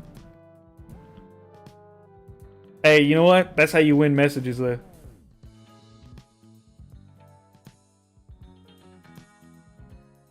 Okay, I saw the worm twice, though, so I think we have to do the worm. Transform into a crocodile? Hmm.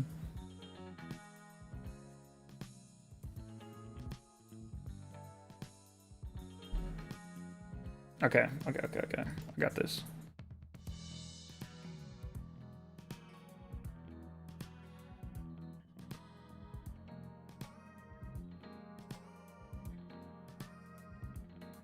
All right. You guys ready? I'm pulling out the moves. All right.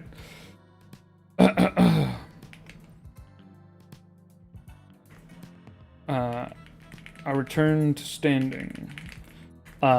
Before falling like a plank towards the ground. That is before I start a perfect worm. I'm going to call it a perfect the worm so it knows what I'm talking about.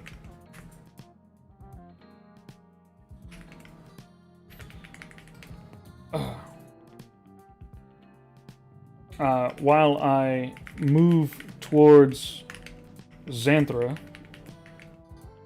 while doing the worm, I will swipe a rose from the crowd.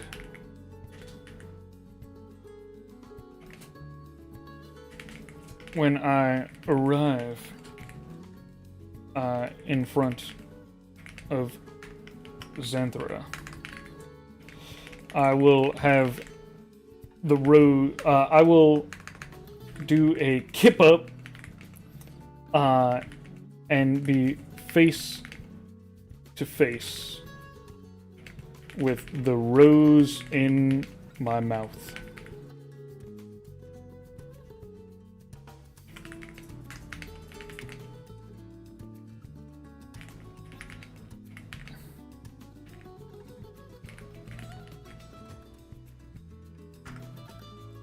I'll then wiggle my eyebrows.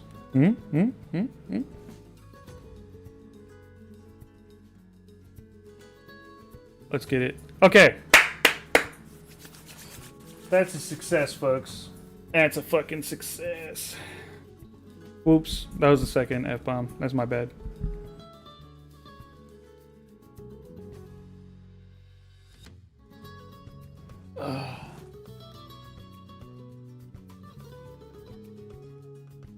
It's a Kinku. The mask is just for show. Finish with a double sideways backflip. Lowest roll of the night, I'm calling it. How fast is your worm? Well, I mean, they're like, we're like barely beneath a like little bridge setting. It's not very far from each other. Smooth move, but so cringe. Having it be the worm. Hey, that's what people wanted. Is this the bad dating advice tattoo run? It is, but it never talks. The DM forgets about it. It's so beautiful. All right. Has it been helpful? It has not been helpful. Yeah, the tattoo hasn't really been coming up much, but it's not really a big loss. We have Hammond, who's been great, and a lot of the characters have been really fun. Yeah, the chat is the tattoo. That's exactly right, Fear Gaming. You are 100% correct. You guys are the tattoo, giving me horrible dating advice. You drop from your handstand like a falling oak, only to transition seamlessly into a perfect rippling worm. You propel yourself across the grimy ground towards the astonished Xanthra, a blur of motion. Mid-crawl, your hand snakes out, plucking a vibrant red rose from the stunned grasp of an onlooker without breaking rhythm. You arrive at Xanthra's feet, and with a powerful kip up, you're suddenly standing, nose to beak. The stolen rose clenched dramatically between your teeth. Your eyebrows wiggle with audacious charm. Xanthra stumbles back, a small involuntary squeak escaping their mask. The emerald eye flickers, darting between the rose, your wiggling eyebrows, and the unholy spectacle you just performed. A botanical offering? They stammer, their resonant voice now entirely devoid of its usual authority, replaced by a note of sheer unadulterated bewilderment and such undulating propulsion. Is this a mating ritual of your kind, little man? By the celestial fears, your species is truly perplexing. The crowd, meanwhile, is in an uproar, half cheering, half gasping, utterly enthralled. That's you guys. You're the crowd. Whew.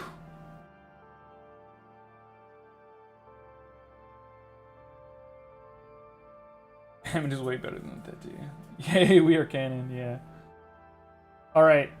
I think that's the last message we're sending for this stream, guys. Whether or not we figure out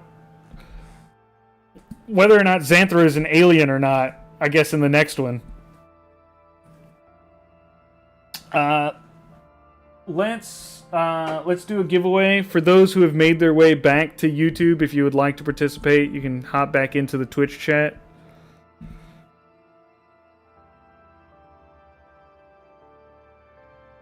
That's right. That's right. We are cliffhanger. I think we've won the dance battle, though, for sure. The cliffhanger is whether or not Xanthra. Maybe they straight up just straight up don't even have a gender, just an alien species.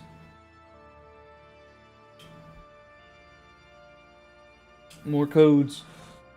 Yes, more codes. Okay, let me count.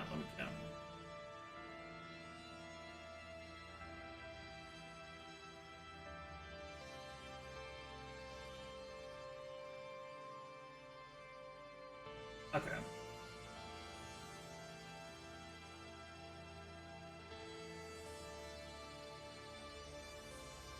I stay in the U of tubes. Alright. I'm good. Alright. Good night. Good night, those who are leaving. Good night to everyone. I appreciate you guys coming to the stream. Yeah. Subscribe, follow, do all the things.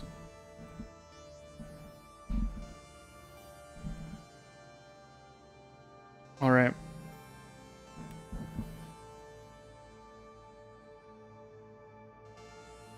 Okay, Twitch chat.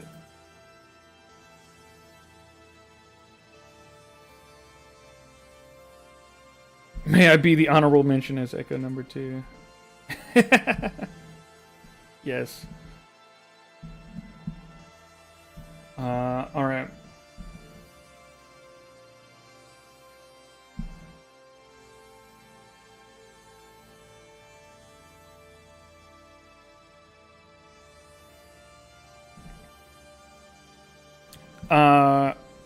There is a famous philosopher who is known for holding a featherless chicken and saying, "Behold, man." What is the name of this philosopher?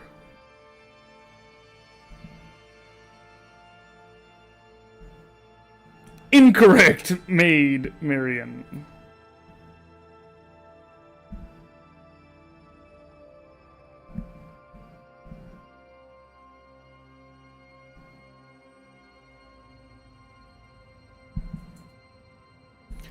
Jarl, that is correct.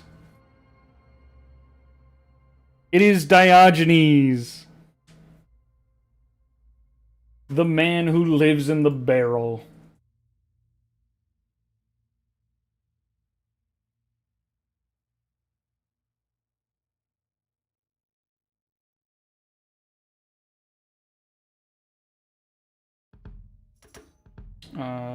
Jarl, where you at?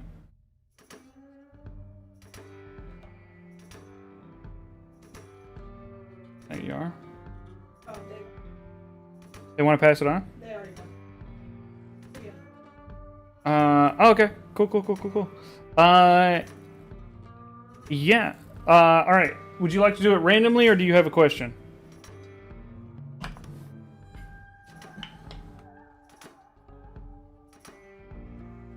There's 20 people in chat right now, so that's an easy D20 roll.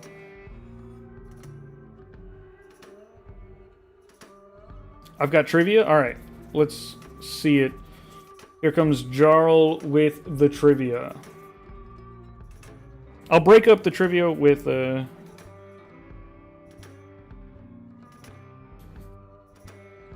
hey, silly mama jama, mama jamma. Don't, you know, let's not... PG-13, remember? Oh.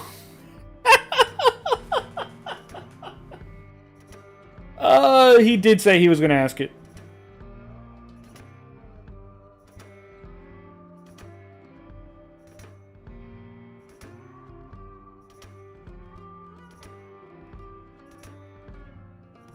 Didn't even count YouTube chat.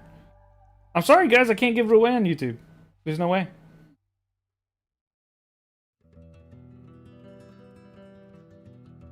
Okay, Fear Gaming. Did you win one today? I think you did. Yes, you did. Fear Gaming, you won one today.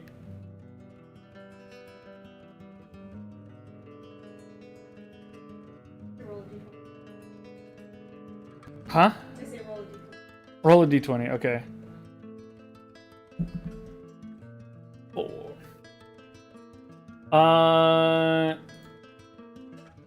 Demonia Draconis.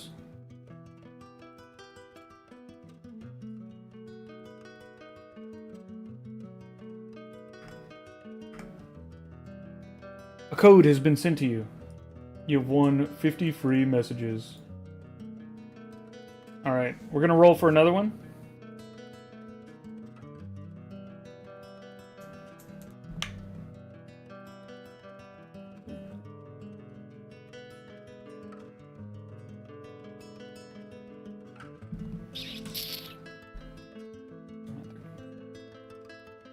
Lil Guppy 61. Are you in the chat, Lil Guppy 61?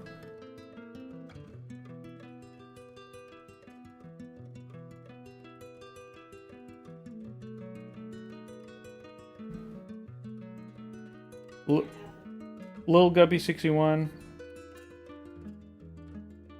If you're in the chat, say something.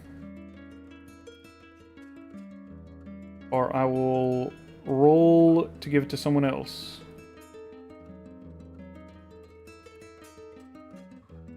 Oh, I think they're gone. No, they're still, it says they're here. Lil Gups. All right. No, it's on Twitch. All right. We re-roll.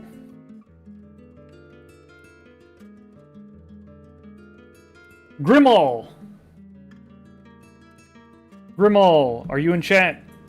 Speak up if you are, Grimal.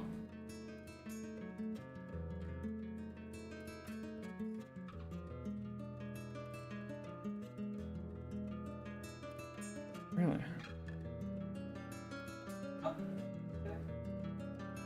Ah ha ha. Okay. You have won a code.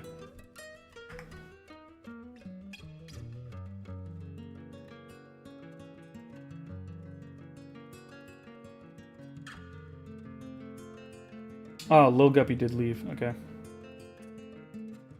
Okay.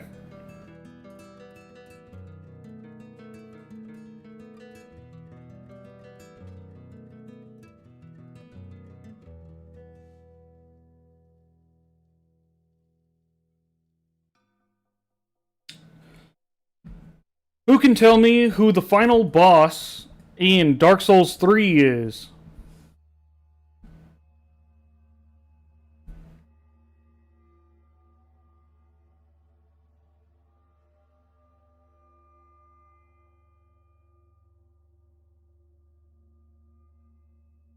Maid Marian, that's right. Oh no, wait, sorry. Fallen technically got it first. But I'll give it to you, Maid Marian.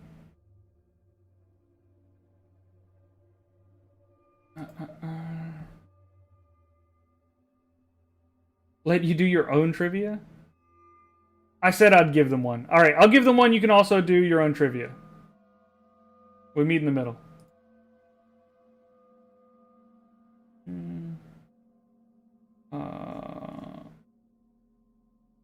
Where is... I want to make sure I'm not mixing up the codes. I'm so sleepy right now.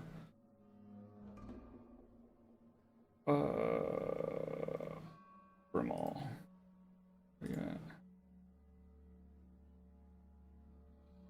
Okay, yeah, I almost gave them Grimal's code.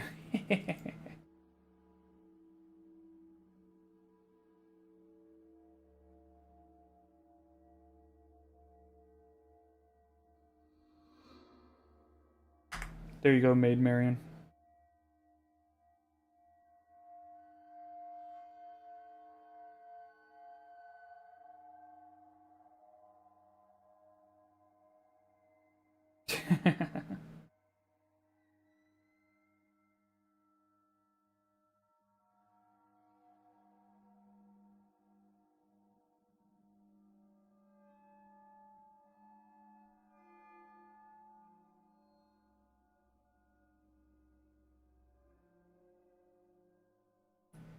Liliana Dragonfly. All right. Here's your code.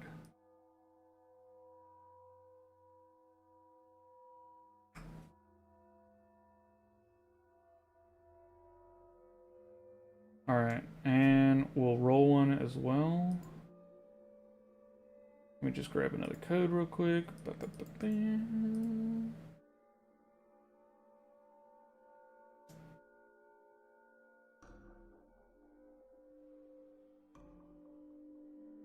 All right. 6.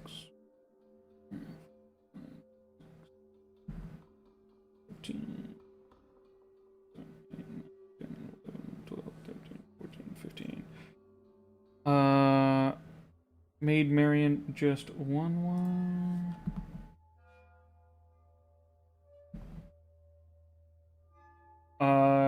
Techno Dreamscapes.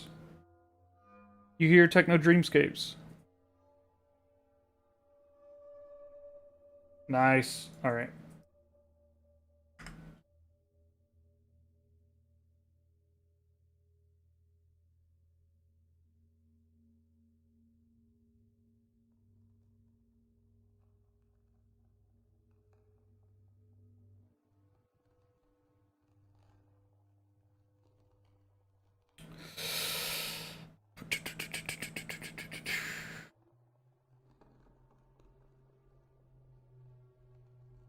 Okay.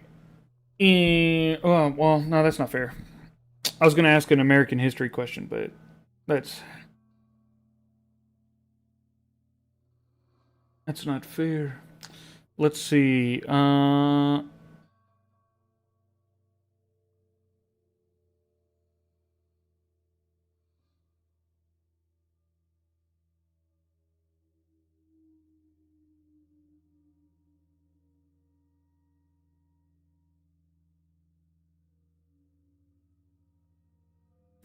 Who can tell me the furthest planet from the sun?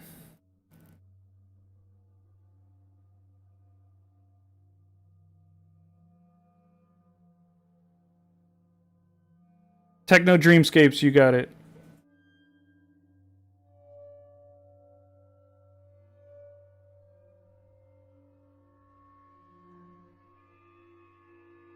We probably don't have the name for the furthest planet from the sorry, within the solar system. I think people got it though.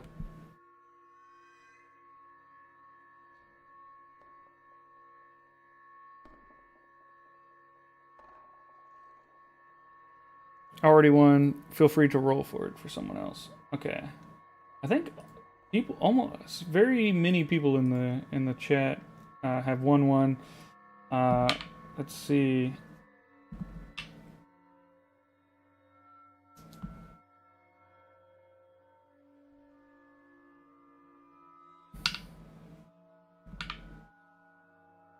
One, two, three, four. No.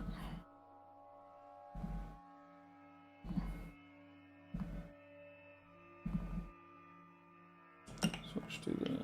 No.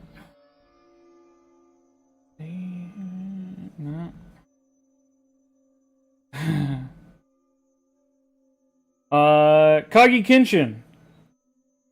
Are you in the chat? Kage Kenshin.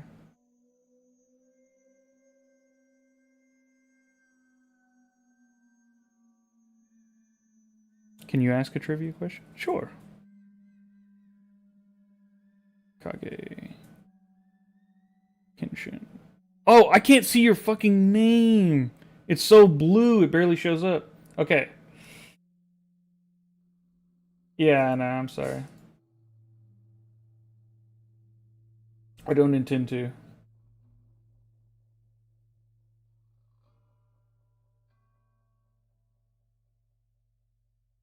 Okay. Third F-bomb. I know. We're straight up into PG-14 territory now. Hey, you guys type it out, okay? It's different. My streams don't technically have to be PG-13. I'm just trying to keep them that way.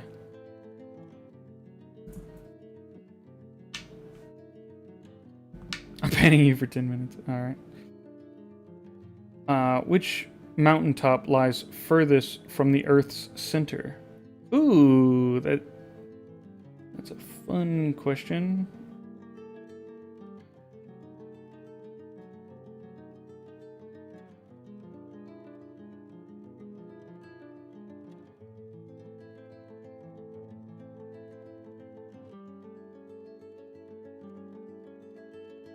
Jarl got it right.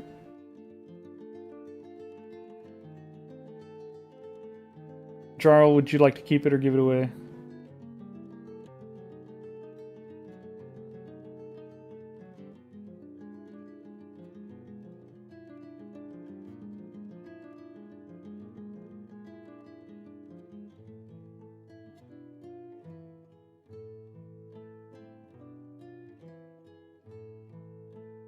Can you do another trivia?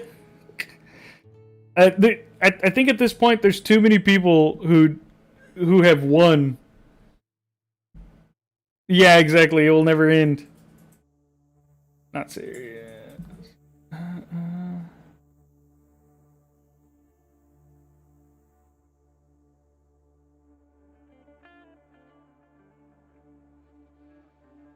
Would you like to keep it or give it away, Juro?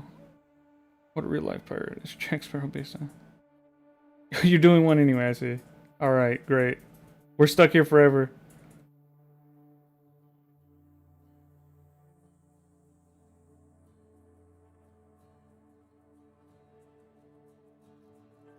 Olympus Mons!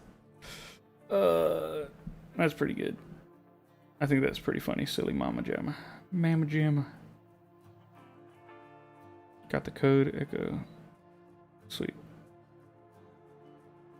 Let the man sleep. Yeah, let me sleep. Did anyone get it right? I didn't see it. Anyway. Alright, I'm rolling. Kitsune Kama.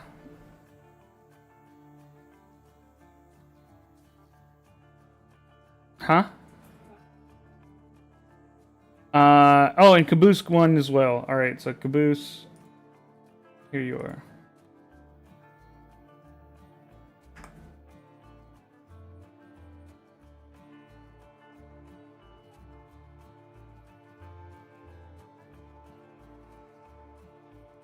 Yeah, Kitsune Kama.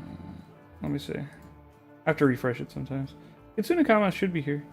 Kitsune Kama.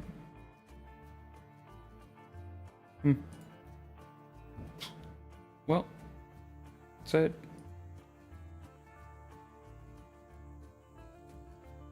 I guess it did just go down to 17, so maybe not. Still says they're here. I don't know. Anyway. I think maybe everyone won one. No. We got 2 people left. Okay, Chocode and Shadward, if you post in chat, I'll give you a code.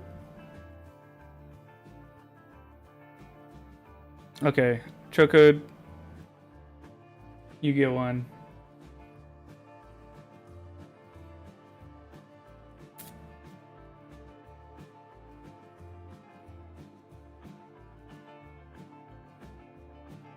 Can I give it away too? We're gonna avoid that. I don't want to be here forever. You're gonna have to accept this one. If you want to give it to someone, you can do that on your own time.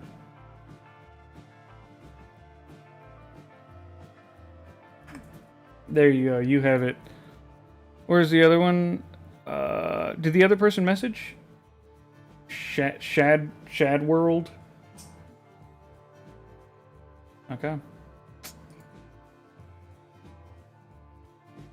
Right, YouTube people. I'm sorry. Right, thank you, people. No, yeah, I'm sorry. I can't do anything about Discord banning me for messaging people. I'm sorry.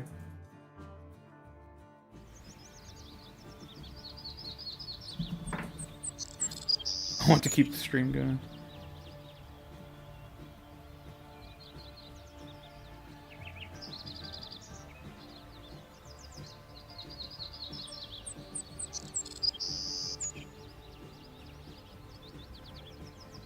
Hello, Raven. Thank you for joining the stream. I appreciate it.